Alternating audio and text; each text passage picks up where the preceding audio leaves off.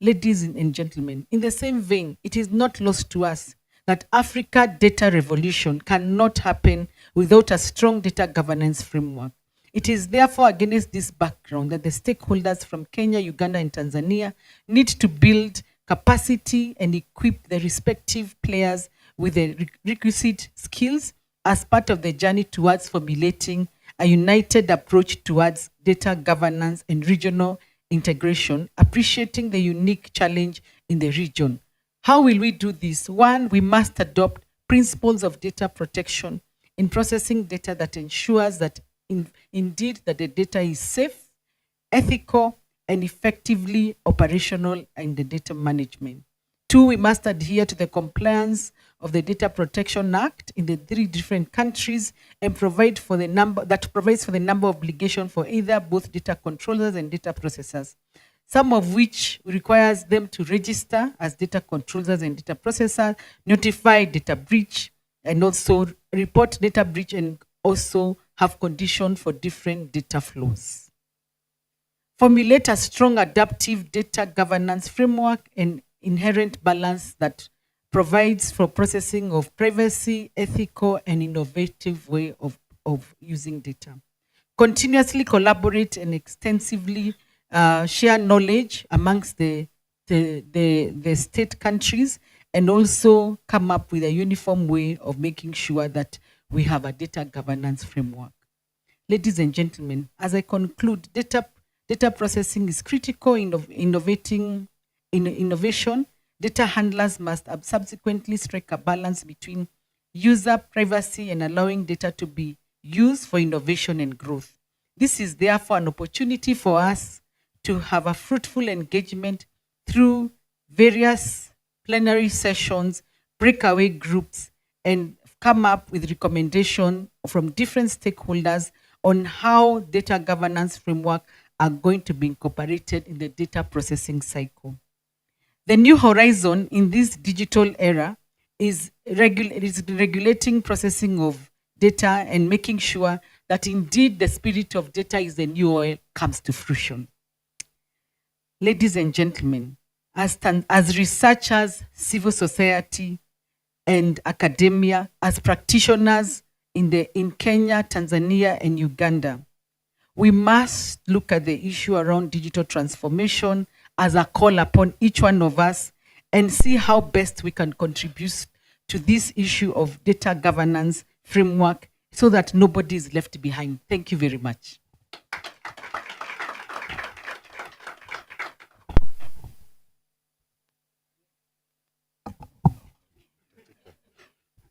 We know how tough leg days can be, Madam Kasai. So,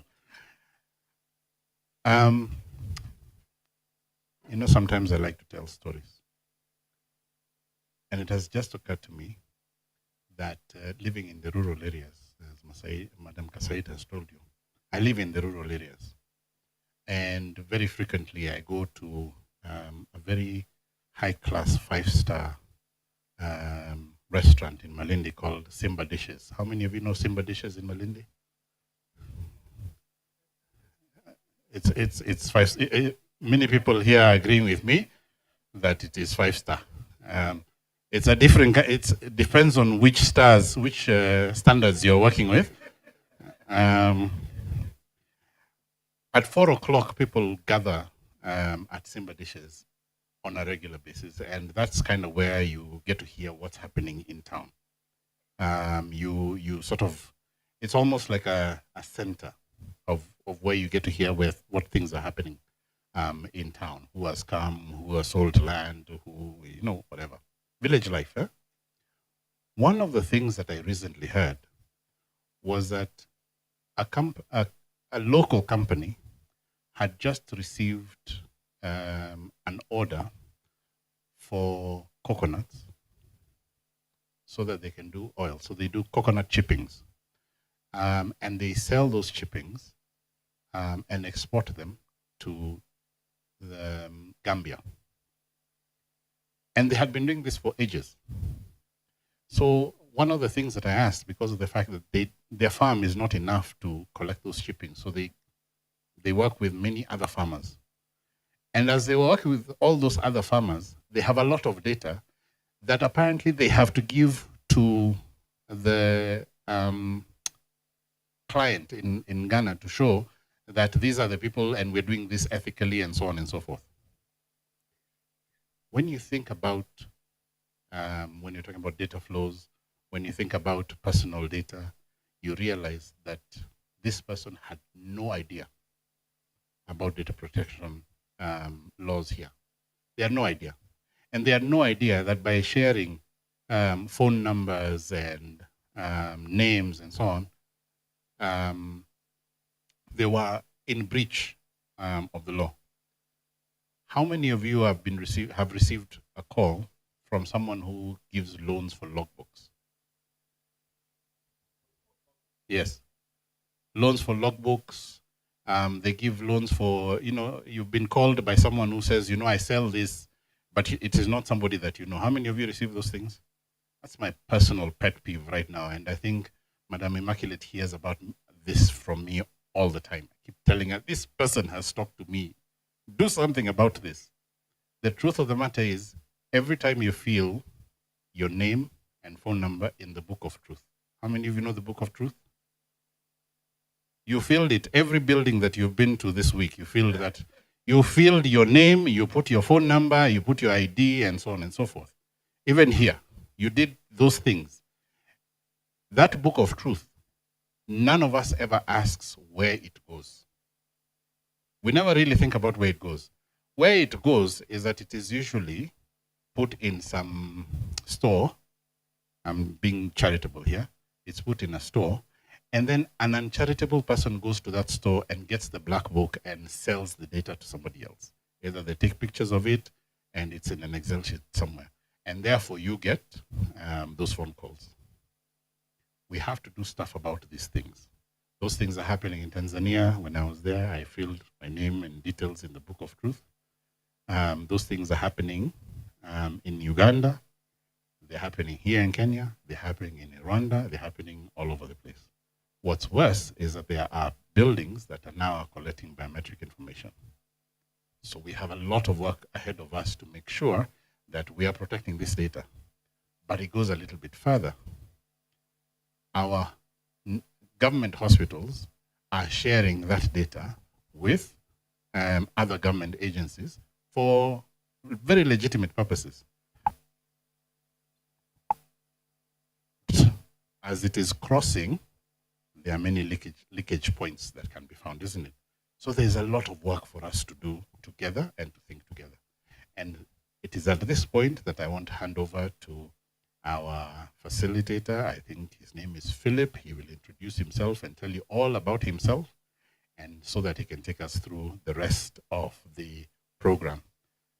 Have a great discussion, ladies and gentlemen.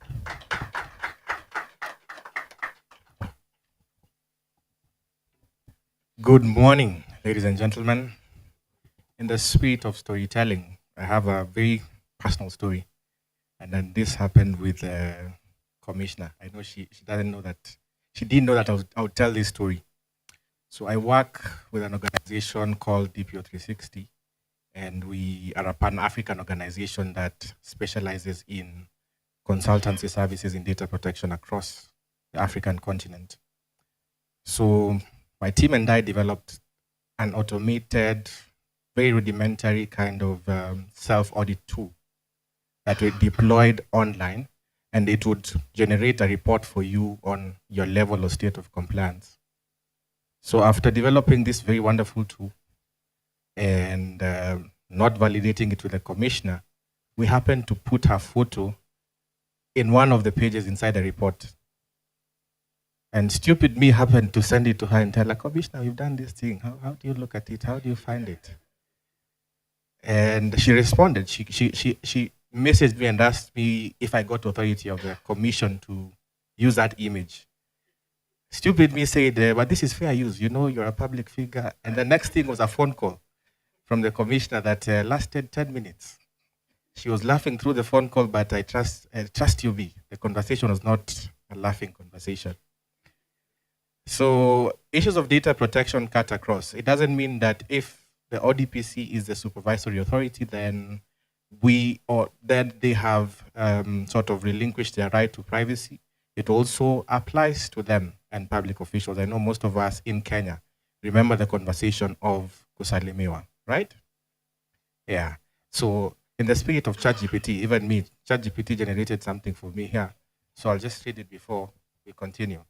Ladies and gentlemen, welcome aboard flight EABG 2025, proudly operated by the East Africa Data Governance Conference.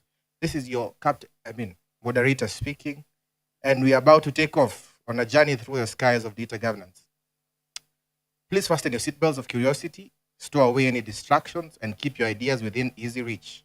The flight will be cruising through topics like Track 1 on data sharing and collaboration, Track 2 on data governance for sustainable development, Track 3, data governance for regional integration, Track 4, data governance for innovation, and Track 5, data governance for future of work. In the event of turbulence, like tough questions or controversial opinions, just remember to stay calm and engage politely. If you need clarity, expert advice will drop down automatically, so don't hesitate to ask. Now let's locate the emergency exits. Outdated ideas and siloed thinking, we'll be leaving those behind today. This is a collaboration, friendly flight, so no more lone wolves. Please, we are in this all together. So right about now, I'm about to introduce the keynote panel that will be taking us through a topic on, I arranged these cards now, they've disarranged themselves. But it's a topic on the significance of data governance frameworks in advancing socio-economic development in East Africa. And I will request my ushers to please place my seats on the stage. And before we do that, on your tables, everyone, on your tables, there's a pack of cards. There's a pack of cards. I need you to appoint one person to pick that pack of cards. One person from your tables. One person. The commissioner has nominated herself on this table. One person to pick the pack of cards. Don't open it yet. Don't open it yet. Please don't open it yet. Don't open it yet. I need you to nominate one person per table to pick the pack of cards. Has everyone nominated someone to pick the pack of cards? I need that person to pick the top card, one card, either the top on the left or the right. Depends on Recording in progress. Depends on how you open that box. I need them to pick one card. Pick one card. Yes. With the exception of this table and this table, the rest of you, I need you to stand. I need you to stand. With the exception of the commissioner and the executive director table, I need you to stand. The person who's been nominated on your table. The person nominated on your table. Yes, is a person standing. I need the person nominated on the table to stand. There are some tables without nominees, like the table here, so she's the only one, so I'll allow you to sit and get you more members. If there is anyone behind there and would wish to sit here, there's space at the front here. I need you, and there are various prompts on those cards. So in the next 2 minutes, I need you to read it out to your team members. There are some trivia questions. There are some descriptive questions. I need you to read it to your team members using the instructions. It's like you're playing a hybrid of Kenya at 50. Those ones who played Kenya at 50, I know Kenya at 50 breaks friendships, breaks relationships. So it's a hybrid of Kenya at 50. So I need you to read the instructions to your team members, and they need good morning. And they need to do what has been written on that card as the instructions in the next 2 minutes. Then I will go around and check whether we've done the exercise correctly, and then we'll also figure. Am I audible? Yes, you are. Yes, you are. We can hear you. We are just about to start. Yeah, so you can go ahead in the next 2 minutes. Describe what the instruction is on those cards, and then I will go around on 2 or 3 tables just to hear what each and everyone has come up with as per instructions. Remember, instructions are different. And please stick to the card that you picked the first time. Don't return it in the box and take another one. I'm seeing guys return cards.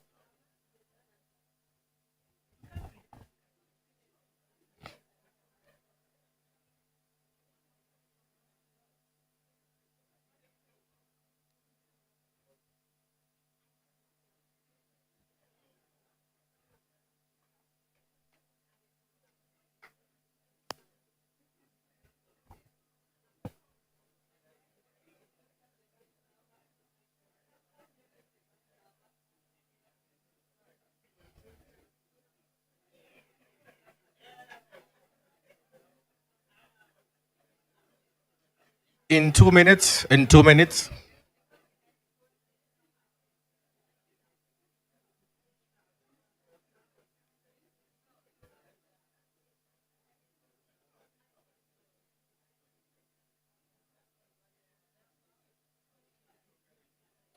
So as we continue with that, and as we continue describing the cards to our team members,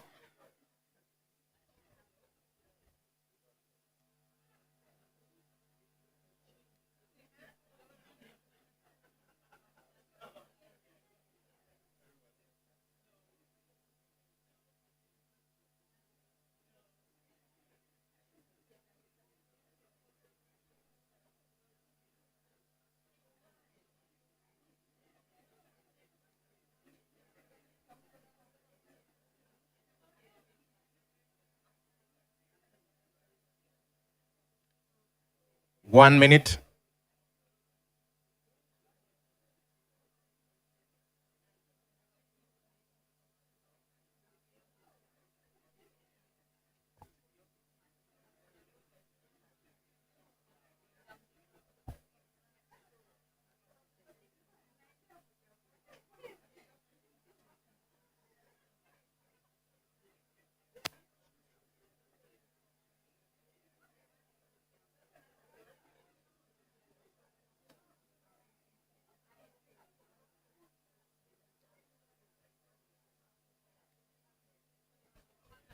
Okay. Time is up. Time is up. Time is up.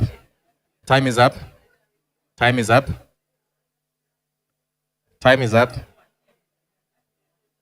If you are a representative, time is up. Please listen to the instruction. Listen to the instruction. If you are a representative of your team and you have a yellow tag, a yellow sticker behind your name tag, yellow sticker behind your name tag. Who has a yellow sticker behind their name tag and they were a representative of their team? Green sticker. Green sticker. Can I get a mic there? Guys, time is up. Time is up. What was the instruction for your team?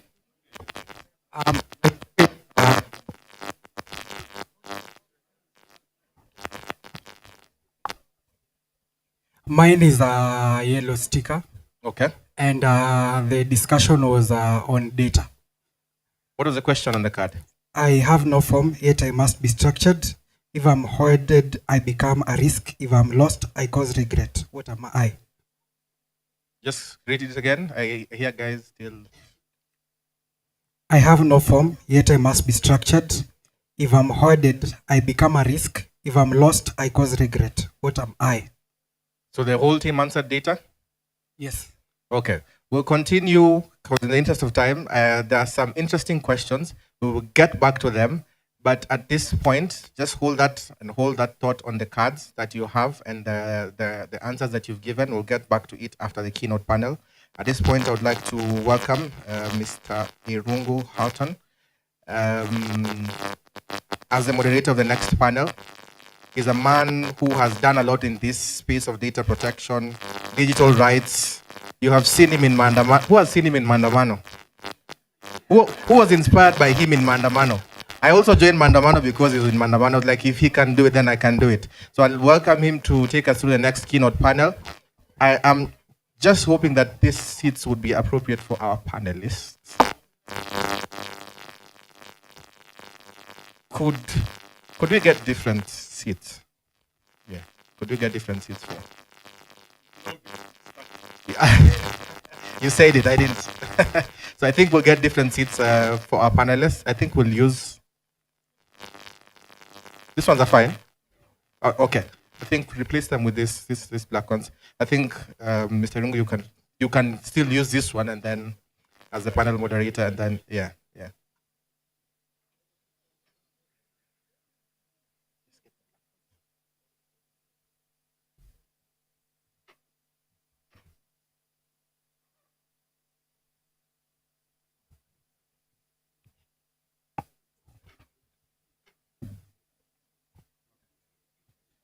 So, ladies and gentlemen, let us give a warm round of applause to Mr. Irungu Horton as he takes over the next session of the keynote panel. Thank you. Come on, round of applause. It was not rhetorical.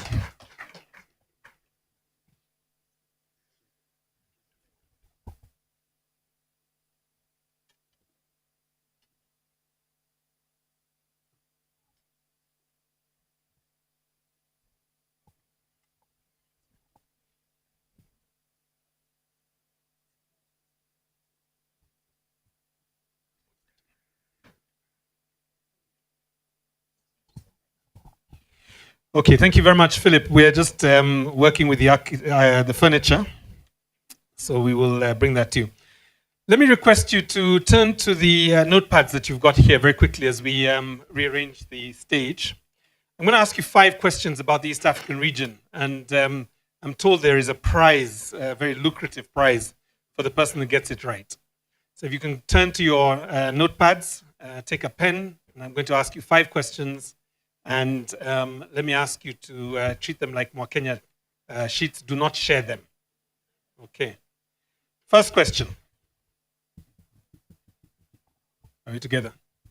If the person next to you is still wondering what to do, please assist them.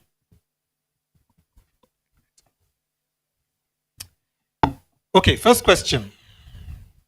What is the total population of the East African region? EAC. Members of the EAC. This one could get a bit confusing. Okay. That's a quick one. It's numbers, so I'll move to the next question. The second question is, what is the median age, so the average age, of this population? Roughly. What is the median age of the population of East Africa? Thirdly, which is the largest city in East Africa?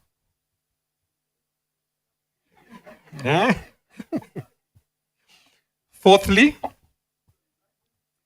city, I apologize. In terms of population. Yeah, not geographical. EAC, we're still doing EAC. Fourth question.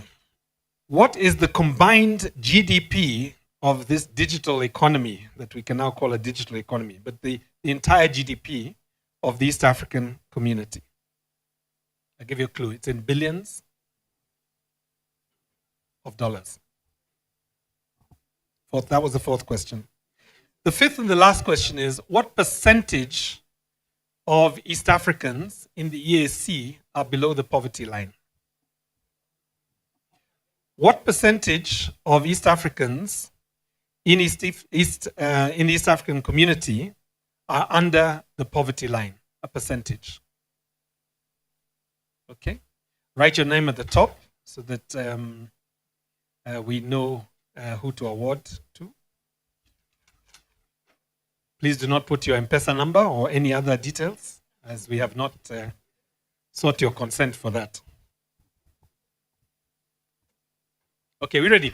Pass your paper to the person next to you for marking.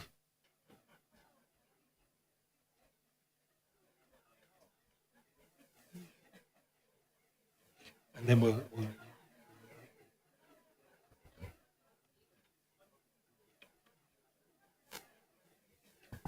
Okay.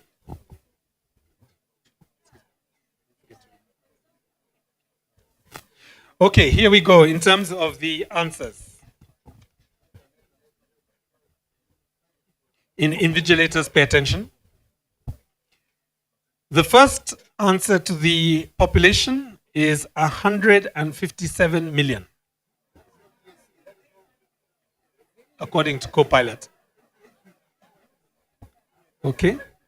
So this one, there is no relative correct and incorrectness. It's either that figure or very close or not. So tick or cross. The median age of most East Africans is 18 years and 1 month. Good. Yeah, they're all Gen Zs. The third one is Dar es Salaam, the haven of peace, is the largest city by population. By population, yeah. 10 million. Now, I know some of you are pushing for Kigali. I am there in spirit, but the actual accurate answer is Dar es Salaam. Fourth, the combined GDP in billions of dollars is 603 billion US dollars of GDP. This is larger than the fun fact, larger than the United Arab Emirates, which I guess the question is, why do we allow them to interfere in our politics? Or Israel. Interesting one, huh? So it's smaller, we are bigger than both UAE and Israel. Let's go to the last one. The percentage of people under the poverty line is about 30%. Okay. Now, invigilators, please do your marking.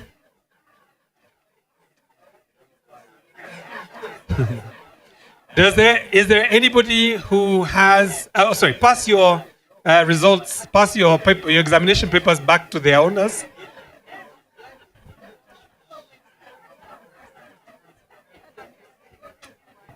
Okay.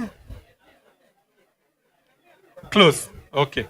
So barring any Supreme Court application, I'm moving very quickly because we are some of us are Kenyans in this room. Of course, the rest of East Africa know how to do elections. Just Kenyans who get it wrong. Barring any Supreme Court application, can I see by show of hands anybody who got all 5 right? Aha. Okay. Anybody who got 4 out of 5 right? Raise your hands like you're expecting a prize. Okay. Good. Which one did you not get right? The first one, huh? Okay. All right. Thank you very much. I acknowledge all of you. I won't ask who didn't get anything right. Because human dignity is important to Amnesty. Please take time to study the region. What you will obviously know is that our national character is very important. But actually in the global geopolitics, particularly at this point, it is regions that make a difference, particularly against the big powers that have an interest, not just in our economies, but particularly in our data. Okay, so allow me to very warmly welcome the following.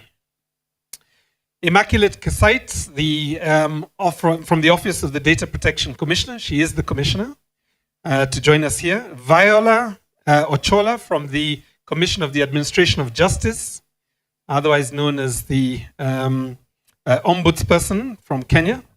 They're established under our Constitution, under the Kenyan Constitution, under Article 59.4. Lois Ochanda from the International Development Research Development for Cooperation. I always get confused in terms of the French and the English, but we know it as IDRC, a development partner and an agency that for several decades has been involved in development research across Africa and elsewhere in the world. And as the government begins to shift in a different direction, we hope that the new government continues to back IDRC's mandate and continues to give it resources to be able to do the work that it's doing. The fourth panelist is Dr. Noi Elisa Nuko, who has a PhD and is the director of the Data Protection Research and Technology within the Personal Data Protection Commission. And that is somebody who's joining us online from Tanzania. And of course, is probably sitting in the biggest city in East Africa, Dar es Salaam. Welcome, Dr. Noko. Can you hear us? Hello, good morning. Morning. I hope you can hear us. Am I audible? You are very clear, loud and clear, probably louder than most of us in this room. Welcome. Yeah, of course, I can hear you. Excellent. Okay, so this opening panel essentially allows us to explore a number of I guess, important experiences that we've had in the region to date, and it's an opportunity for us to share experiences. It's a great panel because it's very diverse, and we have not just people from different countries, but we also have different sectors represented here. And we are largely going to look at the issue of harmonization of standards or standards harmonization across the region, issues of capacity gaps, issues of public trust and transparency, and of course compliance to the legal frameworks that exist in our national contexts. I am a moderator, and what I will try and do is to essentially try and keep this, I'll try and keep it, because I know we are running late already, I'll try and keep this to 45 minutes if I can, claw back 15 minutes from the time that was initially allocated. And Philip, feel free to interrupt if we get too excited and carried away. So we'll initially pose a couple of questions to the panel, and then I'll open up to everybody here. If we get a chance and there's time, we'll move to a second round of comments, but let's start with the first set of comments. And I guess let me start with the ODPC. One of the challenges, as always, is to balance the issue of data governance compliance with our development goals. From where you sit, Immaculate, how do you see this best being navigated? What are the benefits of ensuring compliance while accelerating the use of data for evidence-based policymaking? Thank you, Rungu, for that question. Indeed, one of the challenges that any regulator will have is a pushback, whether it's government or private sector, on data protection, often seen as a deterrent to innovation, and at times it's deliberate by tech companies to make it look like you're doing something wrong and you're trying to. It's the wording, and you find yourself in that situation because you don't know what to do. You are in a space where many young people are innovating, they don't have jobs. And here you are telling them they are guardrails. And everybody's saying, excuse me, what guardrails are you talking about? We are here to innovate. Anyway, from a regulatory perspective, how do you navigate that challenge? One of the things you need to do is have everybody on the table.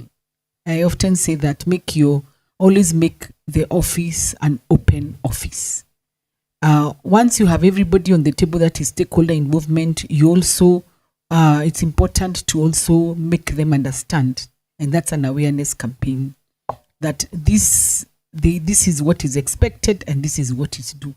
3, you must design messaging that then help people understand that there's a paradigm shift, that you're building. The more your customers trust you, the more they are likely to invest in you, and the more your business is likely to grow. So you must have a paradigm shift in terms of the messaging and how we engage them. And then, of course, finally also is also to actually enforce, because either way, people must realize the consequences of not doing certain things the way they are.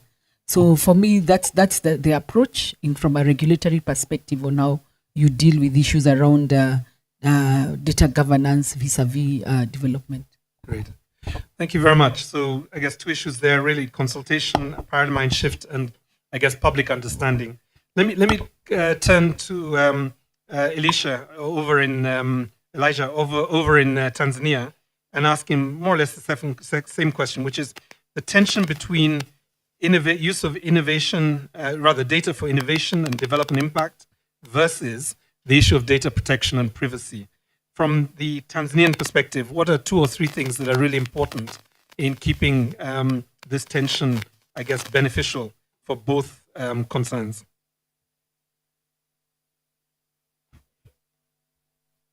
Hello, good morning again. Okay, we are actually sorry that we are not able to join you physically there, but I'm sure I will be able to contribute as it was planned. Am I audible? Very clear. Okay, coming to balance between innovation and data protection in Tanzania, what we do is the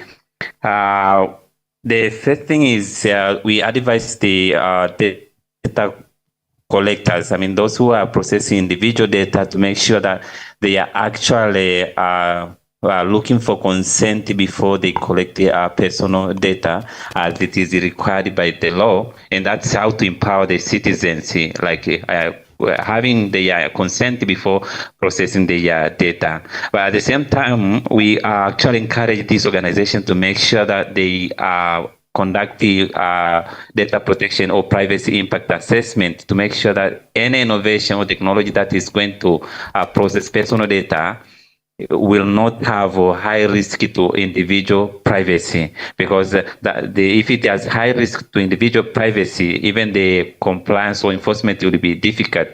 And at the same time, the role of commission or data protection is not to be like a limit or cornerstone to business process, but rather to enable business to continue smoothly.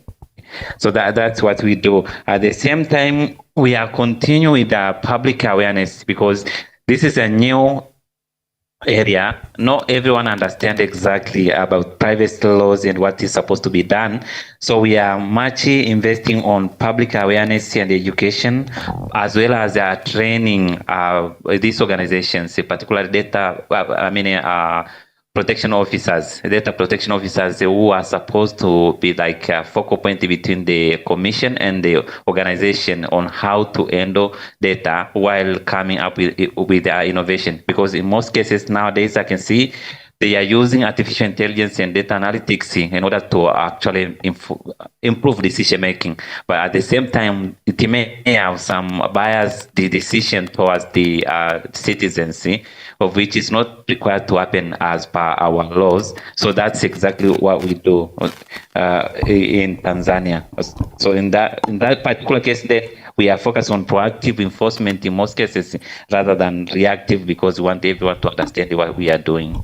Okay, thank you. Thank you very much, Elisha. I think very helpful 4 or 5 suggestions.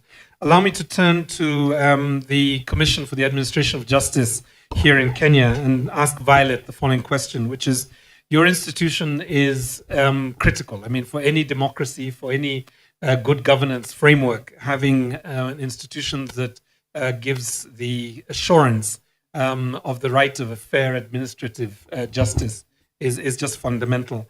In this new world of digital data governance and digital rights, how have you, I guess, are there a couple of transparency mechanisms that you've developed within your institution that would be exportable? I know we like to export occasionally tea and coffee, but are there some practices that also would be interesting to export or share within the region as well?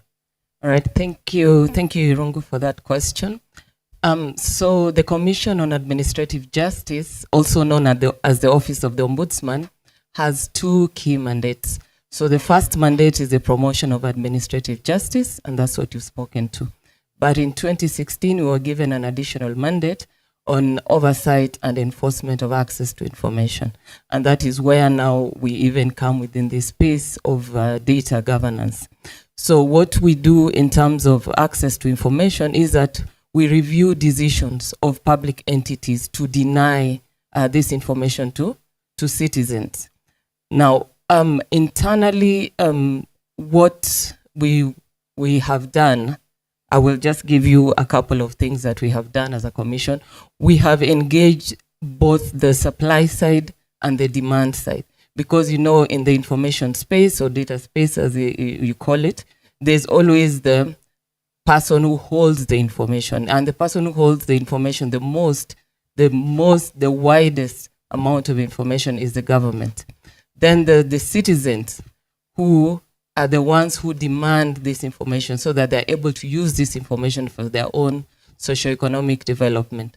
So we engage both sides of the divide. So on the government side, we've done a lot of training, a lot of capacity building, because, you know, in the past, government, even right now, there's still a little bit of that. There was a culture of secrecy. In fact, I keep telling people that in the past, even newspaper within government institutions used to be stamped confidential. So you find Nation newspaper with a huge red confidential stamp. So there was that culture. If you ask anything from a government office, you'd be told it's only on a need-to-know basis. Why do you want that information? Now, the access to information law came in to make it clear to public officials that the information you hold, you're holding not on your own behalf, but on behalf of citizens. Of course, it's not an absolute right. There are those limitations that are given, for example, data privacy issues, confidentiality issues around perhaps advocate-client, those professional issues. There are a number, but generally public information held by government, barring any of these limitations, should be shared with citizens. On the other hand, we also engaged the citizens. We've done this quite robustly, going to the ground, to the grassroots level. We have even piggybacked a lot on the CSOs on the ground. We have some CSOs, CBOs, so that they become our champions because of, austerity measures and lack of resources. We as a commission cannot be everywhere in the country. So we have actually gotten our own access to information champions on the ground. So the whole essence of having these champions and speaking to citizens about access to information is to tell them that they have this right that they are sitting on. They need to hold governments accountable. They need to demand for transparency. They need to engage with government so that they're able to inform policy, because all these policies at the end of the day come back to affect them. We also, what happened during the Gen Z protests, it was because people woke up and realized that if we don't go through these finance bills, for example, we would sit then 1 month down the line, it has been passed, and we are all suffering. So the whole essence is to engage both sides of the divide. So on the one hand, the public officials know this information is not yours to keep under the table. On the other hand, the citizens also know that they are supposed to demand for this, because unfortunately access to information is one of those laws that if you do not use it, it will just lie, and government officials will be very happy to keep that information. Now, the other thing that the Commission has done is in terms of proactive disclosure. What I spoke about earlier was what we call reactive disclosure. Proactive disclosure is the provision of information without it being asked for. So the access to information law has clearly given parameters or classes of information that should be given out proactively. Citizens don't need to ask for this information. Now we realize that citizens are not aware of this. So we have been doing circulars, engaging with these public entities to ensure that this information is available proactively on their website. And for those areas where, for example, there may not be proper maybe internet penetration or knowledge, the Act also provides for proactive disclosure of information in other forms. For example, if you go to the county offices, you'll find a lot of information has been put on the blackboards. They hold these public barazas every month. They come and say, this is what you're planning to do. What is your take? We've seen a number of governors doing that because those people in the village cannot either access phones that have this internet, or they're unable to maybe look through their phone and get the information that they may need. So we also put it to these public officials that they need to proactively disclose this information. Now, as a commission, we have developed a monitoring tool which sort of crawls and just checks the websites of the public entities to find out, are they disclosing the information that they're supposed to disclose? Are they disclosing it in a machine-readable format? Because I'm sure the number of you who have engaged with a number of government entities have realized that most of the information is on PDF and in a manner that you can't use. So because if you go to them, they'll tell you, it's there, we've put it on PDF. You find a huge document that has been scanned and uploaded. So you see, to a researcher, that may not be, usable for them. So we also engage these public entities to ensure that this information is proactively disclosed. Great. So thank you. Thank you, Violet. I have a ton of questions for you, but I'm Viola. going to move Viola. I'm going to move to Lois, if that's possible. And the question, I guess, for IDRC, and I don't wish to give you the whole baggage of the entire development partners, but I think what would be nice to hear from IDRC a little bit is, what have you identified as skills and resource gaps within government agencies that you work with, and also within development partners? What's that world looking like around the whole issue of harmonization of standards in the region? So first of all, I'm glad you said you don't give me the baggage of the whole of donor community. And I think I need to set a little bit context to that so that my comments are linked to that context. So the first one is that IDRC is in a very narrow space of funding, which is research for development. So we fund research and capacity strengthening, and we work with partners in developing countries. So we are very small. If you think about bilateral donors, if you think about the banks and all of that, IDRC then is very small. The other context that I need to give to that is that I'm also a researcher, and I'm looking at the regulatory compliance of this. You can imagine after 5 years of implementation, then now we need to look at what makes it possible for the different entities to comply. I think it just makes sense in that end. So in terms of the partners that we work with and trying to standardize or harmonize, like I've mentioned, we work with partners, we work with research institutes and researchers in Africa. And I just want to give one example. Part of the challenges that are faced in implementation of data protection regulations is, as was mentioned earlier on, we have regulations in Kenya, and we have in Uganda, we have in Tanzania, we have in Rwanda, and we have others that have a set of different regulations. So it becomes very difficult to harmonize this, and yet we want to promote regional integration and trade. So how do we do that?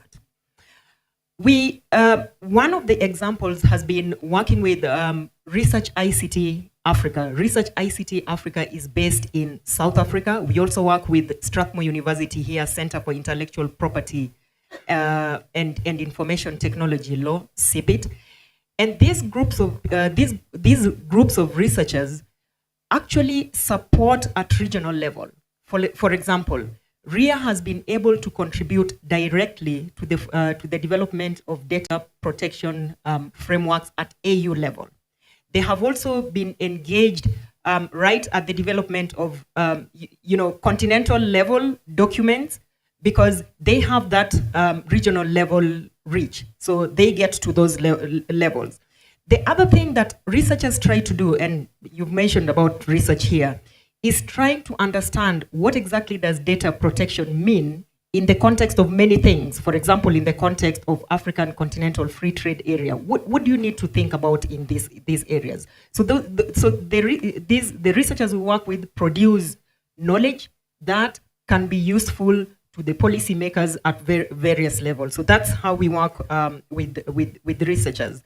Now, the other thing that we support is capacity strengthening, because if you want data protection to be implemented or to be complied with, for me, in my opinion, I think regulations become effective when you achieve some level of compliance. So some of the things that, for example, CIPIT does is actually developing a course. The only unfortunate thing is that those people who register, who subscribe in this data protection course, is those of us in this space. So if I work in development space, that already tells you that I think about the issues of inclusion. So how do we include those who are marginalized? So those are some of the areas that we try to intervene in. One is produce research that policymakers and practitioners need to design their interventions. The second one is actual capacity strengthening. So capacity strengthening of researchers, capacity strengthening of practitioners in that area, and actually providing funds to conduct those research programs. Thank you. Thank you very much, Lois. For those of you who are beginning to, I guess, generate questions, we're coming to you in a minute, so prepare your hands. If you need to practice, just do like this. So it's quick, because it's a big room, and I'm not sure whether we can take all the questions. I'll probably take the first 4 questions that come. But let me ask, just in a sentence or two, to each of the panelists, share with us one dilemma over 2024 that you were confronted with regards to the issue of data harmonization or legal compliance with the data governance laws in your countries. Just one dilemma. Why was it difficult? What was the risk? And what did you do about it? And if you are not able to do anything about it, that is also fine. We just want to get into the more difficult, thorny areas that are there. Let me invite Immaculate to go first. So just one dilemma in a word or two. I thought you'd go with Tanzania first, then I have time to catch my breath. Anyway, since I have a mic, I think one of the dilemmas we found ourselves in the case of Kenya just before 2023 was the issue around tools for humanity, where on one hand you have poverty, very high poverty, post-COVID, high poverty time, and therefore the attraction for crypto in exchange for irises became an issue. And why is it a dilemma? Because by and large, if you're ticking all the boxes for data protection, they were ticked. Whether it was an issue of where the information is being stored, and that's how they ended up being registered. But why is it a dilemma? It's the interest. Because the public saw an opportunity to make some money. In a broke society, everybody wants money. So I quickly, and in fact, when you give a cautionary, because that's one of the intervention, you get a pushback. The other pushback you get from is the innovators themselves. Because in the policy of things, we are in a place where there's a lot of deepfake. And what these people are trying to address is where you can identify that is a human being and a human being.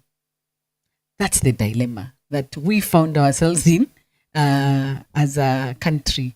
I'm not sure I can say that it has been resolved, but how to get around it in the long run is sandboxes. We must get to a space of coming up with sandboxes where there's less suspicion.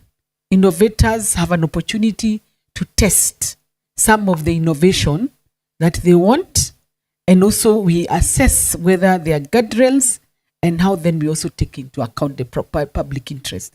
Because I'm not sure regulatory-wise, you'll always be ahead of innovators because we'll always lag behind. But a sandbox provides that safe environment for people to be able to test some of this innovation.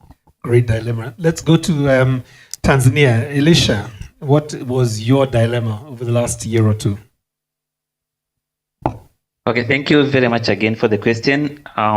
The big dilemma that we faced last year is on the cross-border data transfer issues. And actually, our commission was inaugurated in April 2024 last year, so we are pretty new. But after starting operating, we had to process permit for organization transferring data outside Tanzania, particularly to develop, for instance, technology for facilitating decision making. But our law requires that if an organization wants to transfer data outside Tanzania, must request a permit of every data subject. Like if an organization is transferring data for 1 million individuals, that means they have to request consent from 1 million individuals and submit to the commission for 1 million, and we have to review. But in most cases, you can find that the way this organization, for instance, mobile operators and banks, the way they obtain the consent from their customers is via sort of like a privacy notice or some terms and conditions. See? So they don't really have a consent from these individuals. So we had to sit and think on how really can we achieve without violating, actually making sure that we are still also comply with the law and we are not kind of become a cornerstone to the business. See? And then what we figured out is to come up now with a guideline that will simplify the processing of this cross-border transfer permit from data controllers and data processor, because as the law stands at the moment, they are supposed to request individual consent from every data subject of which they are going to transfer their data, which is becoming difficult. So we are in the process of finalizing the guidelines for cross-border data transfer in order to kind of circumvent this dilemma that we are facing. That's a huge one, and it is continuing. Actually, we are still working on it because we have so many requests from these organizations, because they have been transferring data in order to develop technologies, and because of some operate actually in different countries, multiple jurisdiction, so they have to transfer data. In that particular case, we have to make sure that we are helping them, we are supporting them. This is the reason I said the only solution we found is to come up with the guideline. Thank you. Thank you very much. Very clear. Let's go to Viola. Thank you. I'll quickly speak about two dilemmas very quickly. So the first one, I will talk about, it's an ongoing dilemma, not necessarily one for 2024. I know you capped it. So the Access to Information Law requires that all public entities computerize or digitize their records. And the Act gave a deadline of 3 years after the enactment of that Act. The Act came into force in 2016. That meant that by September 2019, all public entities in Kenya were supposed to computerize their records. Now, as an oversight institution over matters access to information, when we are looking around for compliance with the law, we are supposed to check that this public entity has complied and computerized its records. Now, they tell us we are very willing. We are really willing, but where are the resources? We don't have money. And in any event, when you tell us to digitize, what do you mean? Do you mean we scan and upload? Do you mean we type out the information? Is it the information systems? What does that mean? Now, we do not have even the standards of digitization as we speak. So to answer the second part of the question, he said, what are we doing? ICTA, ICT Authority, is the one that is mandated with actually it's supposed to come up with these standards for digitization.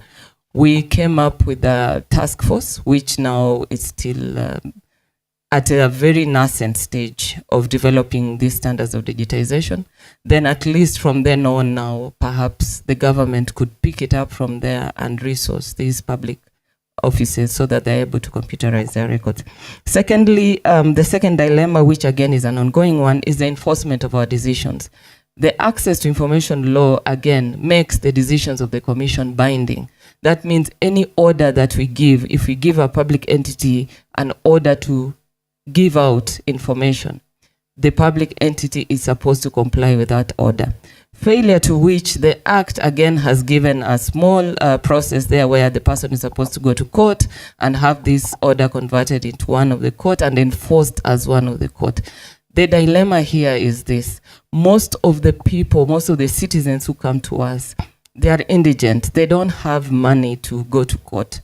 A number of times we've issued orders against these public entities, and the people, the ladies there, or the broke people, the indigent, let me call them, they come and tell us, we came to you so that you could help us get this information. Really, the purpose was not this order. What I want is the information. So you see, when they come to me, I tell them, now the process after this is you go to court. So they start asking you, where am I going to get money to get an advocate? So it's an ongoing dilemma that we have because we have the mandate, but in terms of enforcement, we are not so resourced, let's say. So in terms of maybe trying to help that situation, we are also, we're supposed to develop regulations on enforcement of our decisions in conjunction with the Chief Justice. So we've also begun that process so that we see a way that we can bridge the gap between our two institutions. Thank you. Thank you very much, Paula. Thank you. So mine is also an ongoing dilemma. And currently, we are working on a program known as Artificial Intelligence for Development. And Commissioner Kasait already brought this up. And it is the tension between how do you ethically use data, because AI runs on data. And so we talk about artificial intelligence innovations with voices that do not, we have these innovations from elsewhere, and yet we are saying we have to be in this space. Kenya is developing an AI strategy. We have so much about AI that's going on here. But if you want to use that data, you're getting this data from people. We want this data to be made available for AI innovations to actually thrive and happen. So how do you ethically manage this data? So what we have done right now, and this is part of that ongoing dilemma, is that we tie responsible to artificial intelligence. So it's not just about developing artificial intelligence. It's not just about research and innovations about artificial intelligence, but trying so much to define the responsible bit of it. What exactly does it mean? It has to be inclusive. You have to respect where you're gathering this data, things about data quality. How do you comply with data protection regulations that are in the place where you are? In fact, for a very long time before the AI strategy was coming up, there was some kind of, I don't know if I should characterize it as a heated debate, if we really need an AI strategy and an AI policy, and yet data protection regulations are already in place. I think these are part of difficult questions that are still going on. And as someone who is supporting projects and innovation in the AI space, it's something that keeps me awake. Thank you. Thank you very much to our panelists. Let's turn it over to the participants. Let's take 3 or 4 comments at a time. I hope there is a Ethiopian or a Kenyan with a microphone, because they tend to be the fastest in the region. Let's take our hands. Shots fired. How many? Let's take 4. And if you can give your name and your question, and then we'll take the responses. If you can, direct it to the person that you would like to respond to. Okay, I think we'll begin from the back of the room as we come to the front. There's a question here. There's a question here. There's a question there and there. Okay, cool. Let's start from here. Thank you very much. My name is Daniel Mwanga. I'm from the African Population and Health Research Center, APHRC. I have one question. Maybe it's a comment. So Data Protection Act is really nice and good. Us who work in research, we collaborate, and especially, for example, for us who conduct research across multiple countries. Sometimes we are confronted with this question about data sharing, and I think somebody mentioned about cross-border data sharing. So data has to move from one country to another because we have collaborators in different countries, sometimes even outside Africa. But the dilemma that sometimes we get is the law says that data has to stay, within the country. But I think we've come to a realization that this data, once it's anonymized, and I wanted a comment from the data ODPC, once the data is anonymized, fully anonymous, we have used all the advanced anonymization techniques as possible, and the data cannot really be linked to the data subjects. This data should be able to move from one country to another, respecting the institutional regulations and policies without any problem. I wanted a comment from the ODPC whether that is okay. Thanks. Excellent question. Thank you, Daniel. Is data anonymization enough for cross-border data sharing? Good morning. My name is Victor. I'm from Tottenham. Sorry.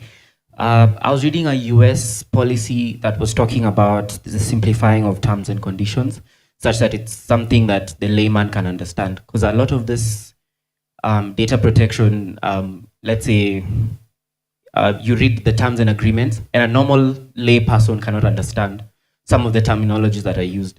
So there was this policy that they introduced whereby they could simplify the language to make it something that anyone can understand. And I was wondering if it's something that the region has considered to just make, if it's a disclaimer, it's not in such complicated jargon that somebody who does not have knowledge concerning data protection is not able to understand. So that's my question. And Daniel, Victor, is that directed at anybody in particular, or can I take the liberty? Okay, great. I'm now beginning to check on. Yes, good. We have ticked 2/3. Good morning. My name is Rispa Onyango from the DataSphere Initiative, where we primarily work on sandboxes and creating value for data. So I was really excited when the data commissioner mentioned it. And based on the strategic plan 2023-2027, I know that is one of the objectives that have been highlighted. So I would like to know how far the ODPC has already gone as far as sandboxes are concerned, if that's something that can be disclosed, and also how stakeholders like ourselves can then be able to plug into and collaborate on that. Thanks. Okay, thank you, Rispa. And maybe, Immaculate, you can break down what a sandbox is. For some of us, we are thinking kindergarten, just, it's probably that. Yeah, thank you. My name is Davis Adiano with the Global Partnership for Sustainable Development Data. I just wanted to flag that together with the Ministry of ICT and many partners, some of who are in the room, we are currently finalizing the first Kenya National AI Strategy. And a lot of these issues are already covered in terms of like the goals and the pillars. And data governance, of course, is one of them, data protection. And there are specific recommendations in there about potentially setting up subcommittees, reforming certain institutions. And what we're observing initially, even in during the process of developing the strategy, people didn't want to touch data as much. And so it's a critical area, and I agree with you that, it's there's lots of tension between data itself as a primary driver of AI and the governance of AI itself. And just to clear the confusion, I think there is two pathways.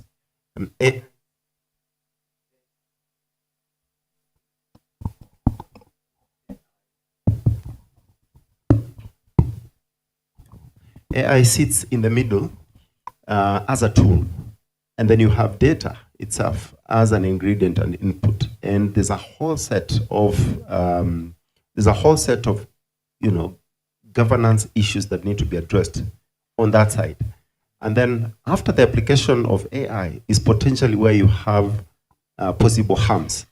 And there's a whole set of issues that need to be discussed in terms of how we govern those and the frameworks that need to be in place. And so the distinction between those two and what we've realized is brings a lot of tensions between developers and those responsible for the public safety goods and just ensuring ethical application.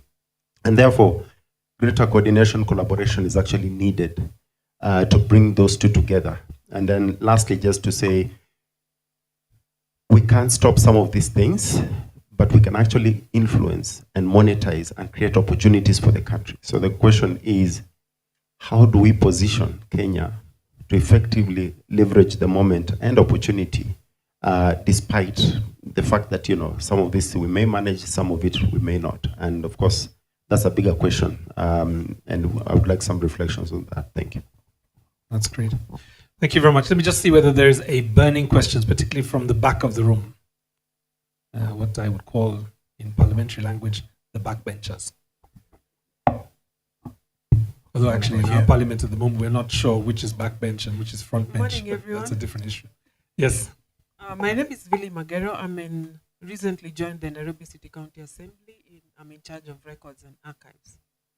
And my comment, I don't know if it's a comment or a reaction to the Ombudsman in regard to computerization of public records by the year 2019.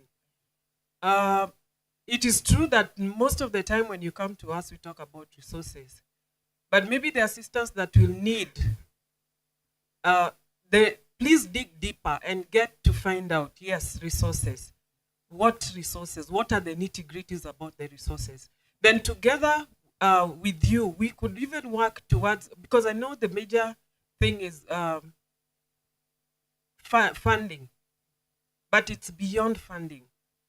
There's something called preparedness. So are we prepared to even start the process? It's not about having money first, but what are we doing towards this journey of computerization? I've had the privilege to manage public records for kind of, I think over 2 decades now. And sometimes we run to saying about money, but it's not about money only. It's beyond that. Do we have the human resource? Do we have the intention to ensure that these records actually go public? So maybe sitting from the county assembly side, that is the assistance I would request from the Office of the Ombudsman, so that this conversation can continue between us, so that the aspect of preparedness can be broken down, and then we will not have this caged conversation on resources. When you talk about resources, ask us, what are the resources that we need? And I'm saying that because when you look across the country, we as much as we are computerizing these records, we need records managers on board. Many counties do not have qualified records managers to ensure that whatever information that goes online is actually information that has passed through several sieves, such that the public is able to internalize and consume information that will actually add value to them. So maybe this is a challenge to both the public sector and the Commission on Administrative Justice as far as that is concerned.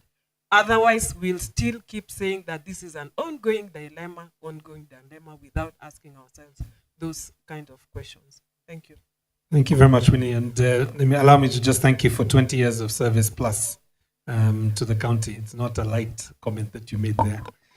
Thank you for your service. Let me invite the panelists to respond to the questions. I'll try and portion them up so each get a chance. And I'll also invite them to make any closing remarks that they would like to. Let's start with, if I can start with Lois, and just ask her to respond to the comment from Winnie, which was on categorizing and being clearer on what are the resource needs, and essentially how do we prepare better in terms of storing data and sharing data, I presume. To be honest, I don't think I would be the best person placed to answer on resource needs for records. But allow me to move to the other part of trying to make some closing, reflections, and particularly coming to this tension of data and AI right now. And this is exactly where we find ourselves. There are certain things that I'm proud about. Being Kenyan, I think in this region we are pointed quite a bit. In our spaces of funding, we say once Kenya has it, the others will follow. And I think there's greater awareness around the data risks, threat to personal information and all of that. We see people we see cases that have been, that have been decided in the papers, and we are very quick to run to the courts. And this causes an awareness that I think is really critical. At the very beginning of that paper, we feature Uchi. The first, I think it's very impactful, that first picture that you put there, that who's aware of data protection, and 50% are not. And right now, I think, depending on where you ask, there's lots of awareness. You want to take my picture? I am scared. You have to ask someone. And yet there are people who still share their pictures all over the place. So I think how Commissioner Kasait was explaining that we need to present not as a stick for beating people, that these data protection regulations is to watch out for people, but presenting it from the benefits perspective. Why do you need to have these data regulations in place in the first place? The second one is the usefulness of sharing that data, because you need to share this data for things to work for you. I am hoping that one day when I'm driving and I have Google Maps on Ngong Road, it will not tell me that turn to Ngong Road, or they are not going to be it's not going to be telling me to turn to Wangairai Mathaye Road, So there's usefulness of this data. So you're creating something, and I think presenting it on that positive point is really important. The last one for me is more of spreading out that digital literacy for us to really understand what does it mean, and thinking about our context. I usually bring it back to what does it mean to our context. If you think about digital divide, who needs this more? What kind of phones do we have? Majority are still using feature phones. So how do you reach out to the least person. So if you're thinking about data protection regulations, yes, we want to protect people. We want to smoothen interactions, but how do we make the other person, the least person, aware? So usually I find that, thinking about the least person, what kind of capacity strengthening? Capacity strengthening is not training for us, but capacity strengthening to me is empowering. So those are kind of my closing reflections. Thank you very much. Let me turn to Immaculate, who I think had the most set of questions. So there's a question from Daniel about, is data anonymization enough for cross-border data sharing? And of course, it comes from a research institution. And then the second question was related to sandboxes. How far are you in terms of developing this? And maybe for Viola, just so that I give you a bit of preparation, the question around, I guess, how do we simplify the different terms and part of the public literacy work that we need to do, or the digital literacy work we need to do. Elisha, I'm going to throw the question of how do we create better bridges between regulators and developers, around the growth of AI. It'd be interesting to get a Tanzanian take on how you're approaching the AI, I was going to say monster, but that's not the right word. The huge, vast resources that AI now gives us. Do you also have a task force? Are you working in the same direction as Kenya? Immaculate. Thank you for the question about data anonymization. Let me clarify that research is exempt from data protection. So if the work you're doing is about research, that is exempt. But because the assumption is when you're doing research, you're not sharing personal data. It's already anonymized. So it's important to emphasize that. I don't think there should be any fear in terms of data flows if the data is anonymous and it's for research. And if you have any points of lack of clarity, seek clarification from us. If there's additional information that you'd like us to clarify. Two, on the Sandbox, Sandbox as a commission, we're at a very early stages. We're at a conceptual stage. You've seen it's part of our strategy. However, the institutions that already have this, that is CMA, that is the Regulatory Authority for Markets, and also CA, Communication Authority. Those ones already have sandboxes and spaces which you can pilot. What is it's exactly that. Sandbox is where you play around with sand. It's a safe environment. It's a safe environment where you can test models and run different models to see how they burn out, because then you're not testing it to the outsiders. So it's a safe environment where you're able to get feedback, able to identify where gaps are. And I'm saying this because I think in technology that might be our safest bet. More organizations have sandboxes, the better it is for all of us, because we don't know what tech looks like. Do I make my move to closing remarks or I come back later? On terms of reflection, I'll say there has been at times lack of understanding and distinguishing between data governance and data protection. People seem to put them together. Data protection is just a component within the wider broad area of data governance. The truth of the matter is the issue around data governance is so important for us, for development, for government decision making. And it's unfortunate that we have been looking at data from silos perspective, and some of the most data-rich organizations are actually KNBS. But it's collected once in 10 years, once for households every 2 years.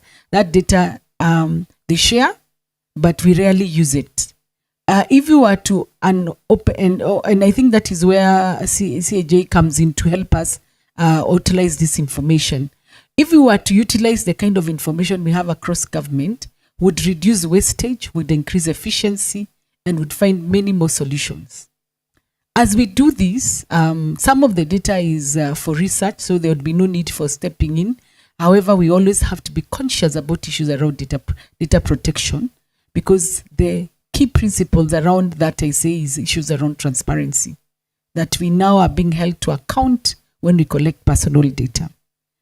Something else I would want to say is we are seeing a lot of the ministry making tremendous effort in this area of data. One, last year, there was a cloud policy that we are all requested to give our work, and that's part of the preparation. If we are automating and we do not have the necessary data centers, where do we keep this information? I want to clarify that when it comes to data protection, the Kenyan Law Data Protection Act does not require you to keep all your data in Kenya. It has categorized which data needs to keep a copy. Please underline a copy, not the entire. So that gives us flexibility. Two, on the AI policy, which Davis has talked about, it is out there for us. And it's going to be launched sometime next week. It's basically to set the policy framework, because it wasn't there. It wasn't there, and we can't be speaking about AI and we don't have a policy framework. There's a bit of hesitation in terms of regulating that space from innovators. But I think just familiarize yourself with the AI policy. And also there's a big report which is over 250 pages. It can be availed on a report which Walubengo and Davis were part of, in looking at the ICT reform sector and what needs to be done. That report is available. It would be a good reading for us. And three, the East Africa community has embarked on a data policy. Please familiarize yourself with it. The idea is in 2 years to harmonize data protection in the region. I think that will help us in terms of data flows. It will help us in terms of our way of doing business. It will enhance efficiency. And this 140 million economy is just beginning to grow. Okay. Excellent. Thank you very much. Oh, thank you. I'll touch on briefly the question on the simplification of terms and conditions. I think that should not be an issue, because even as a commission, what we have done, even the access to information law itself, we realize that there's too much legalese in it. The common mwananchi may not necessarily understand the technical language in there. So we simplified that. We have a simplified version of the Act in English. We have a simplified version of the Act in Kiswahili, and we are in the process of developing a Braille version. So the essence of doing it is to have it simplified, but not lose the most important aspects of it, so that there are no issues of compliance going forward.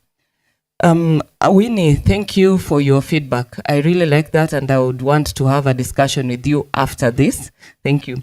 But just to comment on the plenary, yes, the resources that the counties and the public institutions require go beyond just money.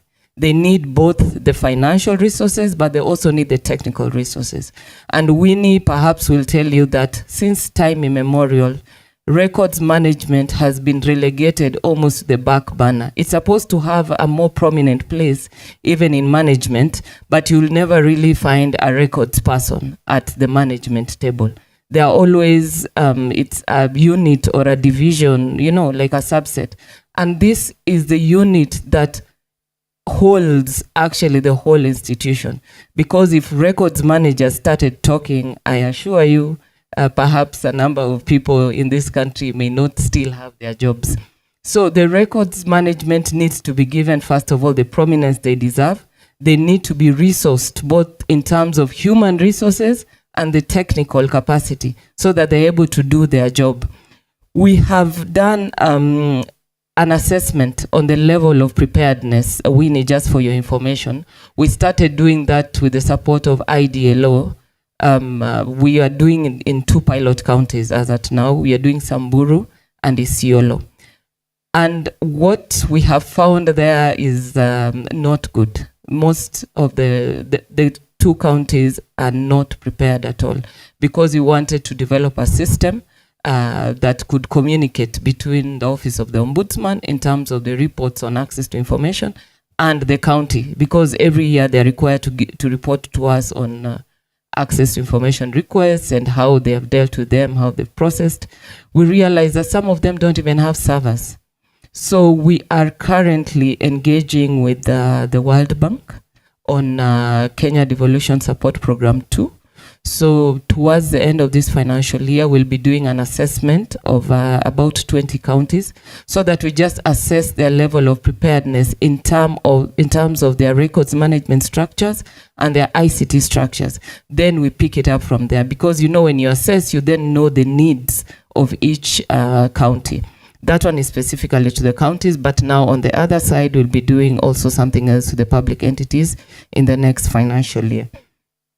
Probably just to give a brief closing remarks, I will agree with what she said, that records management actually holds the information of the institution.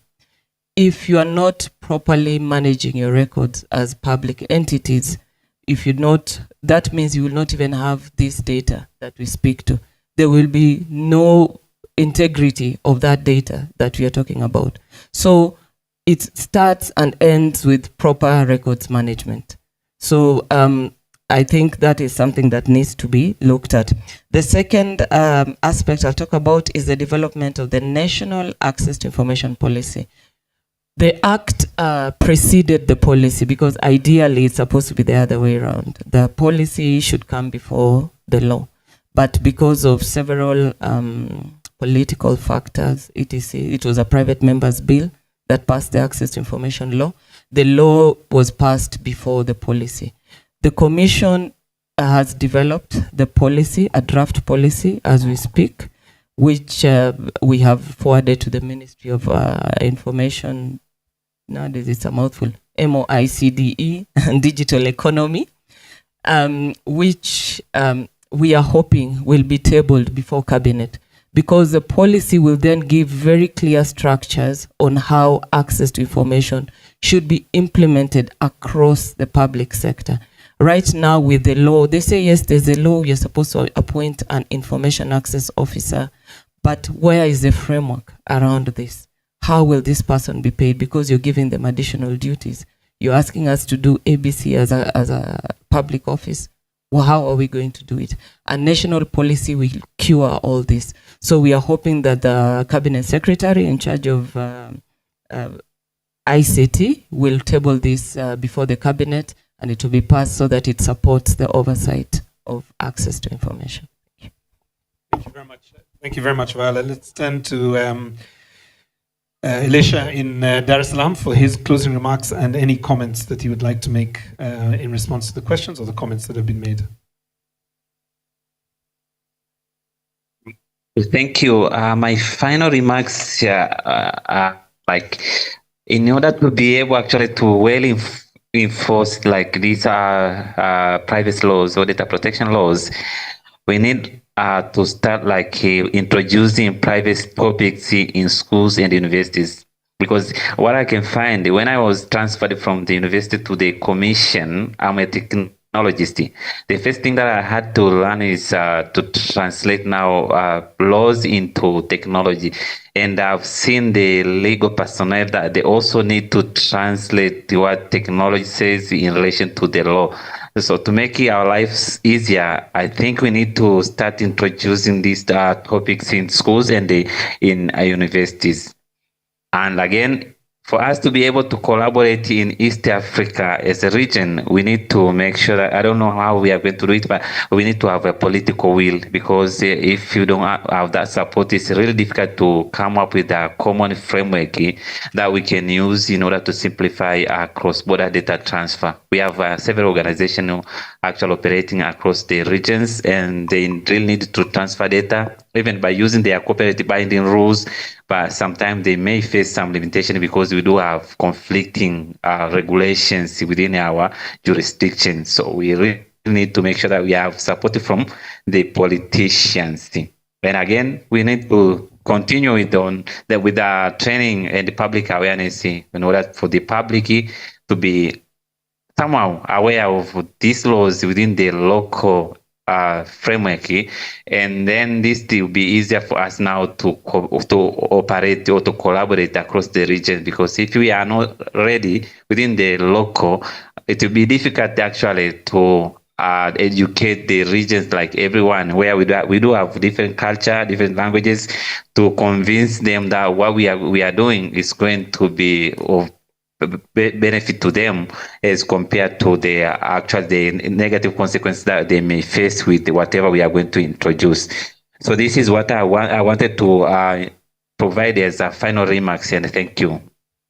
Thank you very much, and thank you very much to the panel, but also to the people who helped to set up the panel, generated the questions for this framework. I think I've picked 5 things. You were all present, so I shan't belabor this, but I think for me the context or the urgency of now really is that in the next 2 years we will have a data policy we're at the level of the East African community, and there are 5 things that will help us to leap forward or essentially stagger through that moment.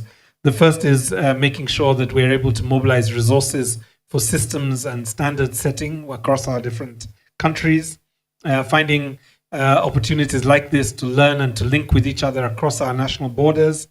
Thirdly, ensure that there is strict enforcement of laws and legal compliance.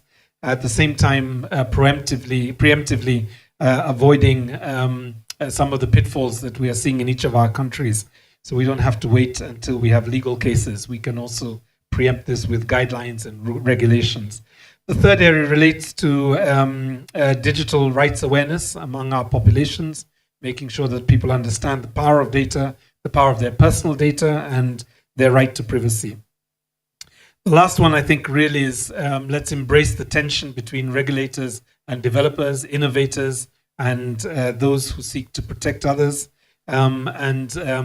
If all else fails, let's end up in sandboxes to have games with each other that produces the kind of collaboration that our countries require at this point. Let me thank the panel once again, the Office of the Data Protection Commissioner for Kenya, the Commission for the Administration of Justice Kenya, IDRC, Development Research, and the Canadian organization, mostly providing technical advice to several countries across the world, and also the Personal Data Protection Office in Tanzania. Thank you very much to the panel. Thank you for your questions and for your attention. Thank you. Thank you very much. Let's give them a warm round of applause as they take their seats.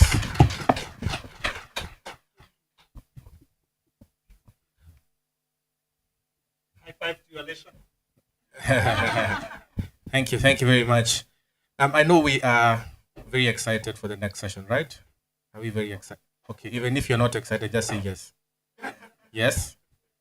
So on registration, there was a sticker given to those ones who didn't want their photos taken. I am not seeing anyone with that sticker, but just shoot up your hand if you did take that sticker. Okay, there's one. Okay, there's one person at least who is exercising their freedom of choice, no, consent, right? So right about now, we want to go for our tea break, and just a bit of housekeeping rules. We have one of the legal bases. We have a legitimate interest for you to continue identifying yourself, even outside, as you go for your tea break. So please keep your name tags on you. Don't say you want to implore minimization. We need to identify you throughout the conference and know that indeed the people having this tea are the ones who've been in this conference. So please keep your name tag on you as you go for your tea break out here. Immediately after tea break, we will have a fireside chat for a few minutes, then move into our breakout sessions.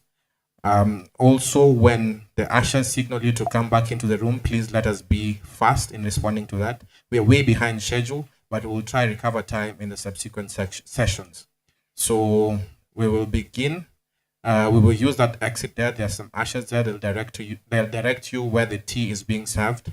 And for our guests here at the front, we will use this door out here to have our tea.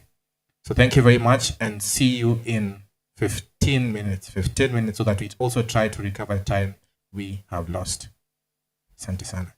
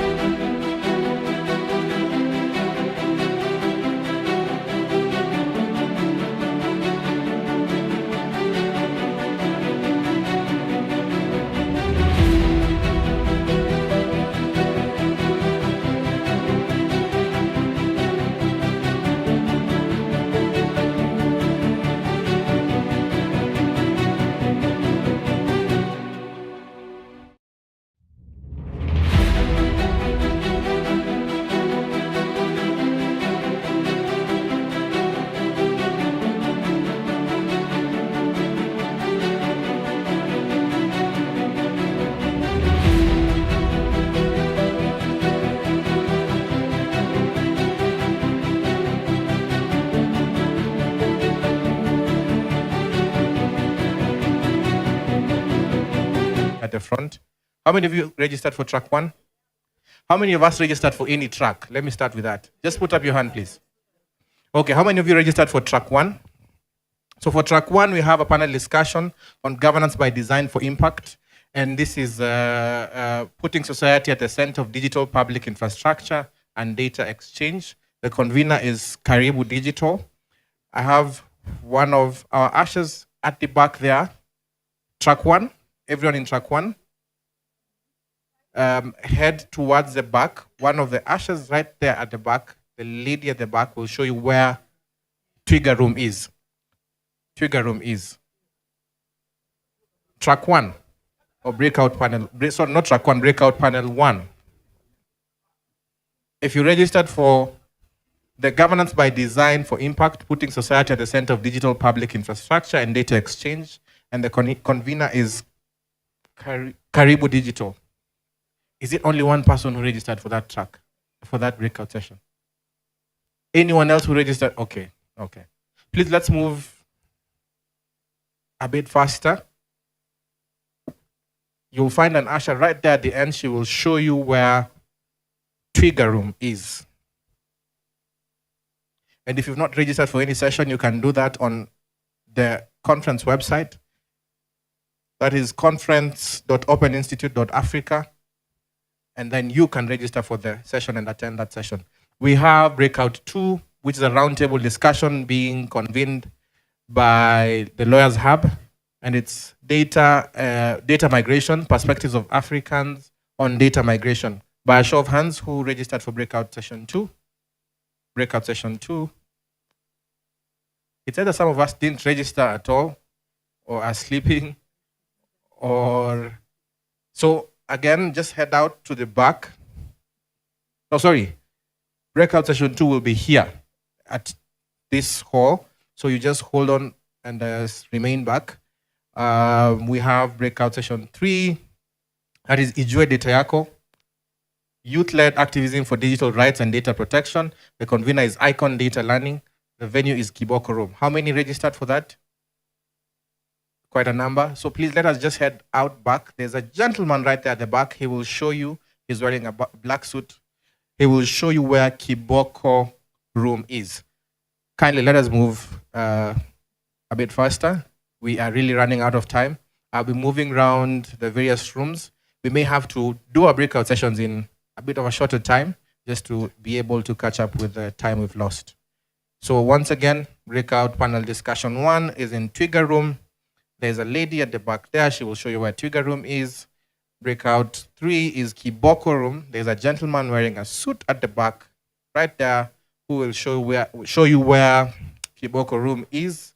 And the ones who are remaining at Temple Hall are the ones discussing recording in progress perspectives of Africans on data migration. So the convener for the session here, can I have the convener? The actual person leading the discussion. Just setting up? Okay, okay. She is just setting up for that. Please, if you're seated on a table, the ones that have left may have left their belongings on those tables. So please don't move. Just sit where you are. We have the cameras and the microphone, so you'll be able to hear. So please don't move to another table that has someone's property. We don't want to get into a situation of people losing their stuff.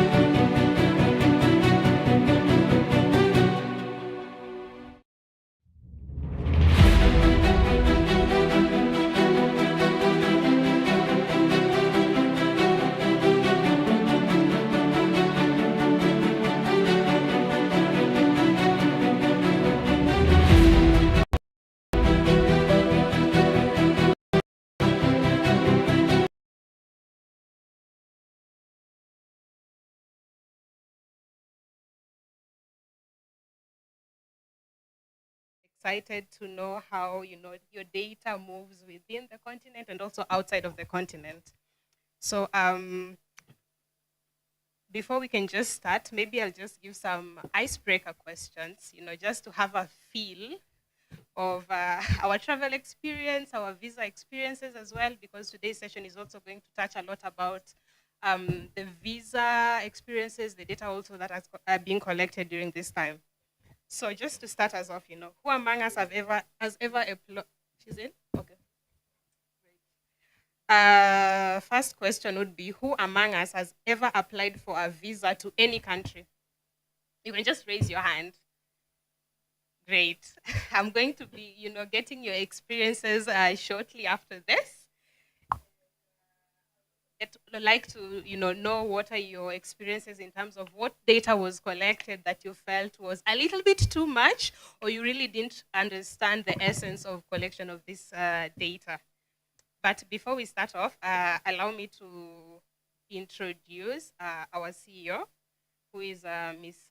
Linda Bonyo. She'll start us off, introduce the work that we do at the Lawyers Hub, and then we're going to be giving a bit of a presentation on East Africans' experiences in terms of the data that is being collected within East Africa and also that is being shared with EU and the US.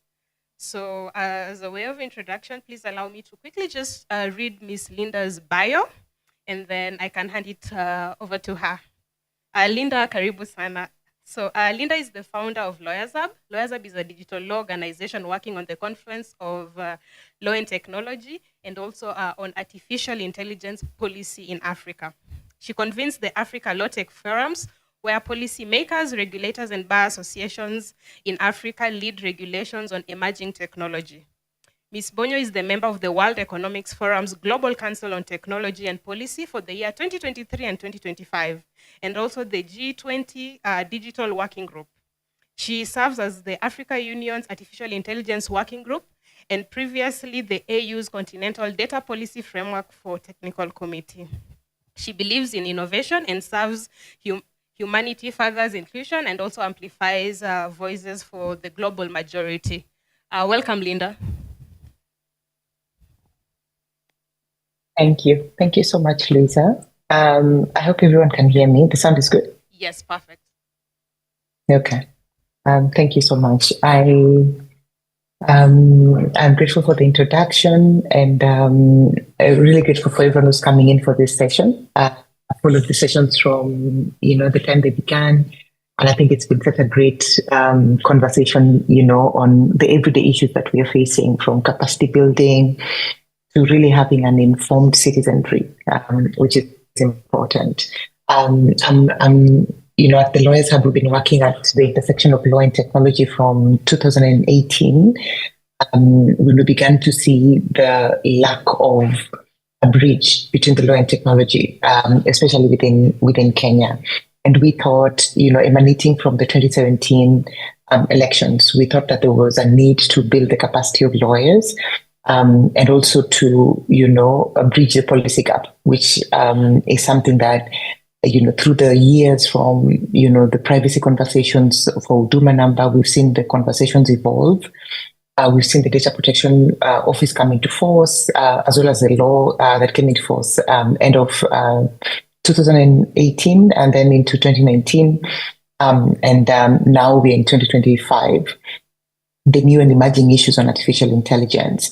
Allow me to mention that we run the Africa, AI Policy Lab, and currently supported by Patrick McGovern Foundation, as well as the Robert Bosch Foundation. We're grateful for their support, as well as the work that we're doing with the French Development Agency on artificial intelligence.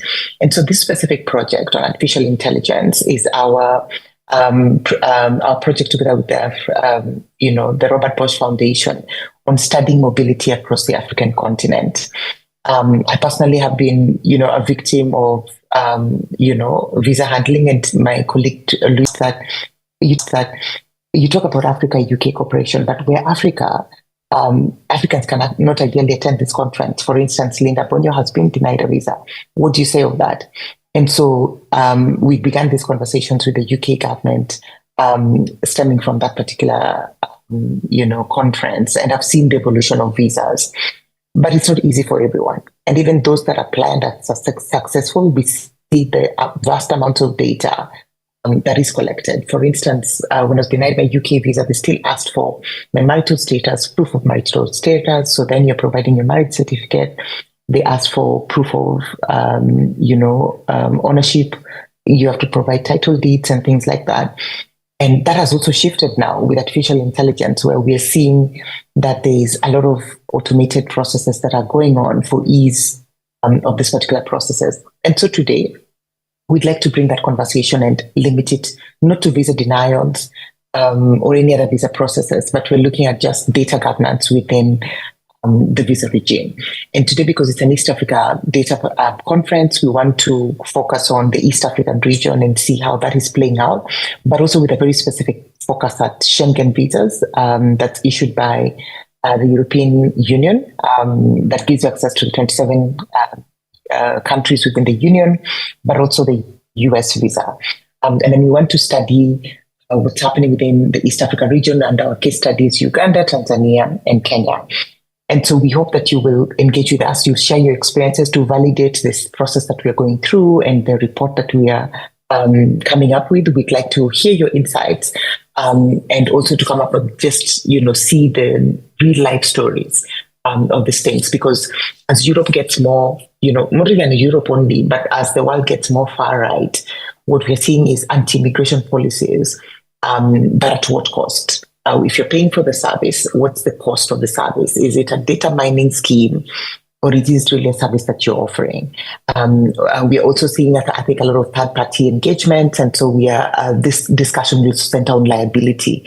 Who brings in, who is, liable for data breaches, where most of the data processes, the visa processes, have been outsourced to third parties. And so I'd like to invite my colleague Luisa to kickstart the presentation, and then we invite you to really have a great discussion with us. So thanks so much, and back to you, Luisa. Thank you very much, Linda, for setting the stage for us. I think this is going to be a very engaging discussion, given, I did ask our attendees or delegates here on their who has applied for a visa before, and we got quite a lot of hands raised. So I think we're also going to go deep into what were their experiences moving forward.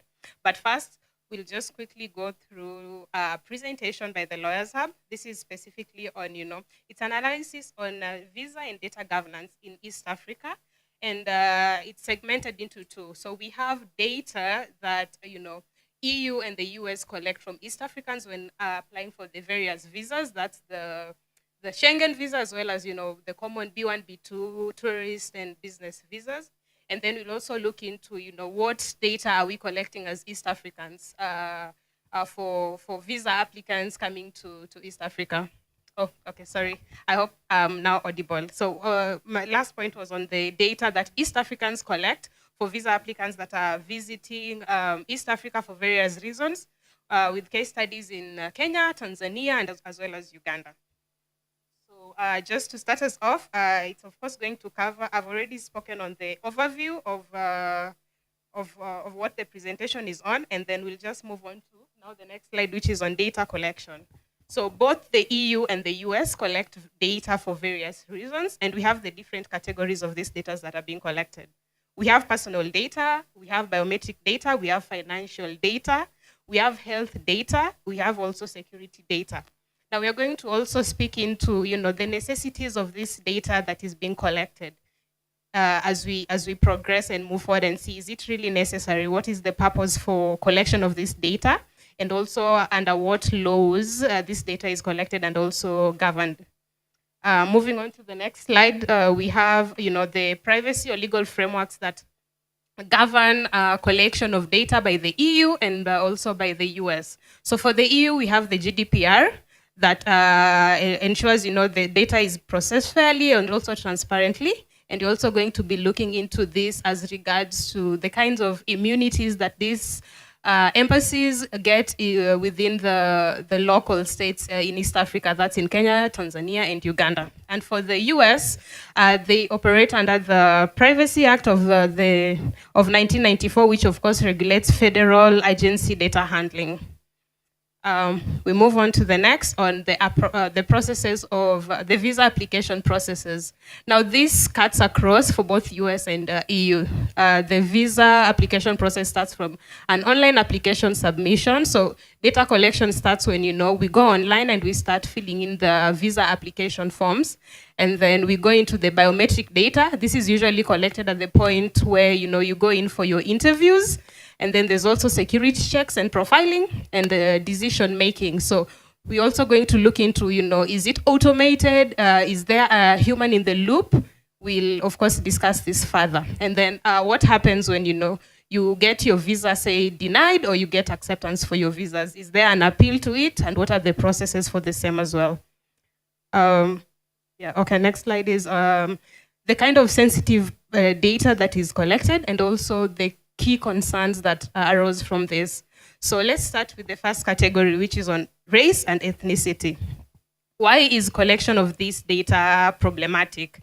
It might lead to discrimination, as certain nationalities or ethnicities could be flagged as high risk. And how do they gauge race or ethnicity? So when you're filling in your application forms, there's usually a place for nationality. So of course, it's not really direct, but they still get this information based on someone's nationality. They can already be able to say, dictate your race or ethnicity because of this. And purpose for collection or the justification is, it's collected for statistical monitoring, but this also again raises some ethical concerns. Moving on to the next category, we have the sexual orientation. Now, this is highly sensitive because it could expose certain groups like the LGBTQ or individuals to discrimination, especially in countries where, homosexuality is criminalized. There's really no legitimate reason for collection of this, or it is not very clearly stated in their policies. Next is on the religious beliefs, or specifically if you're like traveling for religious purposes, they are going to ask you for your religious beliefs. Now, why is this problematic? We feel like this is irrelevant to visa processing and also can lead to discrimination based on one's faith. Again, it is of course collected for statistical purposes. And then marital statuses. Linda has mentioned her experience with the UK visa where you get to be asked your marital.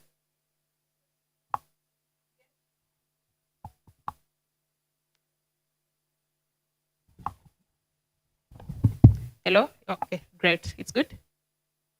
Okay, you get to be asked your marital status and you still get to submit evidence. What is this evidence that is being collected? This is like your marriage certificate. So is it really important that they have the physical documentation of this sensitive information? Because again, it also exposes your spouse's data and it is you who is applying for these particular visas.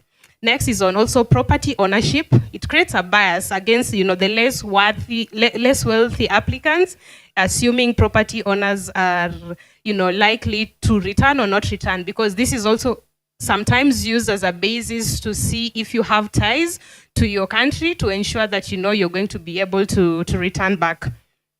Next slide, please. Okay, this now moves into profiling in visa applications. So profiling can be in the form of geographical or nationality-based. It can be automated risk sourcing and watch list, and also gender-based scrutiny and socio-economical profiling. So just to give you an overview of what geographical or national-based risk profiling looks like. So applicants from certain African countries face high scrutiny due to perceived risk of overstaying their visit, be it in the US or in the EU.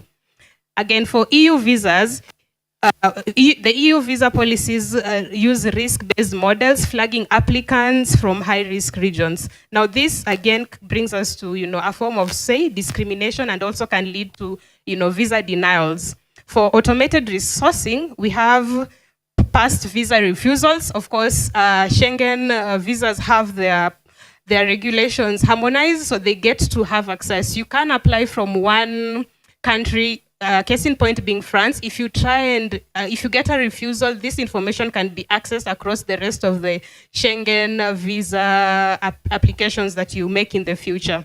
For gender and age-based scrutiny, most times young single male applicants often face suspicion of intent to overstay, and women traveling alone may be questioned about financial independence and also home country ties. So this is where you get to prove or submit your marriage certificate or sometimes property ownerships, depending on the kind of visa that you're applying for. For the socioeconomic profiling, this ties mostly on the low income applicants, because you have to submit certain documentation such as your financial records. This includes your bank statements, this includes your pay slips, just to ensure or confirm that indeed you have ties, you are employed, and you're likely to also return. So we of course face this scrutiny on chances of us not returning back to our home countries, even when the purpose of travel is very legitimate and you've already provided sufficient evidence to also support the same. We move on to the next slide, please. So the next slide is on automated decision-making in visa processes. So we are going to look at if automation is used and at what stages of the application processes. So application, submission, and pre-screening, this is when you've, of course, completed the online application form and you've submitted your application. Is automation used? Yes, this is used. The online system filters incomplete applications and also flags missing documents that have not been submitted. This applies for both the EU visa applications as well as the US. And then risk assessment and profiling, this automation is partially used in this case. Automated systems always cross-check applicants' data against scrutiny, and within the shared systems like the Interpol and also the Schengen system, information system.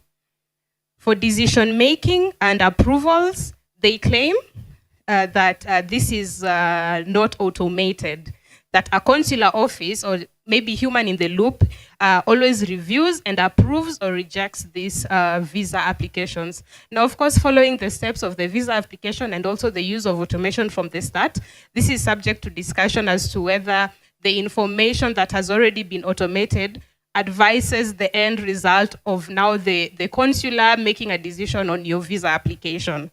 And then appeal processing. This is not automated. You get a chance to appeal, write an appeal letter that is directly submitted to the consulars for their review and also just cross-checking. Now, what are the key concerns? Key concerns here are one, for automation, and also secondly, for third-party handling of data. So for the third-party handling of data, we have providers like the VFS.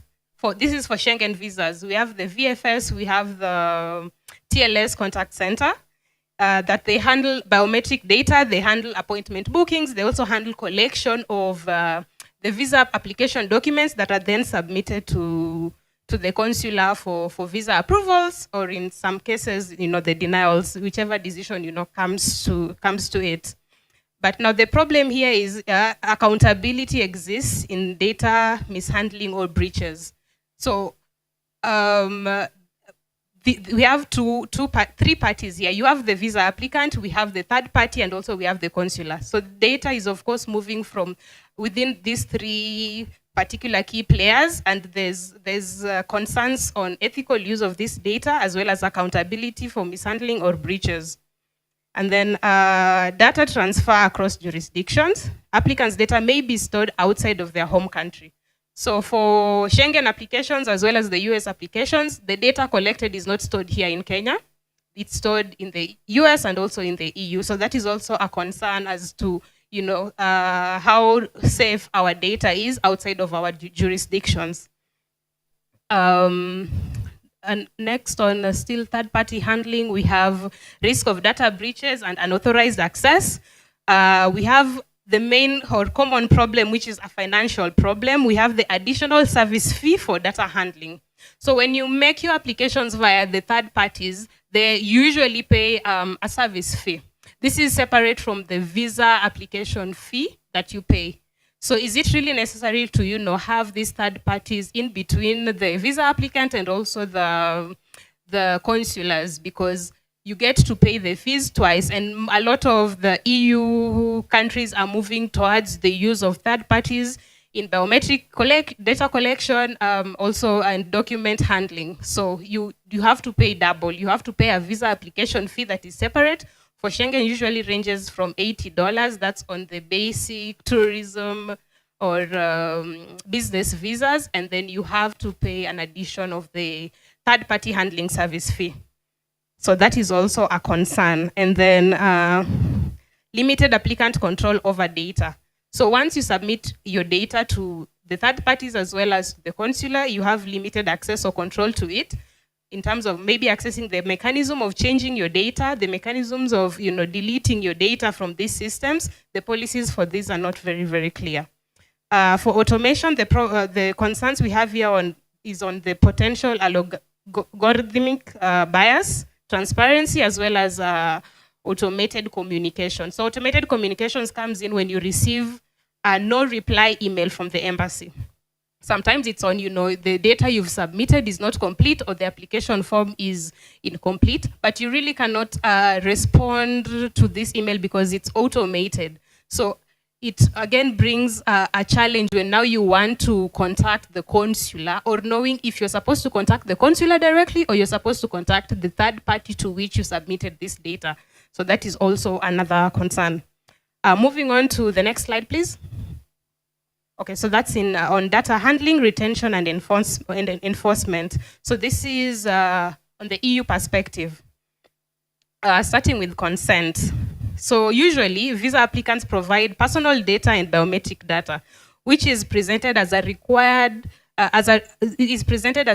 their consent. However, consent isn't truly voluntary, because failure to submit this data, getting your biometrics taken, it of course leads to an automatic visa rejection. So it's the question of, is consent implied, or is it not implied? So here we say, it's voluntary. You consent on a voluntary basis. Otherwise, there's fear of rejection. And then second is on health data. The EU generally, asks that we submit the health data, not health data, but travel health insurance. And they also have, like a minimum, maximum cover that should not become below the 30,000 EU. So the question here is, additional data related documentation may be required, especially for cases where, you're traveling for medical purposes. Now, again, this exposes your sensitive medical data, and it's also a concern to know how, this data is handled. Moving on to transfer of data outside of the region. I had mentioned this earlier. Data is usually transferred from Africa to EU, governed by the GDPR. And then for data retention and sharing, data retention periods include 3 years for refused applicants and 5 years for issued visas after expiry. And biometric data is stored for 5 years. This is, again, still stored in the EU. And then enforcement against embassies and immunity. I'm not sure if this is public knowledge, but embassies do enjoy immunity. And what does this immunity really mean? It means that it limits enforcement of the local data protection laws on them. And this is, of course, a concern, because how can we hold them accountable for data breaches if they are 100% immune? But then it also ties us down to the third party that, they've contracted to handle our data. The third parties do not enjoy this particular immunity.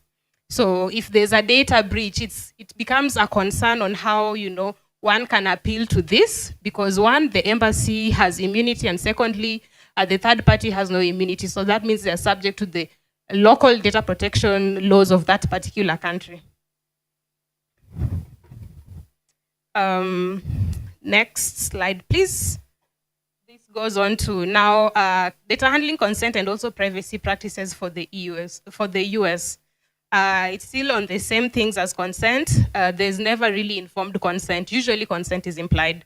And then collection of health data, profiling, again, still based on automations, processing of sensitive data, and also third-party handling of this data. Let's move on to the next slide, which is on the comparative analysis of EU and the USA. So in terms of data collected, all the same for both, but for the US, an additional social media handle page is usually required. So you have to share your social media handles, be it Twitter, Instagram, you have to also include that, but this is not required with the EU or Schengen visa applications. They also collect similar data. Consent is implied for both. Health data, which is a sensitive data, you have to provide the proof of insurance, that's for the EU. For the US, no direct data is required unless you're traveling for, again, medical purposes. And then profiling, no automated profile from, okay, this is based on the policies that they have displayed, is that there's no automation on profiling, as decision is based on human intervention. And then the sensitive data that is collected, they both collect sensitive data, that is like biometrics as well as marital status and other sensitive data. Third-party handling, both of them also contract third parties to handle data of applicants on the various stages of the visa application. And then automated decisions, they all say that there's a human in the loop to give the final decisions and also to handle appeals. Retention for the EU, I'd mentioned it's 3 to 5 years. For the US, it's 75 years. That's a long time to have your data stored in a country that's not yours. I want to believe so. And then enforcement, both the EU and the US also enjoy immunity from the local data protection laws in that particular country. We've already talked on immunity, so I think we'll move on to the next slide, which is on the specific considerations for East Africa. So this specifically is going to touch on now the data that we as East Africa collect for applicants that are applying for the different visas, be it tourism, be it business or family visits, to come into East Africa. Next slide, please. Next, still. Yes, next, thank you. So let's begin on East Africa. So East Africa region has implemented the electronic e-visa system to streamline their processes. For Kenya, we have the ETA. For Tanzania, we also have an e-visa, and for Uganda, we have an e-visa system as well. So all of them have, implemented, electronic visa systems to aid in the processes and also quick track the visa applications. Next slide, please. So types of data collected, I think it's very similar, or rather they have mirrored a lot of what EU and the US collect. That's on biographical information and personal data. We have travel history, we have employment and financial data, sensitive data like biometrics and also health. Next slide, please. So what are the frameworks that govern data collection in East Africa? For Kenya, we have the Data Protection Act. Tanzania also has its Personal Data Protection Act, and then also Uganda has a Data Protection and Privacy Act in place. So we can at least all agree that the countries within the East African region, specifically Kenya, Uganda, and Tanzania, have laws enforced that govern data protection. Next slide, please. So we'll look at the comparative analysis across the 3 countries. Online visa portal or electronic visas, all the 3 countries have this. Biometric data, all of them collect this, and this is usually collected at the point of entry now when you're entering into that particular jurisdiction. Financial information is required for both. Health information sometimes, so it's not mandatory for all. Again, this ties down to the kind of data, the kind of visa you're applying to at that particular point in time. Do they have data protection laws in place? Yes, they do. Cuts across the 3 countries as well. Legal or local enforcement bodies, they also have that in place. Third-party involvement, yes. This ties down to, the financial payment systems that we have, that they use, And then cross-border data transfers, this is also there because, again, we know that a lot of data in Africa is really not stored in Africa. So there's definitely cross-border data transfers here. Let's move on to the next slide, please. This is on automation and decision-making. Do they use automation? Both Kenya, Tanzania, and Uganda use automation. Automation basically starts on the collection point of your data online. So this is an automated process. For decision making, it's partial.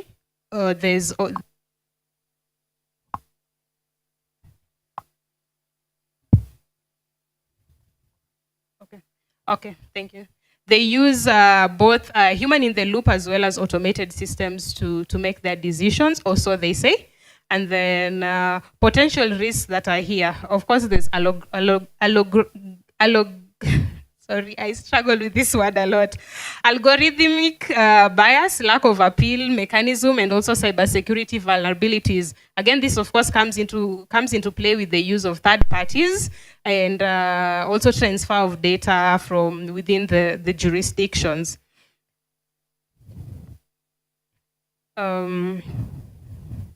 We'll just move to the next slide, please. Again, the next slide. Yes, that slide. Thank you. Consent, again, question of consent. Is it informed or is it complied? Again, because you require to give your details to be able to get your visa processed. This is implied data, and it cuts across the 3 jurisdictions. Transparency on the use and purpose of this data when it's collected is again very limited. And then informed consent mechanisms are weak for all. So we look into some of the documents that they ask for. I'll give Kenya as an example. They ask that you upload your host's ID. I mean, just giving data on the ID number is not enough. They also ask that you upload a physical copy of this. So then again, we come back to the drawing board and ask, is this data necessary? We understand that there might be legitimate purpose for collection, but at what point or at what level is enough too much? So I feel, in my opinion, I feel like just having the credentials or the document number is enough. Same way, you fill in your passport number and stuff. When you expose the details of your host to that level, it also brings some risk of, cyber thefts, identity crimes and stuff like that. Those are some of the privacy concerns. Let's move on to recommendations. Next slide, please. Okay, so what are some of the recommendations that we draw from this? That's on data migration across East Africa.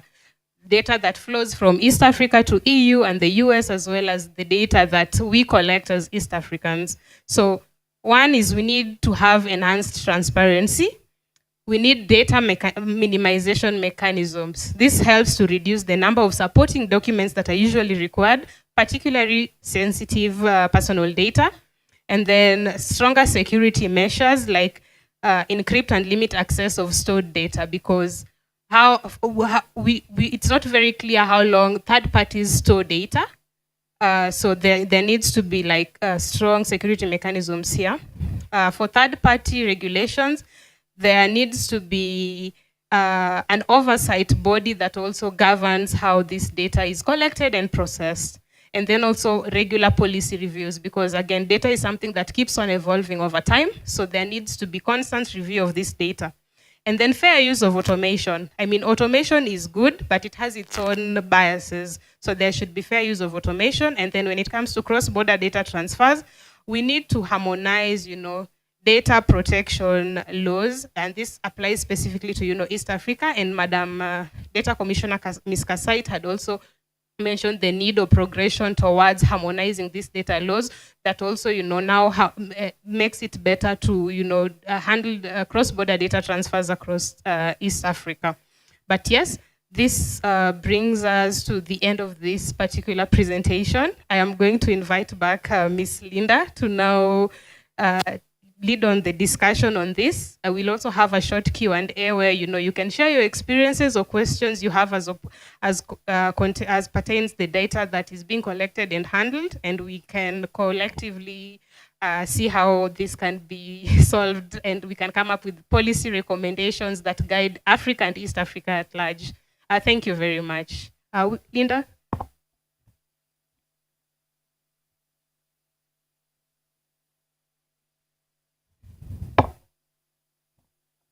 Thank you. Sorry, I was looking for better lighting. So, you'll excuse my Gen Z side. Thank you so much, Luisa, for the presentation. It was really insightful and very vast on what East Africa looks like. I think the major challenge, even for us, I think with hosting the Africa Low Tech Festival, which we'd like to invite you to attend on the 15th and 16th of July. You can get more details on africalowtech.com. But one of the challenges that we experience when people come into the festival is every attendee is asking for my ID because they need to post that on the system. And so suddenly, because they have to have a local host, and so the local host is the CEO of the organization.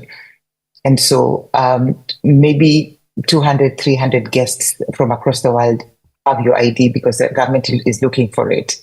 Tanzania has done the same. We had an experience last week into Tanzania for a West African national, and we needed to have a local ID. And so this whole posting of IDs, and we know the problematic nature of our identity systems. If you follow the work that has been done with the privacy and ID community, especially in Namati, you'd realize that a lot of the work that our IDs have too much information. It has, it just doesn't say your tribe, but it says where you're born. It gives all this particular data. That's a bit problematic, and we've seen what happened in Rwanda with the genocide when it comes to issues of tribe. And so we think that it's a great idea if immigration officers ideally, do this sort of data minimization and not ask for ID. We also think that there's an opportunity to do what Estonia has done, where you don't necessarily have to have the information like an ID. You simply maybe need to cross-reference the ID number.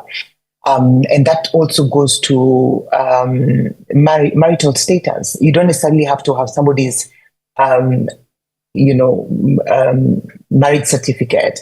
You can just query a system and ask, is Linda married to this person? And then the system tells you yes or no. Ideally, we need to get to that point where we do the X exchange that Estonia has on data exchange. That would be useful. And from the solutions that have been highlighted and recommendations highlighted by my colleague Luisa is to look at what algorithmic transparency looks like. It's time that we began to ask what algorithmic systems are being used, when are they being used, at what stage, because a lot of the information that we have is on public information. And that's where the role of the, just from the previous panel, the role of the ombudsperson comes in, the Commission on Administrative Justice, really on more information. How do we access information? And for those in the room who've been working on open government partnerships, I think this is something that we could really follow up on. The next big thing is really going to be, especially within the African continent, is on algorithmic transparency and just getting more information on who trained the data, what data was it trained on, and why. There's a really, I think, a famous incident that happened about 4 years ago. I think Canada was hosting the Black in AI conference, and they had invited people from across the world, and they used an algorithm to determine many of these, visa applications. And we have, I think, people from Ghana and Nigeria who weren't able to attend, professors who are in AI. And it caused, an uproar around the world on the use of AI, even on those who work on AI governance. I also want to just highlight on the appeals process. We are seeing that it's basically near impossible to contact embassies directly. In my view, we had a conversation on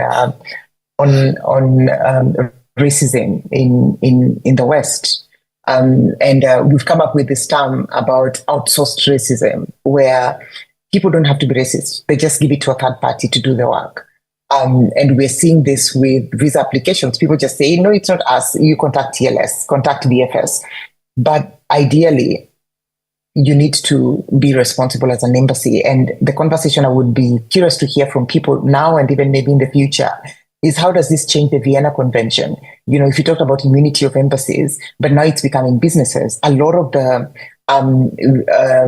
embassies are now giving third parties. For instance, just I think 6 weeks ago, France in Kenya, gave the application process to TLS. And now that has shifted dynamics, where you used to go to the embassy. So people are seeing that, it was easy to go to the embassy. They see you in person. They give you a visa. I personally got a very long-term visa for Europe. As I mentioned to them, I'm traveling a lot. I don't want to get this, to keep coming here. But now you don't have an opportunity to even state that. We have even members of our team who went for visa applications. They've had 1 year Schengen visas, and suddenly they're given 7-day visas, yet they didn't extend their stay. But we see that's a problem with automated systems, that people do not have a chance. And Lisa mentioned human in the loop. You don't have a chance to tell your story. Somebody simply decides, a machine decides and says, you know what, your country is Ghana, and Ghanaians overstayed their US visa. That's what from the statistics from USCIS. And so we'll just give you a 7-day visa. When ideally you're a traveling Ghanaian, you have a travel history, and that's different. We also see we also need to get more involved on third-party agreements, like third-party data agreements. They need to be clear, especially with these parties that are being outsourced. We think there's a great opportunity for the Office of the Data Commissioner to provide guidance notes on the use of data within the migration context. We think that that's a really great place to begin, especially in Kenya, because we see that Kenya has been, now people are moving. Initially, Afrobarometer reports indicated that East Africans don't migrate as much. With Tanzania, that was showing like they're the least migrating country within the African context. But now things have shifted, especially because of the geopolitical crisis, poverty, but then also mobility and access to internet. We're seeing more and more Kenyans leaving, and the government of Kenya really being clear about labor mobility, and that they need to get more people abroad. We saw the agreement between Kenya and Germany on labor migration, and also the UAE. And so there's an opportunity for the Data Protection Commissioner, the Data Commissioner, to come up with a guidance note on what this will be. And at the Lawyers would be very happy to engage. There are problems that have been highlighted, and I think it would be useful for us to, look at how to cross-reference databases without risk profiling. The Data Protection Act is very clear on automated systems. It says that there has to be a human review, which we do not likely see happening. I would like to give 2 examples of refusals. And for these applications, I like to share my story because I go through it every day. So first 2 years ago, I applied for a visa for my kids. I have 2 daughters, and they were rejected. It was a German visa. They were rejected, but it was not their first time applying for Schengen visa. We had already applied for Schengen visa, and they had used a visa, and they had come back like 2-3 times. And so that was a problem for me. And so I wrote a letter to the German embassy and said, review this. But it didn't work as much. And so I began to call members of parliament in Germany, because the rules are clear. If you want to appeal, you appeal in a court in Germany. I do not have the money or the counsel to appeal in Germany. And so I simply just went into a political mode and then began to make these calls. And then I got a call back from the German embassy asking me to, come back and bring the passports. And the passports they were given a 1-year visa then. The second session happened a few weeks ago. We got a rejection from the French embassy for 2 members of our 2 members of the team. And so we, at the AI conference, I went to the ambassador and asked him, I think an AI bot decided this application, because how do you always give somebody a 1-year visa and then suddenly you reject their visa? They have never overstayed their visa. They have not gone against the visa conditions. So what's the problem? And so they went to look at it, but they asked us to reapply again. And when we applied, for the person who's been traveling too much, they gave them 9 days. And the person who's never traveled into Europe, they gave them 10 nights. That is expensive, because every single time you're putting in more data, more information, a new application, and new costs, because a Schengen visa is 90 euros to apply before you even make any other service fees, like Luisa had mentioned, to the third party, but also printing, getting insurance. Travel insurance is expensive as well. It's time that we begin to talk about these issues and not look at it as an elitist conversation, but it's a conversation that affects all of us. We'll continue to talk about the refugee data that's being handled in Kenya by different institutions, including the UN agencies. But we thought that it would be a great first conversation, especially on this project that we're doing on data tech and migration on this. My final comment would be on health data.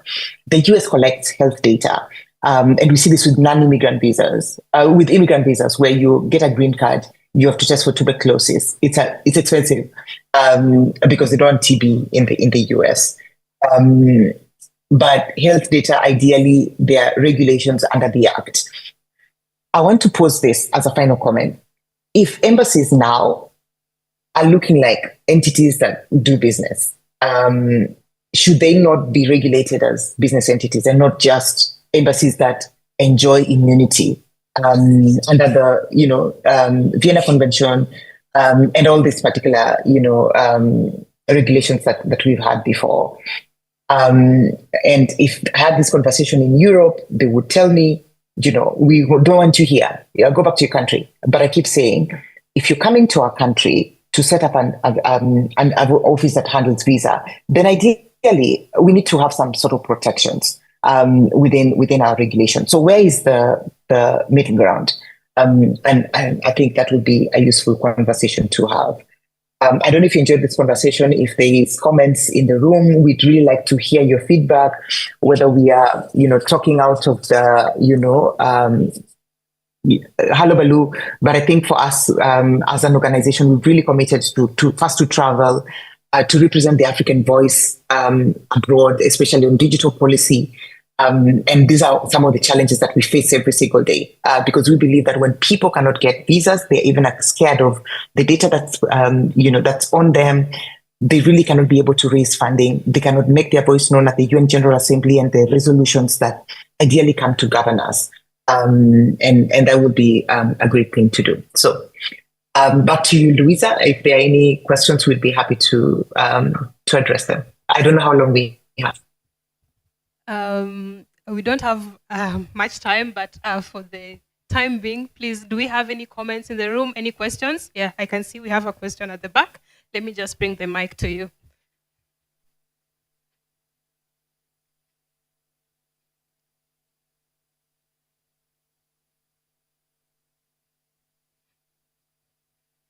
Please tell us your name, what you do, and your question of remarks. Thank you.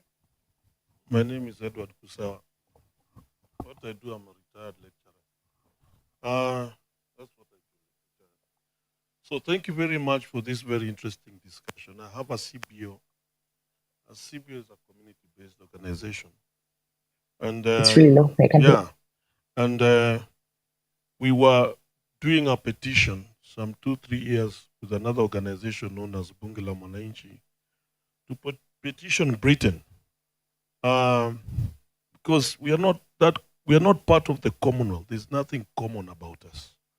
And so now that you're bringing this thing up, I don't know how we can partner with you so that we can continue petitioning them, because you say we are Commonwealth, and indeed there's nothing common about us, and especially when it comes to travel. And this is very important subject that you're raising, Senior Counsel. Now, the other thing is when I went to Switzerland, and the other time, these people gave me 4, 5 days, and the other petition that we were doing was the one for the American visa. So it's 24,000, and we said then let them return 50%. Well, this thing with the whole 24,000. And so it's very important, these questions you are asking. And I think we need, I don't know where this discussion we can continue having a discussion of this nature. I would be very glad to participate with a group of mine, and I'm very happy. Thank you very much. Thank you very much. Yeah. We have another comment or question. Thank you. My name is Rose Onjiro. I missed part of the presentation, but I want to first commend the team for this work that you are doing, because I think we have not had a voice that defends the cause of we in the developing world when we've been oppressed on matters of access and visas. And so I want to add to the voice of the one who's just spoken before, that it would be good to build what would you call it, to mobilize more voices. So the institution is doing this good work, but yes, you would get a stronger voice if you're able to put this forward in maybe through conferencing or through other meetings, because I've never heard of your team and what you're doing. And many of us have had that experience where we've put in a lot of money and maybe failed to get a visa. And so with this new entrant of AI determined decisions, we're going to get more and more rejections over time. And I didn't know. So that was such an eye-opener right now. And I also recently did apply for a visa from the French embassy. And I realized I was in that transition between when they were moving to TSL and being physically present at the embassy. And I could feel the difference, because first I applied with TSL, then I realized, I still have a window.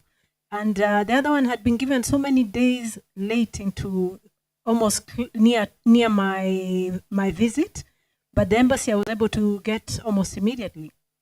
So what I found with that is that with TLS, one, you put in the money, it can't even be reimbursed. In fact, I paid twice. So you can't get a reimbursement, you can't get a negotiated date.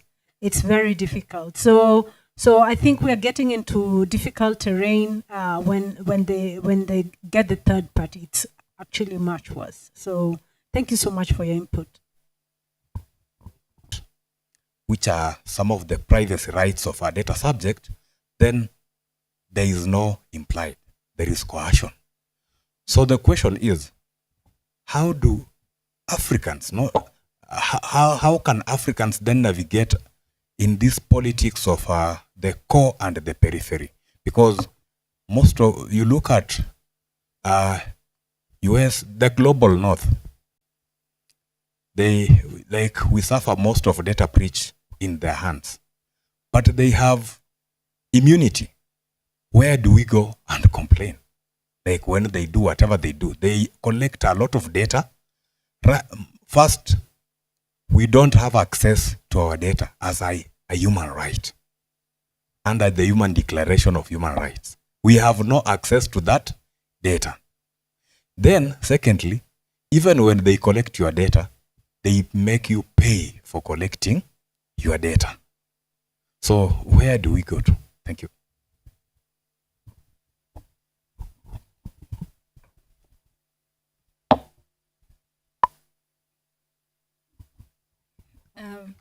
My name is Christina Julu. I work at the Open Institute, and I think I just want to add my voice to the discussion that is going on. At what point do we have recourse? And how do we get this recourse? Because we are talking about these breaches, and it ends here. And just as my fellow participants have mentioned, then we need to move beyond the complaints, and we need to have actions. When we are talking about automated systems, I have an example from last year. I was applying for a visa. I wasn't able to get the visa.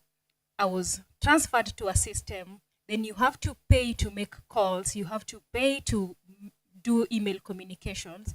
And at times you are torn between, do I pay more money and I'm not sure I'm going to get this visa? Or do I just cut myself off? And as we talk about the EU and the rest, then we also need to focus in Africa as well. You make applications, then you're told you've done the wrong application, make another application and apply for your reimbursement, which will never come. So I think these discussions are ripe and we need to move forward and ask ourselves, what is the recourse and where do we start from? Thank you very much.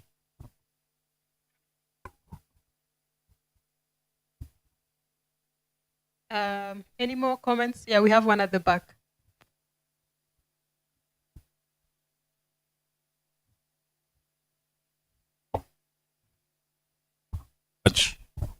Thank you very much for the presentation. I think my question is that you had mentioned that you did a comparison between the data we collect in East Africa from the incoming visitors, as well as what the Western nations collect from us. I feel like I didn't get what is the comparison. If you could share that. Thanks.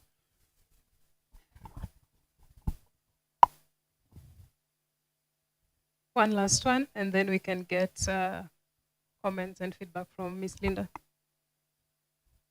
Thank you. I think from your presentation, Lucia, I got to understand that the EU laws or the legal frameworks are superior to our countries, like, for example, to East Africa. So I was wondering if the same comparison is, you did also the comparison in East Africa. Our laws, legal framework superior over data protection and management or protection with EU and Schengen.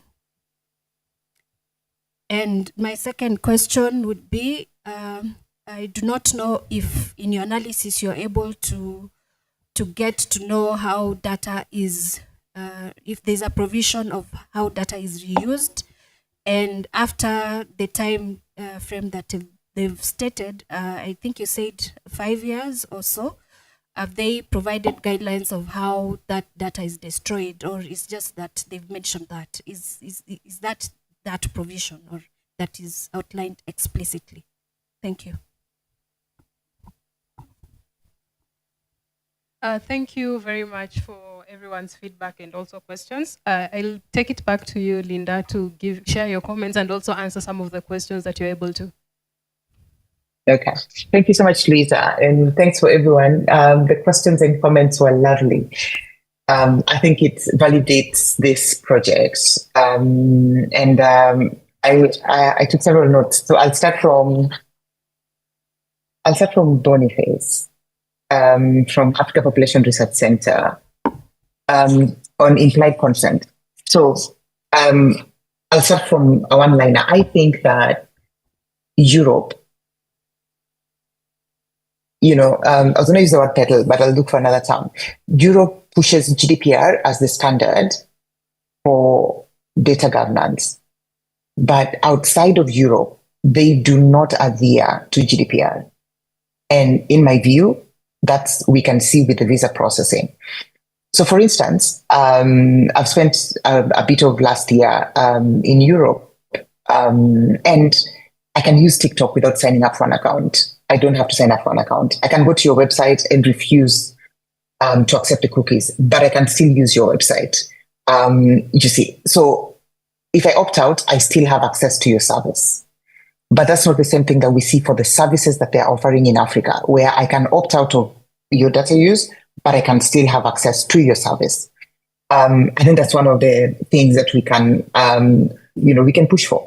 The other thing that Christine mentioned, actually, Boniface, you talked about the data and the data that's been collected.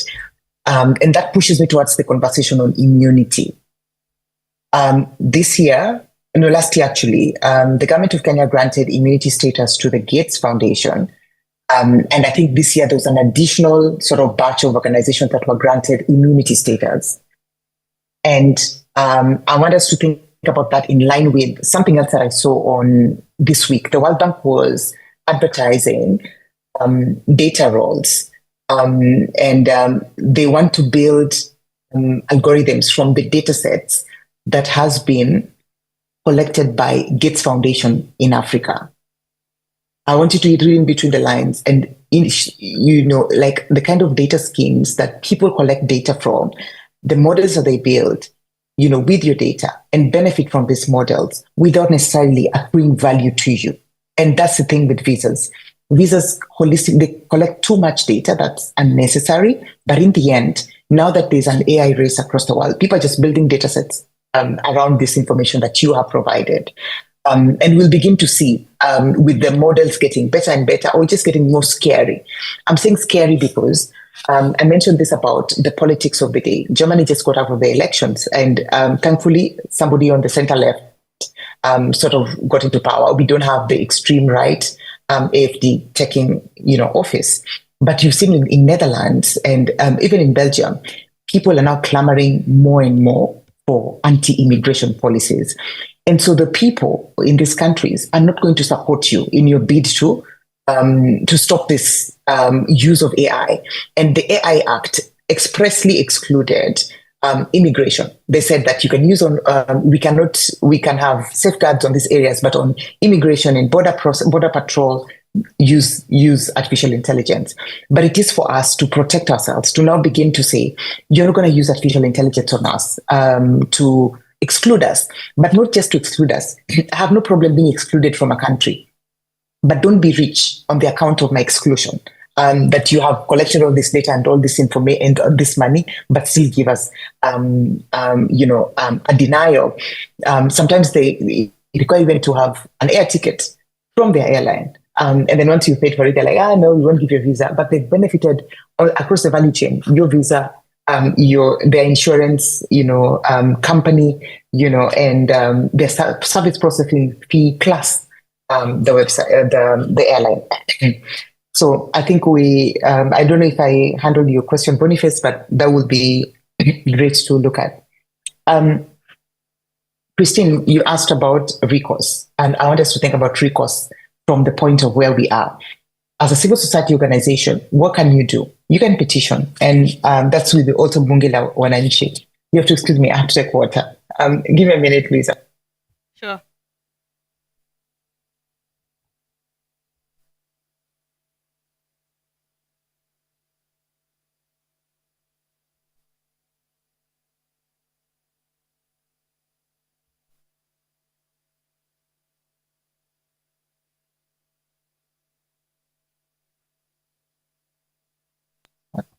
Okay, I'm back like I never left. So, what's the recourse for us? And I think that would be a great conclusion to what we're going to do. I think it's important for us to look at what should the data commissioner do. We need at least action from their office on what this looks like. It doesn't have to be immediate, but it needs to be a process. And the data commissioner indicated that they're very open to working with stakeholders, which I strongly agree with the work that has been done by Commissioner Kathait. So we need a practice note on what people should do. From the practice note, then now we can begin to speak about other issues and in terms of compliance and all. But also we need individuals petitioning the office and saying, we do not ideally agree to all this data that's being collected, then begin a movement around it. Those that can do strategic litigation, I think it's important. For us at the Lawyers Hub, we have decided to begin from a data perspective first. There's been writings by Afrobarometer on migration, but it's very centered towards economic migration, refugees, but not necessarily how technology is being used and how data moves within the migration ecosystem. And we think that that's a gap we are filling, and we're grateful to have support from Robert Bosch Foundation to do that. But towards how to compare what Europe and Africa is doing in terms of collecting data, we think that Africa doesn't have a very strong data ecosystem. And so governments ideally do not have access to data. More and more tech companies within the African continent have data compared to the government. And so even with the visa processing, we're seeing that immigration websites and ETA approvals ideally run by Pakistani organizations on behalf of East African governments. So we still have third-party issues coming in. Rose Wanjiru, thanks for your comment. And I would like to highlight something I said. If you check on YouTube, there's a conversation I had in Germany at Republica, where I mentioned that there's a push towards technical exclusions and technical refusals. And this happened a lot with the French embassy, even before they moved to TLS, where you would go in on their calendar and there's no date. You check 6 months, there's no date. And then they keep opening the dates at midnight or something like that. And so ideally, if you are ever to travel, you can't travel unless you know someone at the embassy. Then you would have to call them and say, oh, please fix me, do this for me. And that's just not a Kenyan thing as well. You know, we have governments enjoying special treatment from US embassy so that they get their visas quickly, but they don't experience the same thing that we experience. So we have to stand for ourselves in that regard. Finally, there was a question about cooperation between Europe and East Africa. In Kenya, the data commissioner was looking for, I just forget the word, forgive me, but I know someone in the audience knows it. I think Morocco has it, where they have a data sharing agreement with Europe. And so you can safely transfer data between the two countries. The data commissioner, I think, has mentioned that before, that they're looking for that status. I forget its name. But maybe that will offer some sort of thing and recourse for us to go to. We have a working group, an AI working group. And we've set it up before we've had the conversation at the last Africa Law and Tech Festival, but we're doing meetings on AI and migration. We will invite you to be part of the conversation. Louisa is in the building, and Edna Zone is in the building. Just get in touch with them. You can always email us, info@lawyershubafrica.com, and we'll put you in the right working group. We have working groups on AI and privacy. As well as, I think, AI, we're studying digital lending and financial systems. And so we'd invite you to be part of this. And I think for Bungila Wananchi, we're really happy to, collaborate. And in Rose Wanjiru's words, to be a stronger voice in this particular ecosystem. There's a lot we're still looking at. Detention. There are people who've been detained in France. Even after getting the visa, they've been detained and put in prison. And I want to tell you, as the world moves towards privatizing detention centers, immigration detention centers, you'll be arrested a lot more at detention centers. So like the French detention center is run by a private company. And so the private company will make sure that as many people are detained at the border. After having paid for the visa, approved, you get to the border and then they tell you, for some flimsy reason, they're like, no, you haven't printed your insurance. And then you go into a detention center, or you can't remember the address, or your phone has gone off. I just arrived in the US last night and my phone was off. They asked me, where are you staying? I couldn't tell it from my phone. Some people are just not, patient with that. And you find yourself in a detention center and you have to go before a detention judge. It's happened in the past 6 months. I ideally went in to, see someone, and it's unfortunate what's happening within the visa thing. And I hope that from this conversation today, you humanize immigration. Let's not take the conversation that the West is taking around migration. They're just like, we don't want those immigrants, we don't want this. But ideally, humanize and see that these are lives, these are people, and this is not elitist. We need to see it for what it is. So thank you so much for the conversation. Back to you, Louisa. Thank you very much, Linda, for your comments. And also you've already spoken, how to move forward with this conversation. And like Linda has said, we have a working group on AI data in migration. If you want to be part of this, if you also want to continue with this conversation, please join us. Get in contact with me. We'll also try and share this information with the organizers of this conference. That's the Open Institute as well as Amnesty International. With your consent, this can be shared to your emails as part of the feedback from the entire East Africa Data Governance Conference, and you can keep in touch with us. You can also take our contacts. I'm here with my colleague Edna. We are very helpful to also answer some of the questions that we were not able to answer during this particular conversation. I think we'll end it here. Linda, thank you very much for joining us online. I'm sure it's very early in the US, but we are grateful that you could be here. And also to the participants, we are also grateful that, you took this session as something that, you'd want to get insights on and also share and contribute towards. So thank you very much for your time. I think we'll break for Can I say that we offer the data certification course, CIPPE, and you can sign up for the training. We have a course on Africa data protection. It's online, lowtech.university. You can take that course and get deeper on data governance. That would be useful. And we invite you for the Africa Law and Tech Festival in July. Please join us. We'd be very, very happy to have you. So thanks, Liz, and sorry for interrupting. That's Thanks for great, having us. actually. You've just brought in a point that was also shared by the earlier panel on capacity building. So we need to have our data subject informed, and what better way to do that than trainings? So if you're interested in getting certified globally, we have the Certified Information Privacy Professional Training this coming March. That's from 4th to 6th. And then we also have the ongoing on-demand course on Africa data protection. So you get to know, not just East Africa privacy laws, but Africa at large, as well as GDPR. I think I'll just welcome Christine to let us know what next from this. But thank you all very much. Thank you, Linda.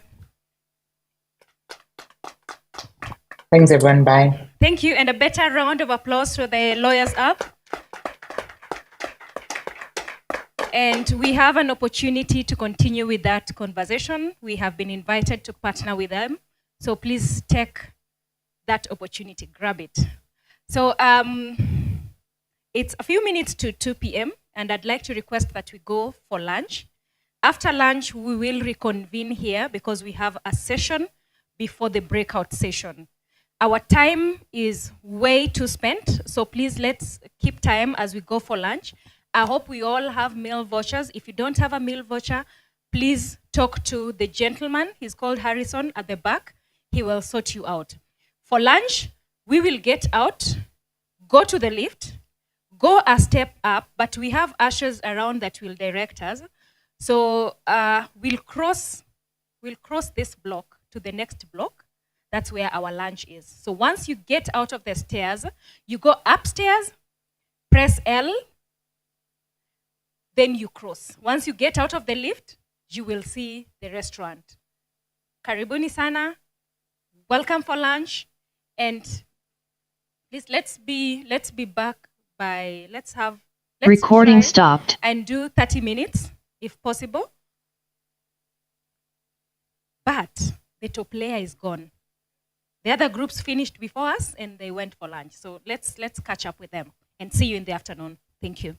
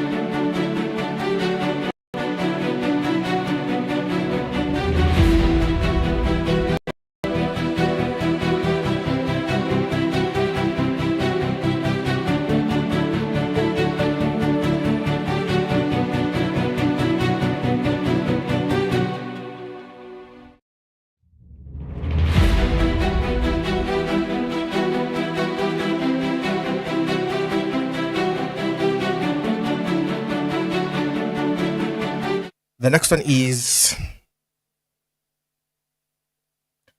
stand up. If you've ever had to explain, wait, let me finish the question before you stand up. Stand up if you've ever had to explain data privacy to a family member. Family member. Okay.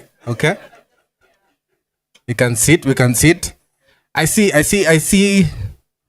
Come on, what do you discuss with your family members apart from if you're in this space? Okay, let's have our seats. This one, if you don't stand, there's someone who's just remaining standing. But this one, if you don't stand, I will judge. I will judge you. Stand up if you've ever used the same password on more than one account. Come on, it's everyone.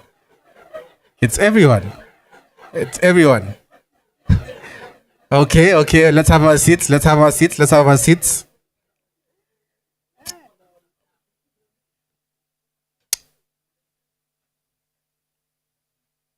This one is common with corporates. Stand up if you've ever received an email that started with, "We take your privacy seriously." If you've ever received an email that starts with, "We take your privacy seriously." Okay, so it means the rest who are not standing, you can sit. It means the rest who are not standing have never received such kind of emails, even from Google. How many of you received a Happy Valentine's message on the 14th of? This is he's saying from Safaricom. You didn't receive? Okay. So I'm asking because whenever an organization or an entity starts with, we value your privacy, or we take your privacy seriously, most of the times it's the opposite. It's like saying, "With all due respect," then you lose all respect. No due respect. Stand up if you've ever unsubscribed from a mailing list. If you've ever unsubscribed. Successful or not is another question, but if you've ever unsubscribed, how many of you are successful? Okay. How many of you are Zuku subscribers in Kenya? Zuku. How many of you still get messages from them? Okay. How many of you have given up on trying to unsubscribe from Zuku? There's one person there.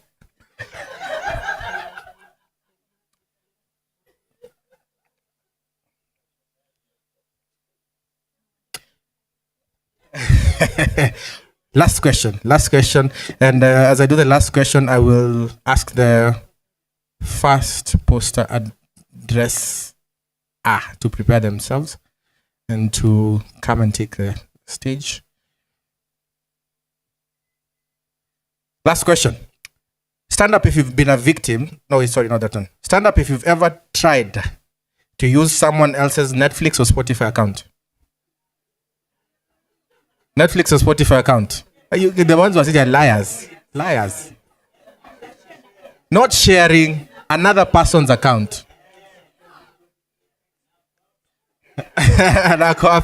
Okay, ladies and gentlemen, have your seats. I hope we are excited and ready for the next session. The next session, according to our schedule, we are way behind schedule, but according to our schedule is the poster and abstract presentation. And presentation number 1 is by Ongati Gloria and Zedi Mesiga, right here at the Temple Hall. And the topic is on improving data collaboration among CSOs in Kisumu County. Because we are out of time, I will request that for the poster and abstract presentation, we try keep it to the minimum time possible for us to be able to at least try and finish our program on time. As they get the presentation ready, maybe I can ask one more question. One more. Stand up if you have ever. This one is very common, and I was speaking to my team the other day about it. Whenever we start reports, we always start with this statement. Stand up if you've ever been in a room where the first statement by a keynote addresser or by someone speaking has been that data is a new oil. Data is a new oil. Come on, guys. All of you should be up. Unless you're not here in the morning. Data is a new oil was the first statement I think you used when you got on stage. Yeah. Everyone is saying data is a new oil, data is a new gold, and you know, it is big. So we need to find a new term. We need to craft a new coin of data is a new. No, another one. Is it gold, oil? Or stand up if you've never been in a room a discussion on technology, and you did not hear the term AI. The AI is the new in thing. You say anything with AI, driving with AI, I don't know, record management and AI, anything AI goes and it sells, right? So, yeah, someone has said parenting. Don't parent with AI, please.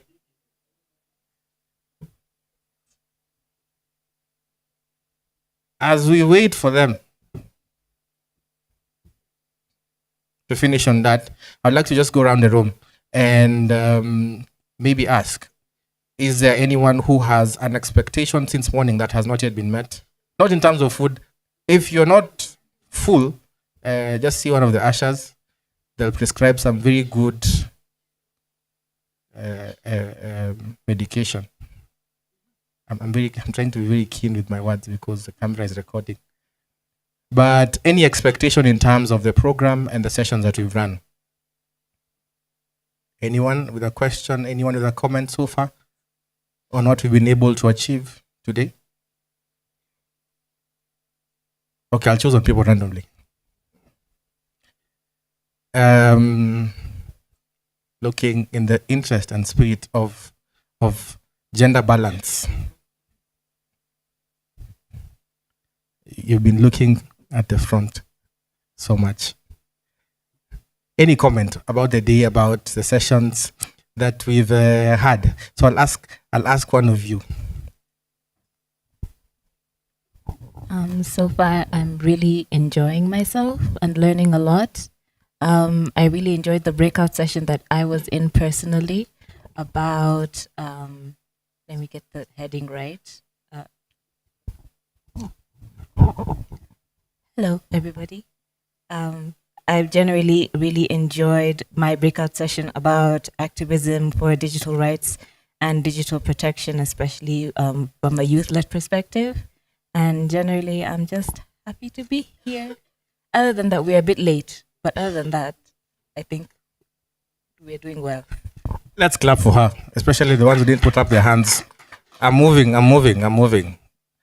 In the spirit of gender sensitive. If you're using your phone, first of all, you're the biggest candidate for me to choose on you.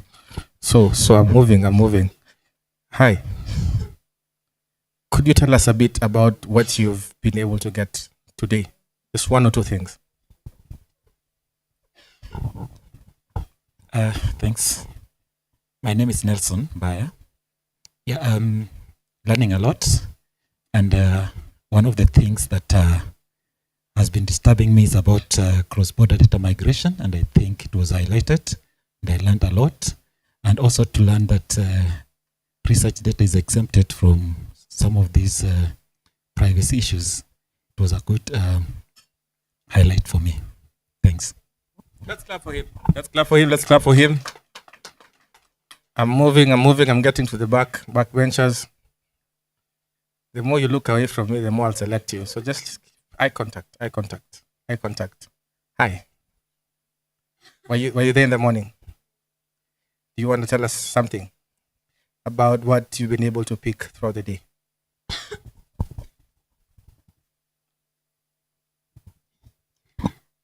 Good afternoon, everyone. I'm Hamda Said Ali, a meal officer at a national NGO working for the drylands communities.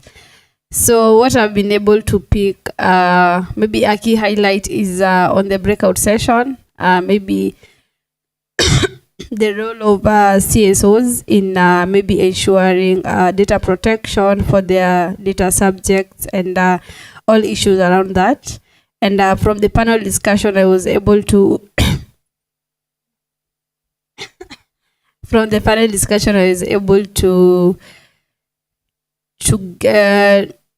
to get whereby there are CSOs who are working towards maybe just creating awareness and sensitization to the communities, maybe on how to just be at the center of their data management. And also another one, we were able to get some of the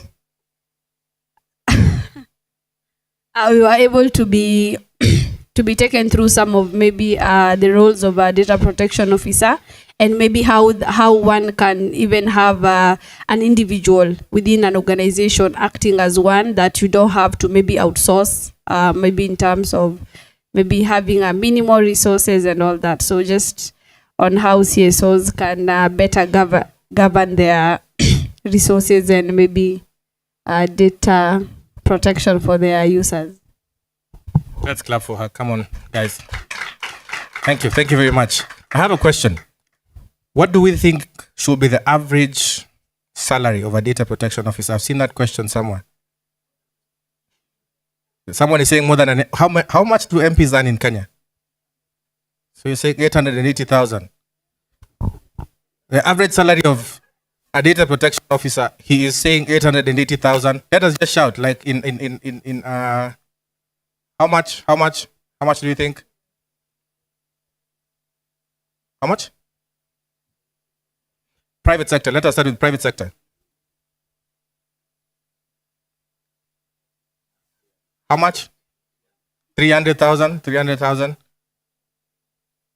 Any other? You're saying 400,000. How do we arrive at these figures?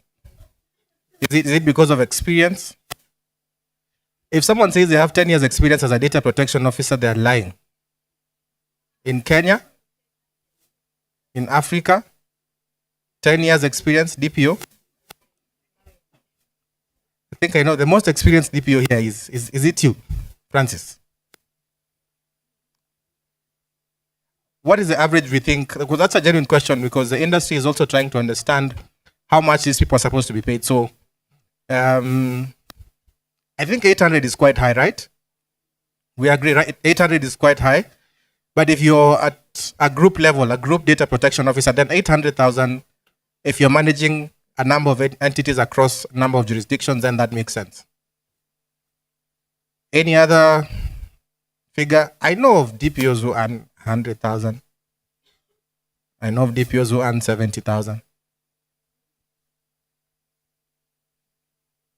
Anyone want to contribute to that conversation before I go to my last two people and ask them what they learned in their breakout sessions?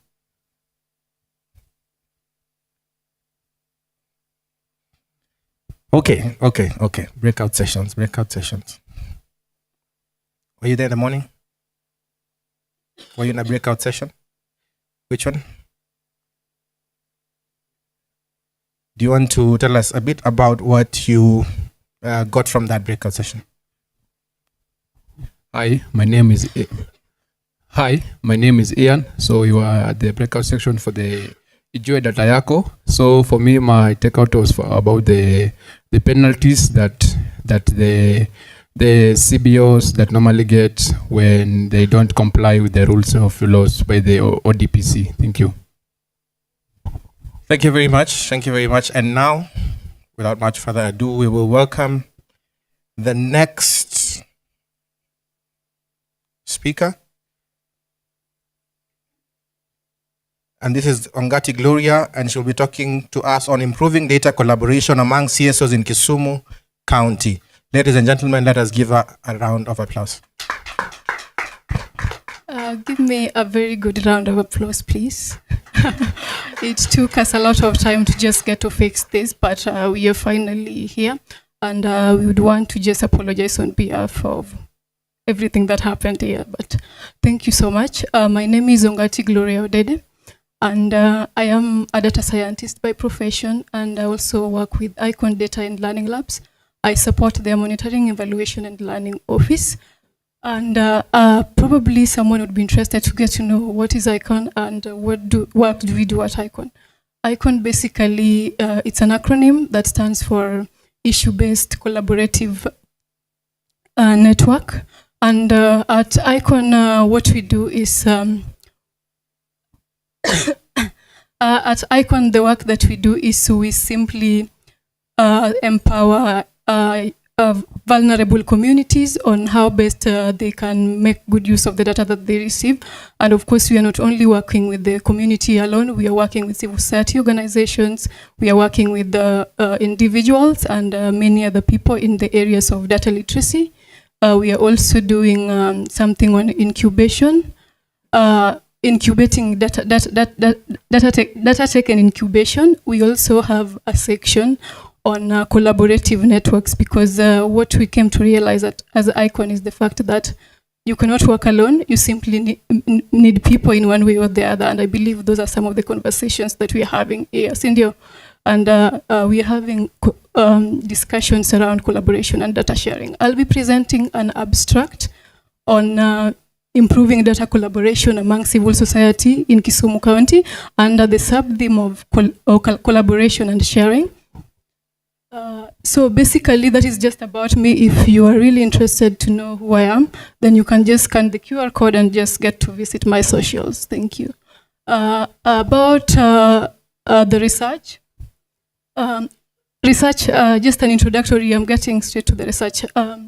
Research has demonstrated that collaborative data network, it allows organization to not only work together, but it allows them to even just give insights together, pull resources together, and even put the work that they do together. So it even prevents duplication. However, some of the challenges that they tend to have while doing this is the lack of standardization, which I believe is part of the conversation that we are talking about here.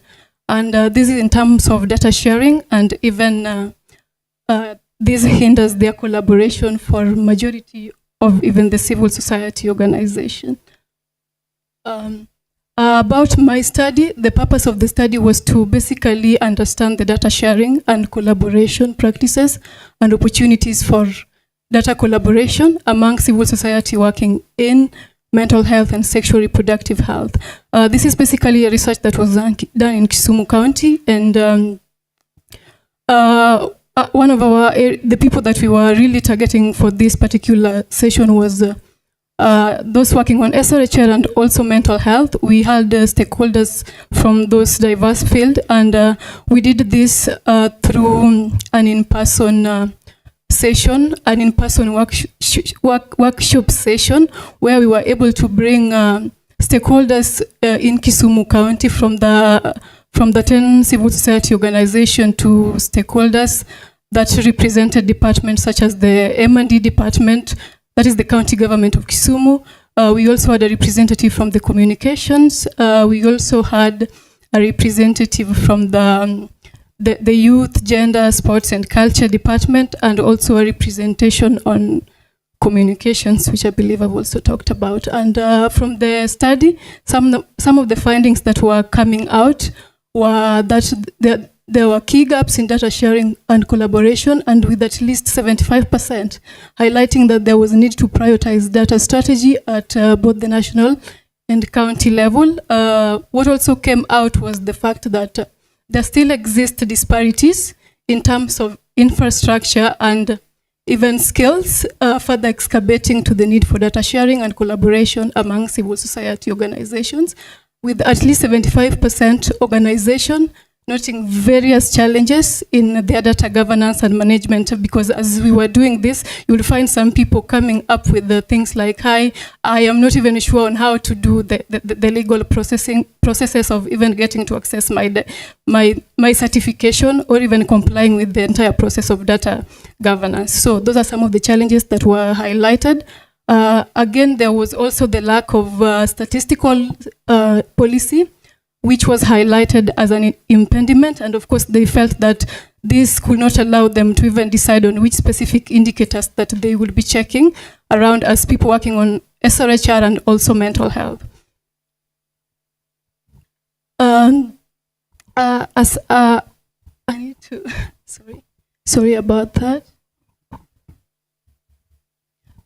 In conclusion, the study recognized that the need to break the sectorial silos, and just the way Madam Commissioner was highlighting it, that it also came out strongly during the research that a lot of these civil society organizations and even the government itself, we are working in silos, right? Kila mtu anafanya kazi yake kivyake, and these were some of the things that were leading to these challenges. And the study recommends that data sharing and collaboration needs to be prioritized, not only at the governance level and policy level. Some even went ahead to say that this needs to be prioritized even at the community level, as this will promote a structured data sharing framework, not only to the CSO, but even to the private sectors and even the government itself. I know there are no time for questions, but please feel free to pass by our booth.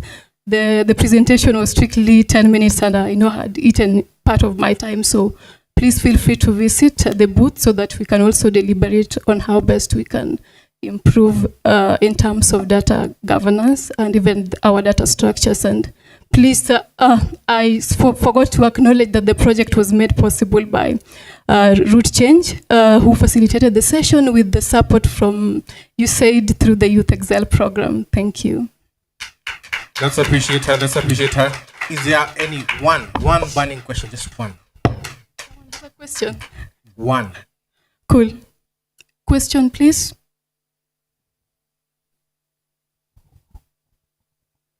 Or I need to stand here so that they can still feel I'm still part of the presentation. Any question? If there's no question, then you can always find them at their booth. Yeah. Also, if you're at the end of this, do not be in a rush to leave. There are a number of display booths out there, at the exhibition stands. You can visit them and also see what they do. Thank you. You can also scan this to visit our website. One more time, let's appreciate her. To the second presentation, we go straight to Rapudo Hawi, and he is speaking to us on community networks, internet connectivity, and data governance in Kenya. Let's appreciate him as he takes the stage.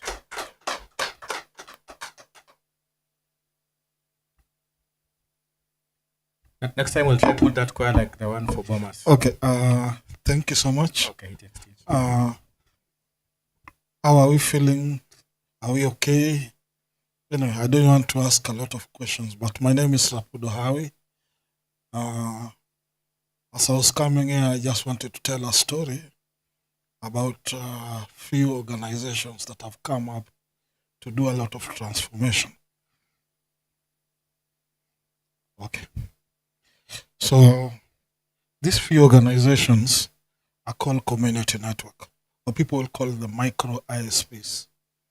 And they're doing a lot of work on connectivity to ensure that they connect a school, hospital, and they start all the way from Turkana, all the way to Kilifi, and all the way to Busia, all over the spread. There are almost around 17 community networks. And I'm here just to tell a story about what we've been able to do. And so as I was coming here, that's me. I wear two hats. I am the Secretary General of the Internet Society of Kenya chapter, and I also lead a community network. We encourage our members to start community networks, and that's why we take, as you get in as a leader, all of us have. The president of the society also has a community network. So at the end of every term, we always want our leader to show what they can do for their community. So I think you're able to see this, and I'm sorry to use this kind of a photo, but this speaks a lot, and it reminds you what is happening back in our villages, because I work for this organization which is called Kijiji, which is our village, the way you call it, but we put an E so that we can say Yetu, so that when you pull it and you make sure that we're doing transformation. You can see what is happening in the last mile. And as you see that we have statistics which are very clean and clear, government statistics, and you can be able to see where concentration is in this country. You can be able to see how many mobile users we have, how many people right now. We're talking about 5G, but we'll see 60% already using. And then we have major license players who are almost 5. But this tells us what is a community network, because it's important to look at these pictures and feel like, because this is something you can start. And you can able to see, we're talking about wireless technology. You can see we're talking about using low-cost Wi-Fi equipment. We're talking about unlicensed spectrum, and also using fiber infrastructure. It's important to look at this because where we are moving, we're talking about transformation. What are the opportunities? People have been talking about blockchain, artificial intelligence, Internet of Things, cryptocurrency, many of those things. And you can see a million, and even the future of work. Where's the work now? Because if you have your village where everybody can be able to be frequencing somewhere, and you can look at that, even the government blueprint, which is there, and even some of the investment. As you are in this place, next door, we have Microsoft, which has opened up a very big place. We have problem statements, and you can be able to see some of the places which are lacking internet. Not even internet, you're talking about roads. So those are the places we are talking about. We have high cost deployment cost, which we have been able to, then lack of technical infrastructure. Like some of the schools that we're talking about, they're given tablets, they've never used tablet for some time. It becomes a very big challenge. And how do you make sure that your school back at home, because these are your aunts, your uncles, your relatives, and the burden comes to you when this person is able to finish school, because they don't have, sorry. Okay, I've talked about this. This is community, what you're talking about for us when you engage on this. We talk about coverage, we talk about literacy, we talk about, but these are very important numbers which we have done for some of the activities that we've taken through, because it's important to talk about the data, some of the connectivity we've done. The visits that we've had on hotspots, we have almost 2,800. We have daily visits, so close to 15. I'll not go through this, but you will be able to get this. We've done data literacy. We'll talk about the number of schools that we are moving to 15 now. We are moving to 15. Coding and robotics, we are able to do Scratch, because now if you look at the syllabus that we have for school and primary schools, we are talking about Scratch and we talk about Kayole or somewhere like that, where people, the informal settlements, even in Madare, people are expected to use robotics, which is part of curriculum. So we talk about the gender, and even last year, I believe we were able to bring 250 young people and even trainees, or both online and who were able to participate in an event. So because I'm looking at time, some of the approaches you can look at: infrastructure development, access. This is our hub. This is part of the Internet Society president who was able to train net wardens how to deploy internet, how to repair. So we are able to use, because where are we getting our data? It's important. And this is very important because we're able to see within the billing system, we're able to collect data each and every day. You can be able to see online users, you can be able to, so those are the two, we have hotspots, we have schools, and you have home connections. So we're able to see, and you can be able to see some of the total number of users who are talking about, and even you're able to see the graphs and how much even the type of sales. This is a lot of data, because this is data that micro SPs have. This is data that, and we're looking at, this is something that we can borrow and see how can we make. So for us, we're able to do a techno-feasibility study, because we're able to understand some of the diversity and even look at, if you're able to deploy, how are you going to deploy so that they can reach here? There's already a design method, and that's is already explained there. Because that is something that we're able to collect data. The other process that you're able to collect data, if you're able to go out, you'll be able to see our booth. You can get more information. We do what is called bandwidth. We always say how much bandwidth are you using, how many users are using, what time are you using it, what are you using it for, how is it making impact for you. So this is all statistics about.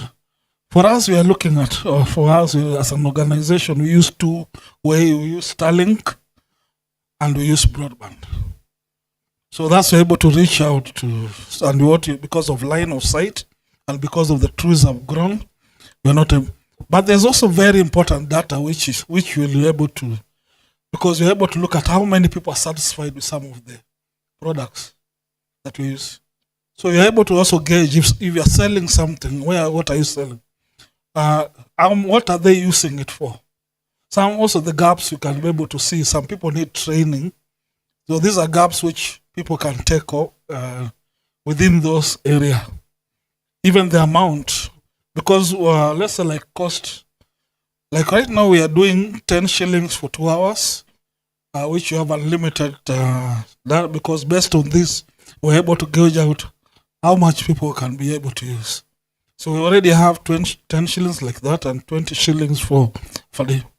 So we have also collected data for mapping using Ushahidi and a partnership, looking at what is it that is engaging on. So we're able to see some of the activities we're able to collect during the COVID-19. Now we are collecting to see what are some of the community networks. Are they making impact? So some of the issues, we are very keen about the issue of data protection. How do we protect data? Because you see we are collecting data each and every day. And where do we take this data? And you see this is only one community network. If you're talking about 20 community networks. And also you have micro ISPs who are Sambazas, who are also collecting a lot of data. So how do you bring all this data together so that you can make it and influence change? Skill development, we need a lot of incubation so that we're able to see some of the startups that young people are starting up. People have spent a lot of money and time sitting in labs, like so many of the labs here.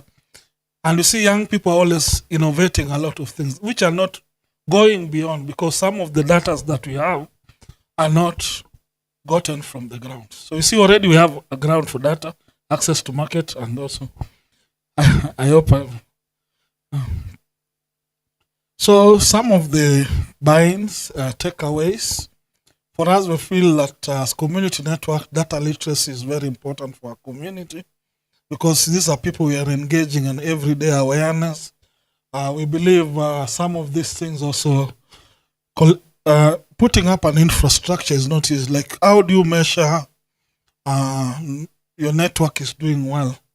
In case of breakdown, in case of electricity, challenges that we're facing. So those are data that we can help people in investing in tech hub, and then issues of funding. Where do we get funding? Because some of us who have been in this field, we're no longer thinking about relying on donor funding. After 5 years or 6 years, we're saying that now, why can't we become a social enterprise and be able to move into another level? So for me, this is what we want to say thank you as Kijiji and part of the Internet Society. We believe that data is important for innovation, connectivity, and empowerment. And I think this is a pleasure to thank the organizers of this meeting in believing us and coming to share this. So next week we have on Thursday and Friday, we have a community network in Mathare, which is called Oasis Mathare, who have been doing a lot of work in Mathare Valley and part of the. So if you have time, we can be able to share information so that you can join us and come and see the community networks and whatever they are seeing. So reach out. Thank you so much. Come on, let's give him a bigger round of applause as he takes a seat. One question. Anyone with a question? Just one question. Okay, if there's no question, then thank you very much. You can always visit his exhibition booth that is right outside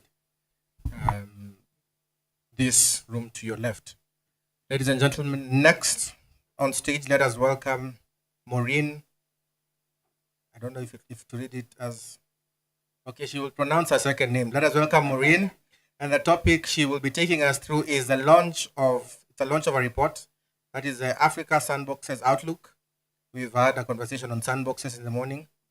Thinking outside the box for responsible innovation in the age of AI. Support community building of data governance experts interested in sandboxes. So she'll be taking us through that presentation in the next 10 minutes. Welcome, Maureen. Let's give her a round of applause. Guys, are we sleepy? Are we sleepy or are we tired? We can do better. Let's give her a round of applause. Yeah, that's more like it. Thank you.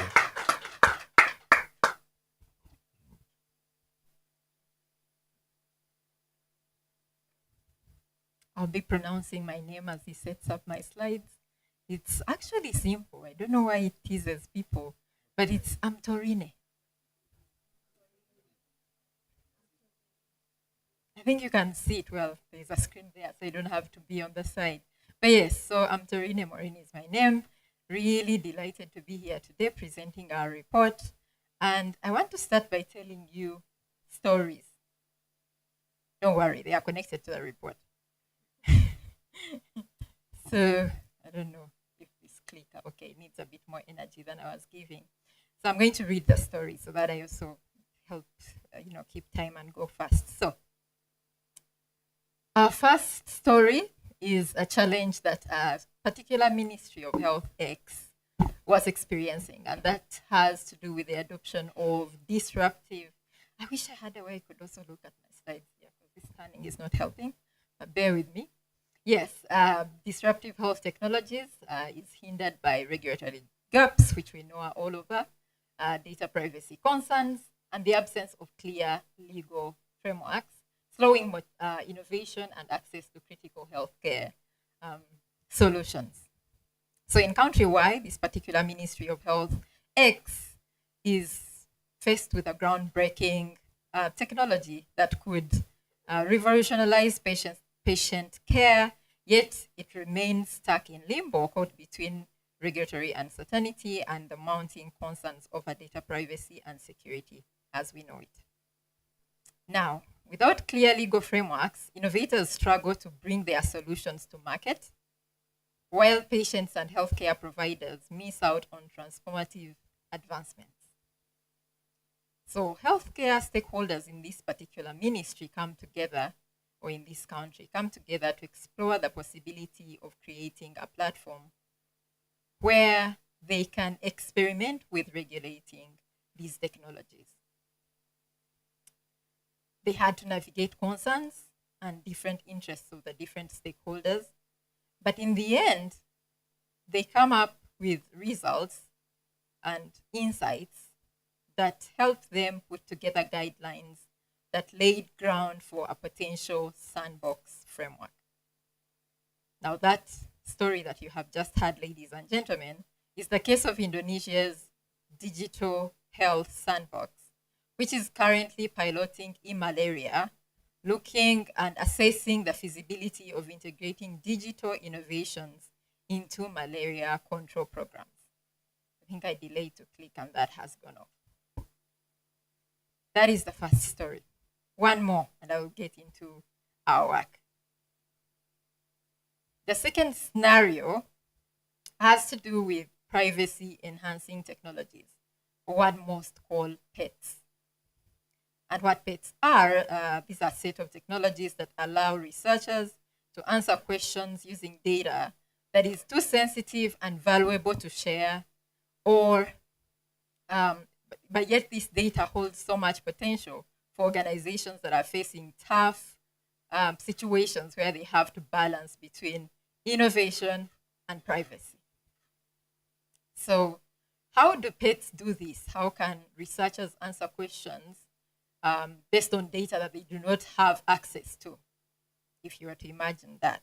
So they do it in a way that these researchers can work through APIs or any other technologies to access data, but without necessarily looking at the data. Just ask it questions, and then they are able to get answers. And so to facilitate this experimentation, a particular regulator regulatory authority X sets up a PETS sandbox, where it is allowing companies to work with trusted PET digital solution providers to develop use cases and pilot PETs. And to date, this particular regulatory authority reports of 6 use cases of sandboxes, one of which aims to enable pharmaceutical data sharing using trusted execution environments. And this is the story of Singapore's Infocom Media Development Authority PET Sandbox. Now you may be wondering why I'm telling you these stories, but I hope if from today's conversation in the morning, you're here and you're wondering, what are sandboxes? How do they even work? I hope that sort of tickles your mind. But I'll go ahead and define what sandboxes are based on the research that we have been doing at the DataSphere Initiative. So sandboxes are safe spaces to test new technologies and practices against regulatory frameworks, or experiment with innovative uses and means of governing data. Now, we know that sandboxes have largely been used in fintech, but studies have shown that they can actually be used in all other sectors to help with regulatory experimentation. And so sandboxes, the way we have categorized them at the DataSphere Initiative is they can be operational, regulatory, or hybrid. And I'll quickly define what those are. Okay, so operational sandboxes are testing environments where hosted data can be accessed. In short, those handled data. There is data sharing being done in these sandboxes.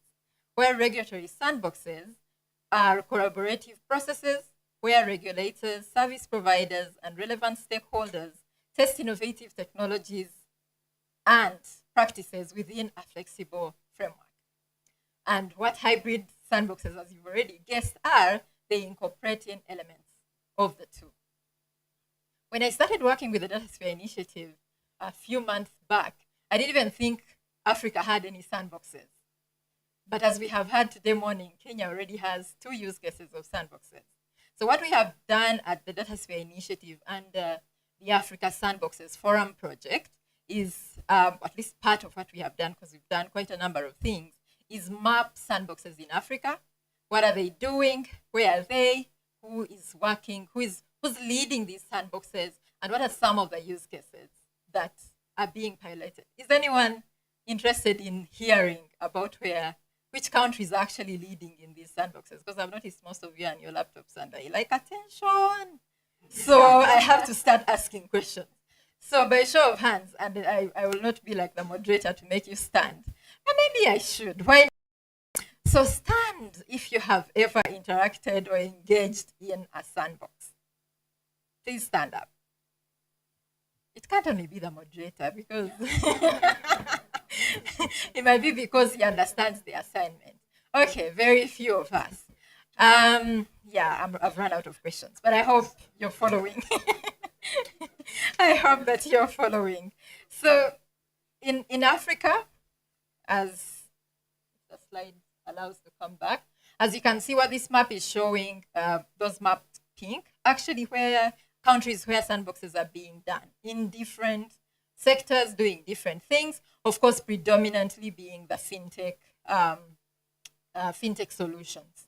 The ones which are sort of deeper means they have had quite a number of iterations of the same sandboxes, which of course offer so much lessons for those who are going to be starting to sandbox.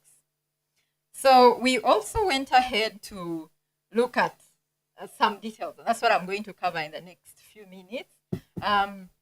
So we came across about 25 unique national sandboxes. Please note that I'm saying national because we have a few cases, only 2 regional sandboxes. And then of all the 25 national sandboxes are regulatory in nature, which means we do not have any country that is exposing any data in a sandbox for it to be used by innovators to start experimenting and creating solutions. Maybe there are other ways that this data is being made accessible, but not in sandboxes.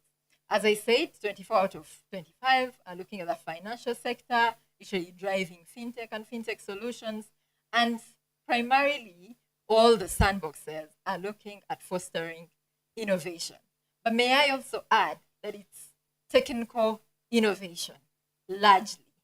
And yet we know from what we have heard even this morning from Madame Kasaiti is sandboxes can also help with regulatory innovation. But we have noticed that people tend to use them a lot to drive technical innovation rather than regulatory innovation. And we hope with the work that we are doing under the Africa Sandboxes Forum, we're able to change that. So I started with the stories, global stories, if I may. Now I'm going to give you a glimpse of some of the African sandboxes. I think that's interesting. Maybe you might have not related to the other ones, but these ones should come closer to home. The first one is a case of EcoBank, which is a Pan-African banking sandbox. What they have done is put together a secure environment for innovators to access EcoBank's APIs to develop digital financial services. Now, for these case studies in Africa, because we had a bit of data, I'm going to also give you the different categorizations as you see them there. So it is an operational sandbox, which now we already know what that means. It is regional, covering 33 countries where EcoBank has presence. It's fintech, predictably. And finally, it has tested up to 109 solutions. Okay, I guess it makes sense being a regional sandbox that it has done all that work. But I can, again, let's stand. Stand if you've heard of this sandbox. You will wake up in this session. I'm sorry. Stand if you've heard of this sandbox. See, you were saying we are crawling in Uganda, but you seem to know a lot of financial inclusion for young people in Kenya. There's also a solution that they talked about that you will find in our report that we are launching today. But internally, they say that it has facilitated a culture shift for when you're sandboxing.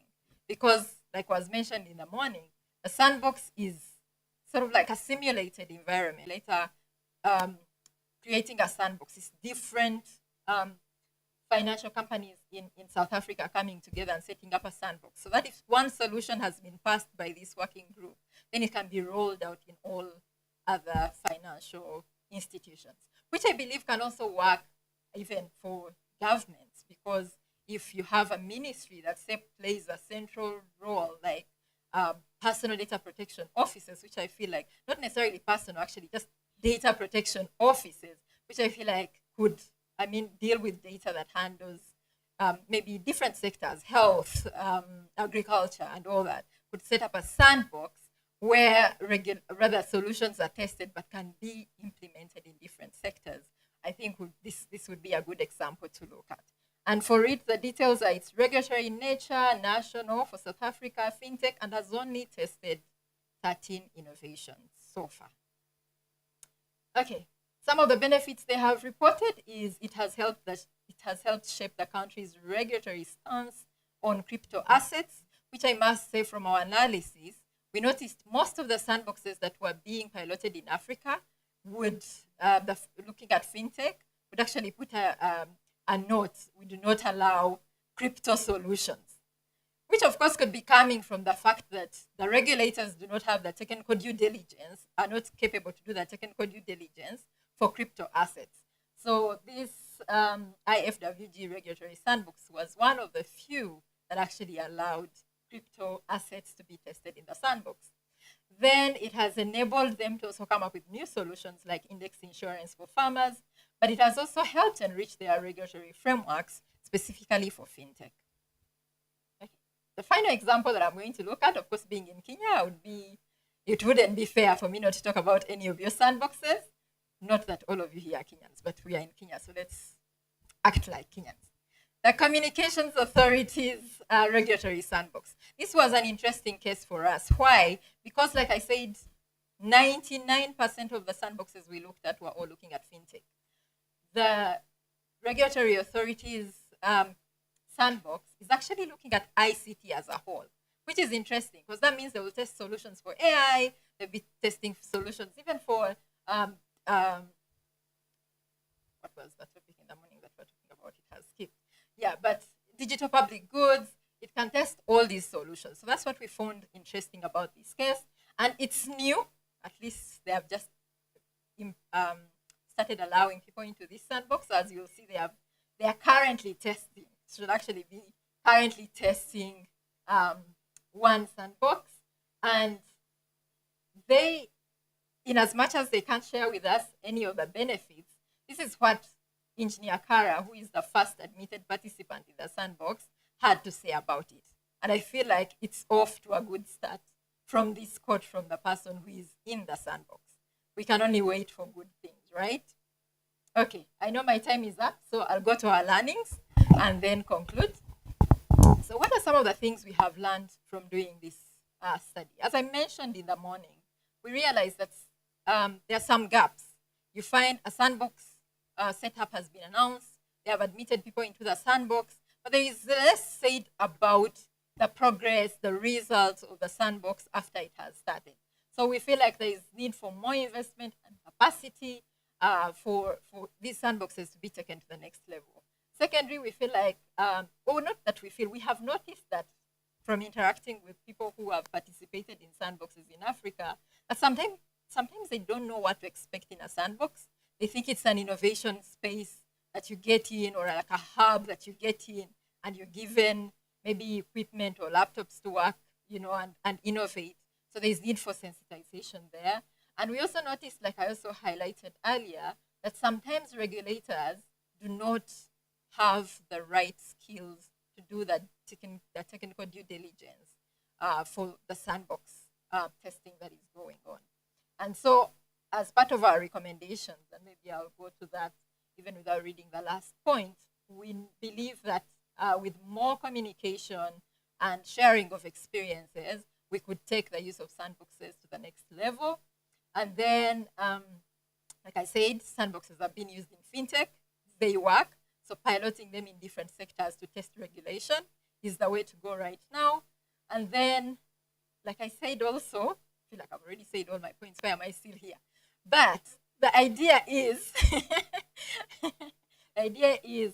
just like sandboxes have fostered technical innovation, they can be leveraged to foster regulatory innovation. And that's where the gap is for us in Africa. I am looking at Africa as a whole, but that's because also in East Africa community, it's only Kenya that has a sandbox. So we have so much to learn from.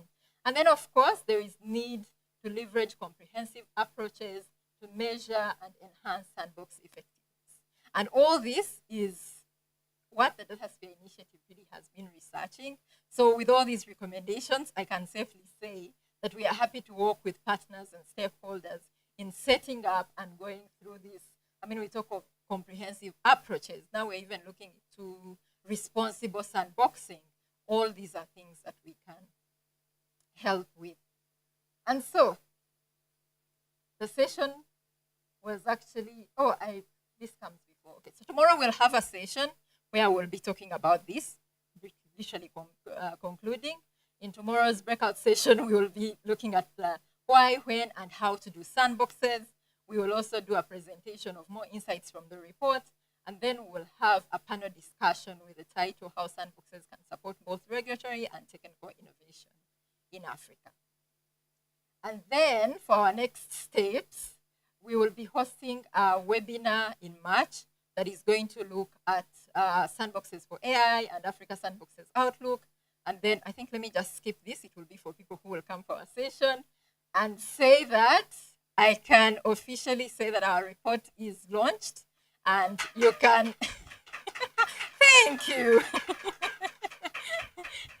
And the QR code, there's supposed to be a QR code somewhere, but you can access it through this QR code.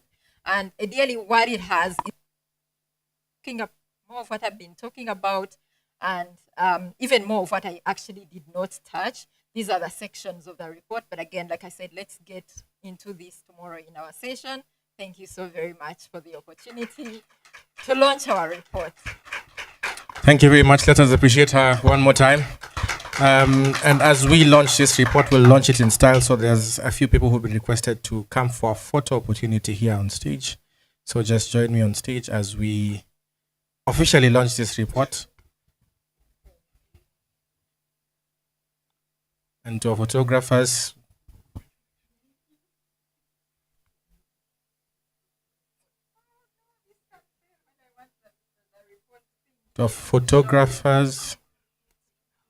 Oh, yeah, okay.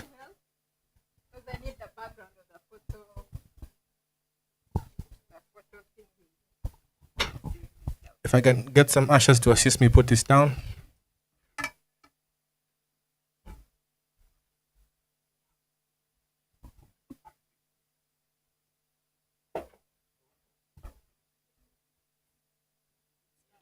Let's buy.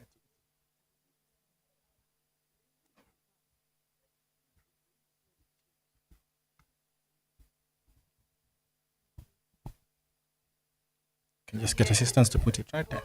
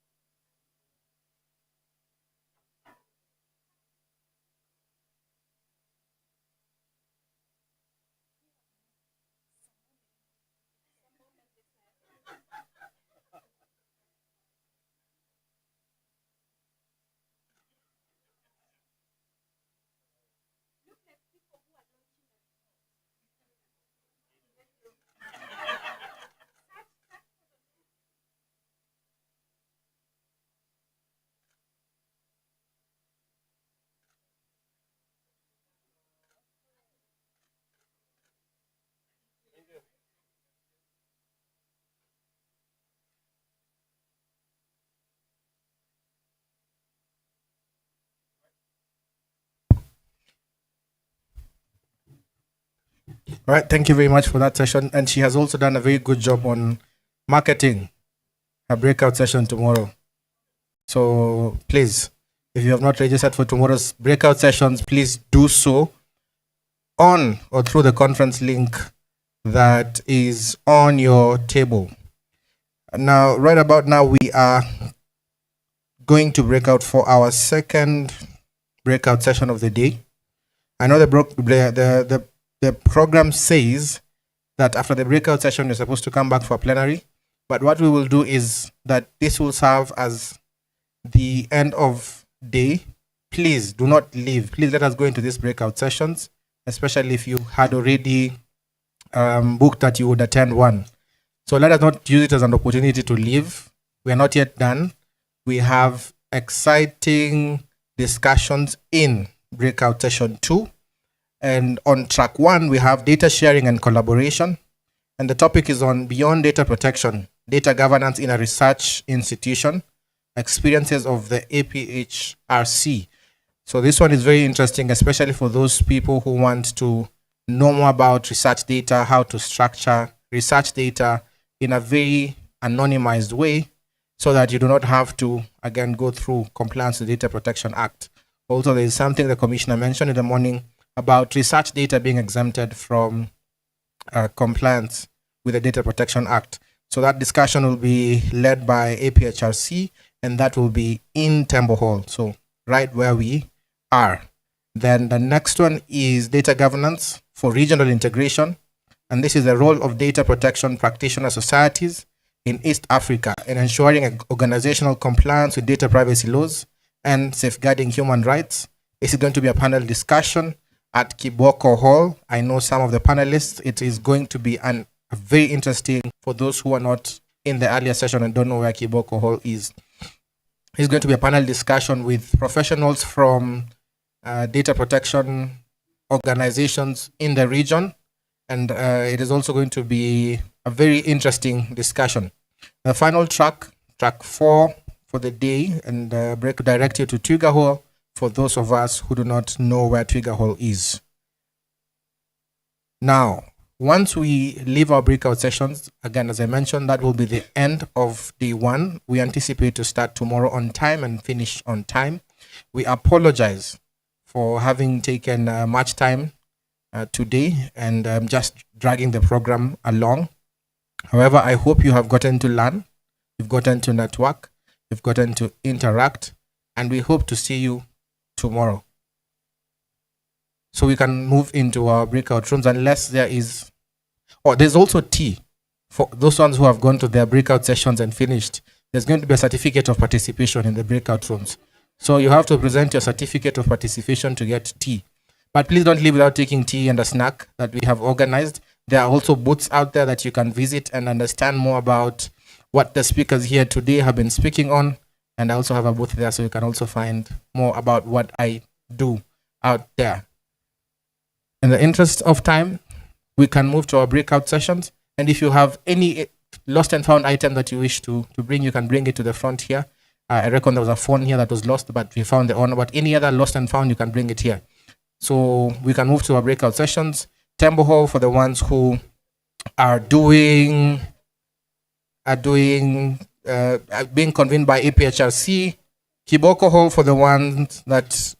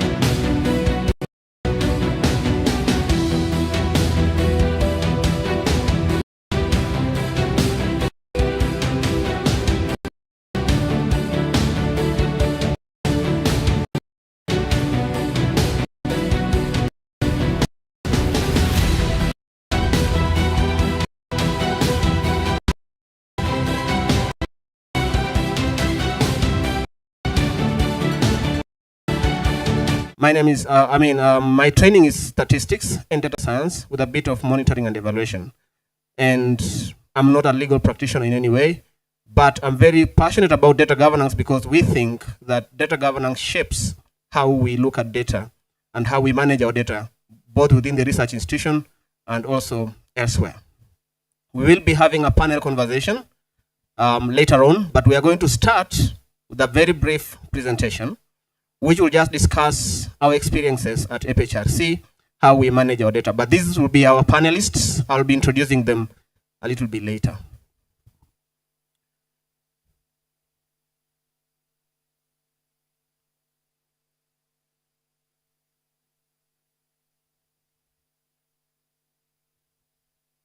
All right, yeah, so I'll be co-presenting this part one of our session with colleagues.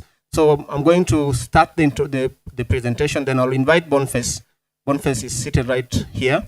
And then later on, Nelson will come in to demonstrate one of the ways that we use to share our data publicly. Because we really advocate for open science or open data access. Now, but a brief about the FHRC. So we are a Pan-African organization, research organization. So we conduct research and policy, and we think of ourselves as, think tanks in terms of research and policy in Africa. We have several components of our research, and as you can see in the map, our footprint is almost across the whole continent, except a few parts of of North Africa, but we are of course getting some more projects within those countries. We have a multidisciplinary team of over 300 staff, both demographers, epidemiologists, public health specialists, statisticians and data scientists like myself. We have quite a number, and of course social scientists, and who help us conducting research. But we are also supported by a very vibrant team of policy engagement specialists, and we have one of our colleagues who came here with us, Joash, and also a very robust training program called the Research Related and Capacity Strengthening Division, who help us on aspects of capacity building. We place very high premium on data because we think this is for us, it's the most valuable asset. We are a research organization, so we do a lot of work and we put a lot of emphasis on how data can be managed and managed responsibly so that it can inform policy, can be used for evidence-informed decision making. But just a brief about FHRC again, our programs, research programs, for those of us who may be interested to collaborate with us, we have programs in health and well-being, human development, that is aspects of education and the development cycle for a human being from early childhood. And then we have population dynamics and urbanization. That's where we do a lot of demography work, cities and what's happening with urbanization and WASH, aging and development, issues around fertility. But we also have one of our newest programs, about 2.5 years old, the data science program. Now within the data science program, you can see a line called data governance. So, and it's positioned there strategically because data governance, while it has both the legal implications of, underpinnings of data governance, but it also, there's a lot of work happening, there's a lot of evolution happening, and so there's a lot of research that also needs to be conducted within this data governance field. And so we are positioning data governance within the data science program, but it serves a across all themes within the center. It supports everybody across the center. But why should we talk about data governance at this stage? Maybe just a question. We believe that there are many things driving data, yes, how we manage data right now. But there are two major things that are really shaping how data has evolved over time, over the past several years. Because one, there's very rapidly evolving digital technology, including AI that everybody talks about, but also the enactment of data protection laws that also come with their own, complexities and regulations and obligations that we have to adhere to. So these things they actually shape how we look at data. And so that means organizations have to respond to this. There's a quote here, a Chinese proverb that I like, that if you were to plant a tree 20 years ago, and then you realize that you did not plant that tree because you didn't know that you will need it later, and you realize that today, then what should you do today? You should plant that tree today. And that's why we are developing institutional structures, institutional data governance systems within our center that can then support researchers to share data and collaborate with other people across the continent. Boniface will share shortly about data protection, and then we'll continue. Boniface. Yes, once more, my name is Boniface Butichi Ingumba. If you miss those three names, I normally refer to myself. We generate and collect data that is more sensitive, but also more invaluable. And therefore, we understand the risks that are to be found within this area, and therefore the aspects of data privacy protection. And also in our understanding at FHRC, we know that data governance and data protection at some point are words that can be used interchangeably, but more seriously to us, data privacy is a subset of data governance, because in data governance, we also speak to aspects of data management. We said data is unstructured, it needs structuring. If left alone, it leads to risks and challenges. So, sorry.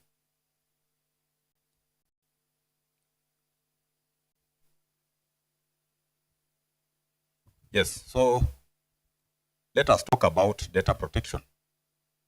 This is our understanding of data protection, and this is from a more of legal and regulatory perspective.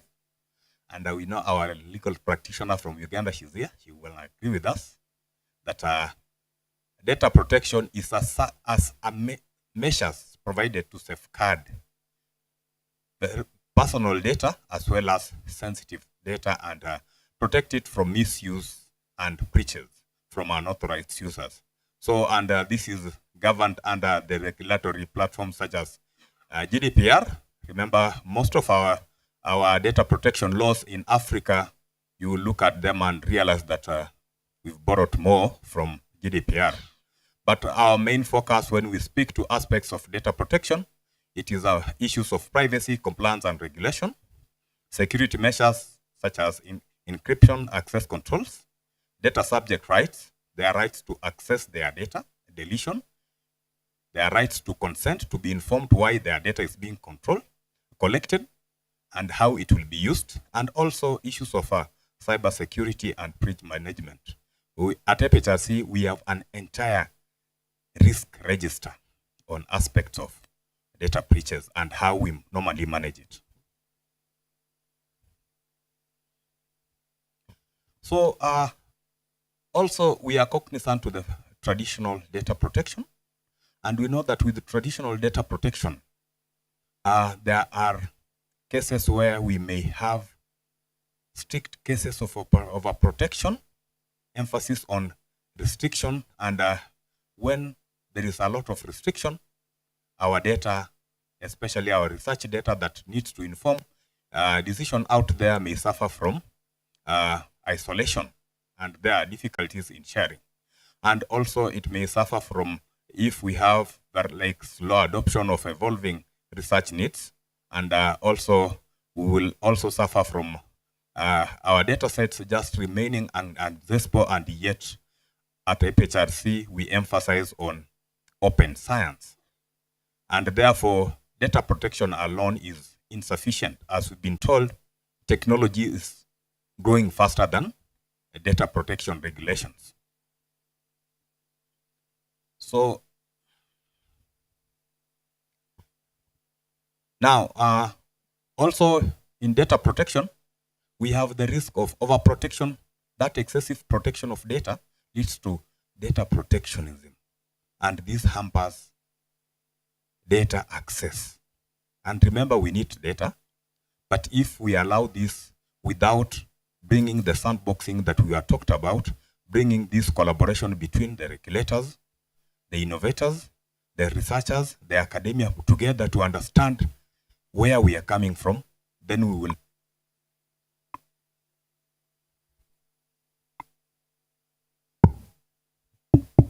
suffer from those challenges, where you will have research institutions who refuse to share data because of trust. And some of the trust issues we have faced is especially when sharing mental health data, people are not so sure whether to share that data. And we also have countries that are using these data protection laws to restrict and cross-border data sharing, and therefore we realize that some of the impacts is that we miss up on international research collaborations, restrict evidence-based policy making, and slow innovation. And another problem with protectionism, then some organization will then misuse data protection laws and engage in data monetization. They will take advantage and say, we are limiting access until you guarantee and you buy this data. And they do this through data paywalls, charging high fees for data sets that should be open, restrictive licensing, and also exclusive contracts. And the result is that it creates unfair playing ground where only funded institutions access crucial data. And therefore, if you lack resources as a researcher in this space, you will suffer under these. So those are some of the impacts, and I therefore call upon Dan to pick from there so that to understand that why data protectionism could be a catalyst to global health. We are calling upon ourselves to look into this so that we protect our data, but also allow authorized access to data, so that we also enjoy there should be growth in aspects of health in even third world countries, and also African researchers should stop struggling to participate in global health. Thank you. Yes?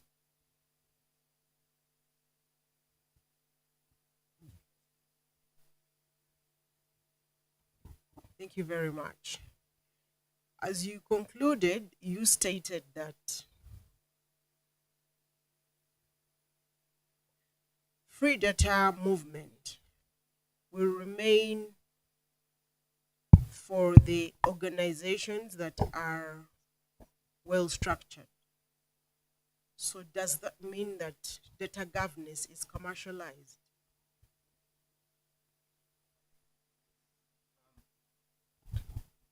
Yeah, thanks for that comment as I come in to wrap up this first part.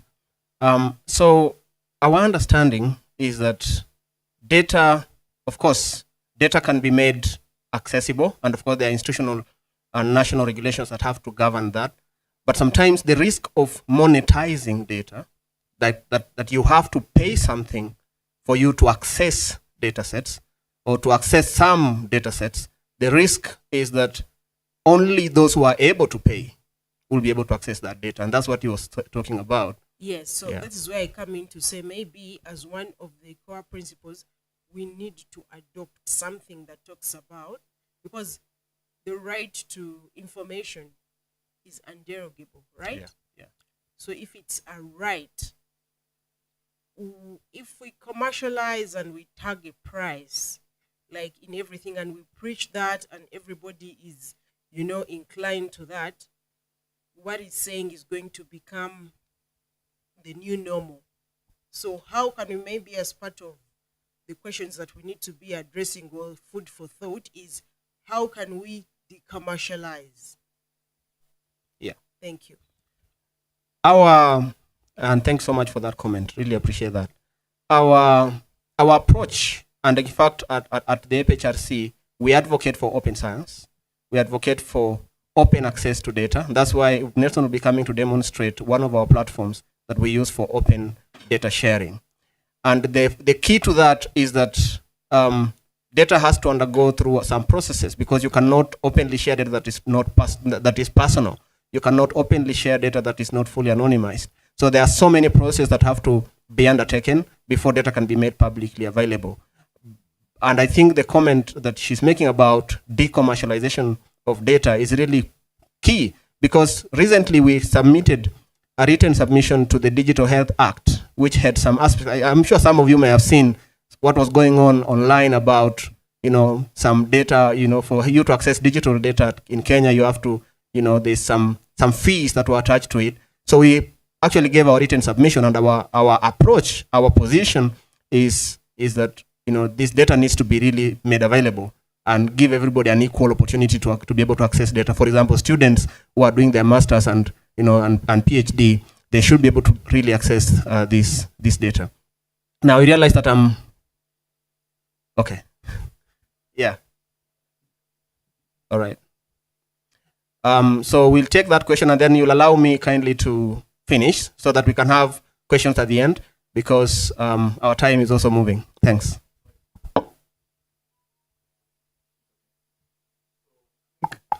My question was around, and it's kind of tied to what you're saying, but also the other speaker.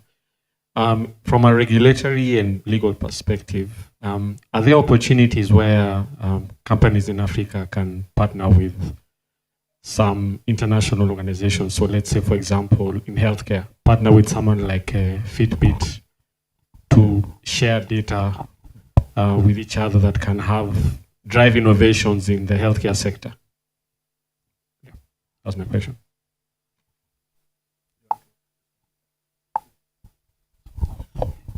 Yeah, I think you've heard the speaker who was on stage was talking about sandboxing, where the regulators, the innovators, as well as the data subjects come into a safe space and create an innovation in sharing data. Such avenues do exist. Yes, thank you. And I think this is something that we can continue conversing. In fact, at the end of this presentation, there's a QR code for anyone who can be able to share their contact, because we are very keen on stakeholder engagement. You realize in this slide, we are saying that, of course, due to the rise of AI and all this research that we are conducting, you cannot really ignore ethical considerations. AI is here, and it has to be used responsibly. I normally say, don't allow AI to replace your head. Yeah, I'll use AI to help you to move things faster, but not really to replace you, because it can easily replace you if you allow it. But you have to use it responsibly. You have to use it to drive innovation, to drive research, to make things more efficient. Now, we are very keen on stakeholder engagement. Recently, last year, I'm actually just now moving across slides. 2 years ago, we had a policy engagement workshop in Naivasha, and I'm happy to see some of the colleagues who attended that workshop here, like Ibrahim, formerly in development initiatives. And we are very glad to have this kind of more engagements. We'll be having another one this year, and we'll be happy to have your contacts if you'll allow us at the end. I will not belabor this point about privacy enhancing techniques. Somebody already talked about. These are some of the ways institutions can actually respond to the needs and to the demands of data protection and the digital technology. AI, I think the importance, and that's what we have started doing at FHRC. We have a team within the data science program that is involved in evaluating, artificial intelligence platforms. Recently, we had a 1-hour talk about emerging trends in artificial intelligence. And one of the things that's coming out very, very clearly is that as researchers, as users of these platforms, we have to be able to critically evaluate some of the results that these AI platforms are giving us. For example, ChatGPT. You need to be sure that what ChatGPT is giving you is correct, because sometimes it can mislead you. I'm sure you may have experienced that. Now, a good model can only be good based on the data that is used to train it. If the data used to train it is not good, then you are almost 100% sure that you'll get a bad model. And that's why at FHRC, we are very, very big on data management processes that then help data to be more quality so that we can use it to train machine learning and AI models. Data governance is a responsibility for everyone. It's not only for the legal practitioners, it's not only for the policy makers, it's not only for the public policy professionals. In fact, data people play a really, really big role, because when the rubber meets the road, it's the statistician, the researcher, who is going to do the data anonymization work that you're asking him to do in that policy. And so this is something that's really important. Now, our approach is that there are three things that are really crucial in data governance. You have to build capacity of the people. If you look, I don't have a pointer. In that middle circle at the top, the people, and this is the attitudes, the trainings, the capacities of these people to be able to do what needs to be done, the technologies that are needed for them to do that, but also the processes. And this is where the culture, the traditions within the institution come in, and they play a really big role. Because, you know, you've gone to institutions where they say, this is just how we do things here, right? And so we really need to shift that culture. With the way we looked at data 20 years ago, it has changed. We have to agree, right? So this is our vision. We, a house with responsible data management, structured data management. It has so many pillars, but at the bottom, of course, is what I've just talked about. And this summarizes that. The reason I'm going faster is because I want to get to a place where I'm talking about our data governance framework. One of the recommendations that we had in 2023 from our policy engagement workshop in Naivasha was that institutions like ours have to come up with, you know, data governance frameworks that is tailor-made for the institution, because institutions are different. The way we manage data, the way we look at data may be different from institution to institution. And so we have to really come up with frameworks that can guide our data management processes. And we came up with one that is centered on data integrity, security, and value. Now, this is a draft. We should be looking out for the final version within very few months. And hopefully we'll be able to invite some of you to come and validate that framework for us. And this, I'm moving faster because of time. This is the workshop that we had 2 years ago. We have published a paper on this. If you search this paper, you should be able to find it. With key findings from that workshop and a few other engagements that we've had. But capacity building is a key factor. If you look at this word cloud, there were workshop participants, there were 46 of them, and most of them policymakers and researchers, including academia, and ODPC actually were there as well. Capacity building was a key thing, because while all these things are moving, then we have to really pay attention to people's capacities on using that. I think I already talked about this during when we were presenting our written submission for the Digital Health Act last year. At this stage, I want to invite Nelson, who is going to demonstrate our data sharing platform. We are calling it the micro data portal, but ideally it's the catalog that we use to share our data openly. Nelson. And then our panelists should be preparing to come. Okay, thank you very much.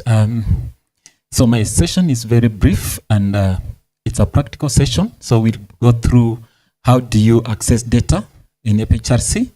So I will take you through a live platform that we are using. We call it microdata, but it's actually a data catalog system.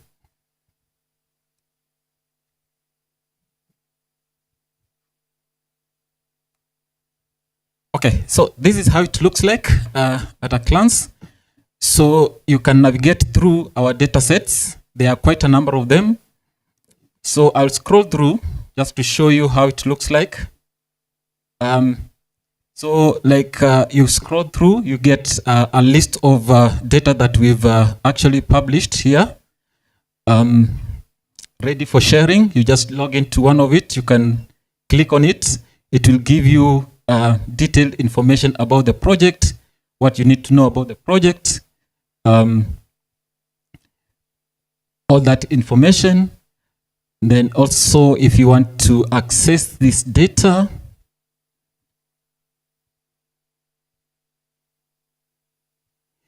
you can search through the filters we provided here, depending on what you want to access. Something that I need to mention, that there are these icons which are in red and one in orange. It means that the data in red is not available for now, because at FHRC, data has to go at a 2-year embargo before it's actually shared out there, so that we assure that the data that we are putting across is anonymized, it's cleaned, and everything is well done before we share. So for you to access this data, and the orange sign, it shows that that data is available actually. You can access it. Now, for you to access this data, you must log in to the system as a user. So there is that icon where you log in here at the corner. You click on it. If you are not a user, you can sign up to the system. It will give you an email to verify your access. Then once that is done, it will allow you to access the data. So I will just log in shortly, and then I'll show you how to access the data.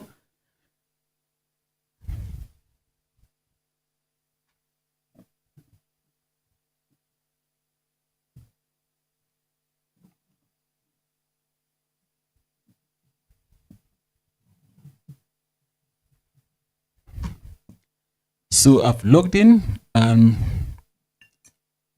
So I'll go through the data and just show you how do you access one of the data sets. So I'll go to this resource flow project in Tanzania and Ethiopia. So you click on it, you go to where it's written microdata portal.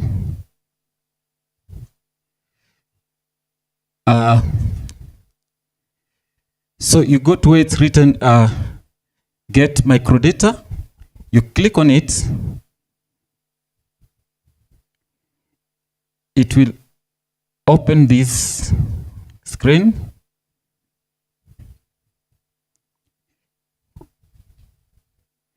Sorry, I had already requested the data, so it will not allow me to request for a second time. I think I was doing it for a test somewhere. Sorry for that. Let me just get another different data set.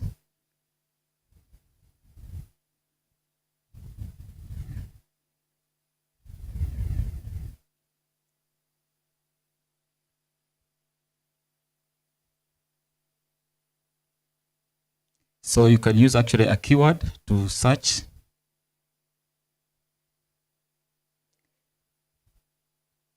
So it will list for you those data sets. Then you click on it.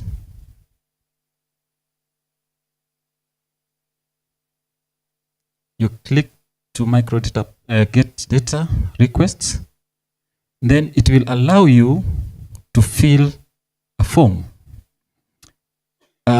And this is a data agreement form that we are using just to know who is accessing our data and actually for what purpose. It's not to hinder you from accessing the data, but just to give you, for us to understand, so a particular person in a certain institution is actually accessing this data for this particular reason.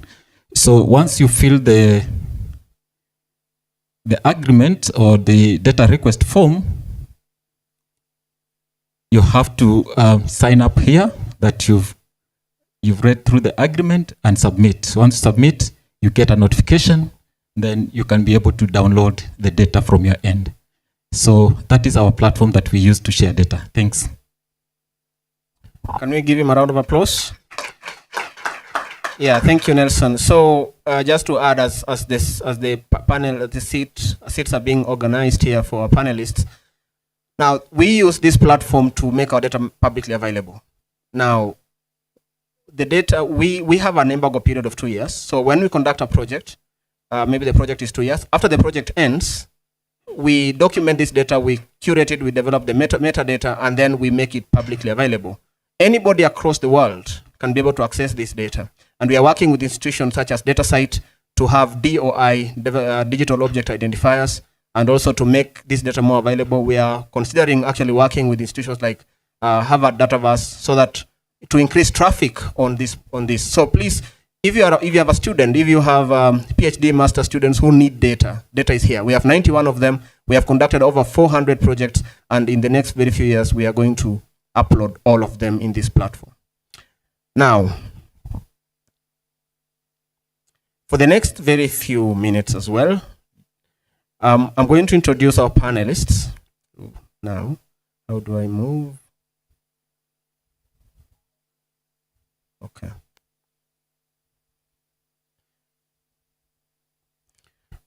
We have organized for you a brief panel discussion just for the team to help us unpack. Sorry about that. To help us unpack how IPHRC manages data within the research institution. which actually some researchers may relate to, but also some of the challenges that we are facing that we need to actually address. Now, in our panel, I will have Boniface Ingumba, who is our data governance officer.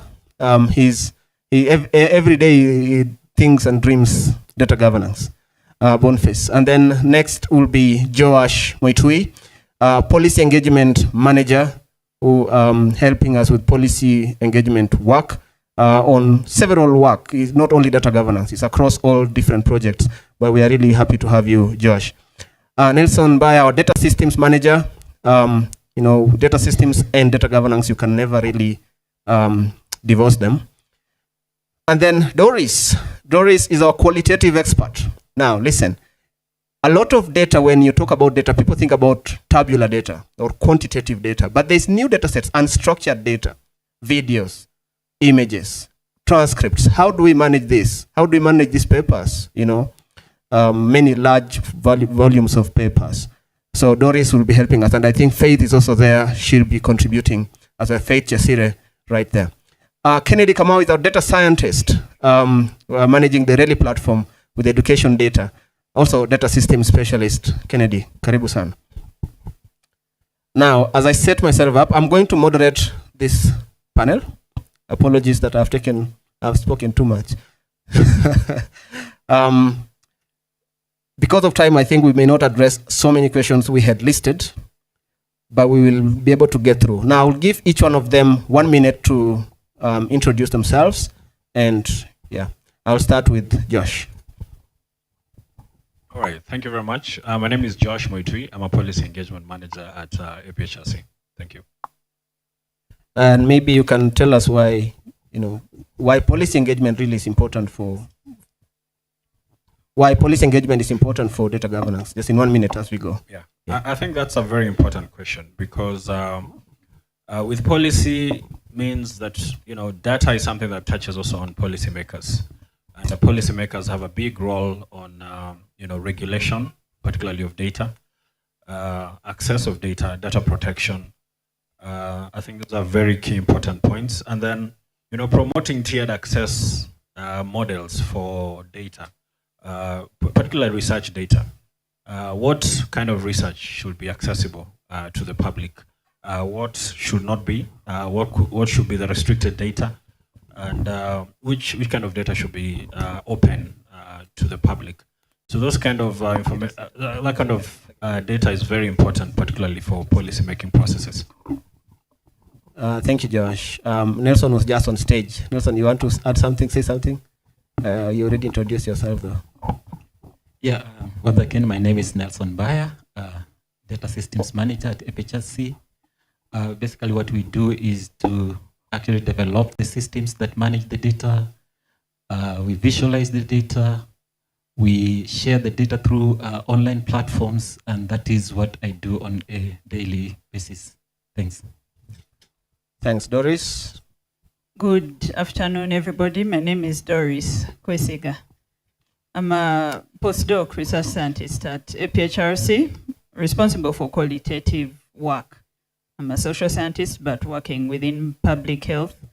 So I'm here mostly to highlight the issues around qualitative data governance, because qualitative data is usually that poor cousin in research that is forgotten. Okay. Good evening. My name is Kennedy Kamau. I'm a data scientist, and I believe data is very important in making decisions. I am pushing for evidence-informed decision making and evidence-informed programming for CSOs and NGOs. And my mantra, it's a quote from one of the presidents from the US, is that I believe in God, everyone else bring data. Right there. In God we will trust. Everybody will trust God. But if you are not God, when you come to me with an opinion, bring data. Now, at that point, Ken, just want to start with you. What do you think are the best practices, like for example, within our institution, APHRC, are the best practices for developing and actually implementing good data governance frameworks? I think I've worked in a few institutions, including ones that have different data management culture. and I would say APHRC does well, is that we keep an open mind. We learn from everyone. Like the platform that you just walked through, we have another one for education, dedicated to education, Regional Education Learning Initiative in East Africa. That too it is fashioned from what is done by World Bank. So we learn from the best, we try to learn from others and improve, customize it. The data governance plan, we segue from a template and owned it and developed it for our institution. So I think what makes APHRC stand apart when it comes to data management and governance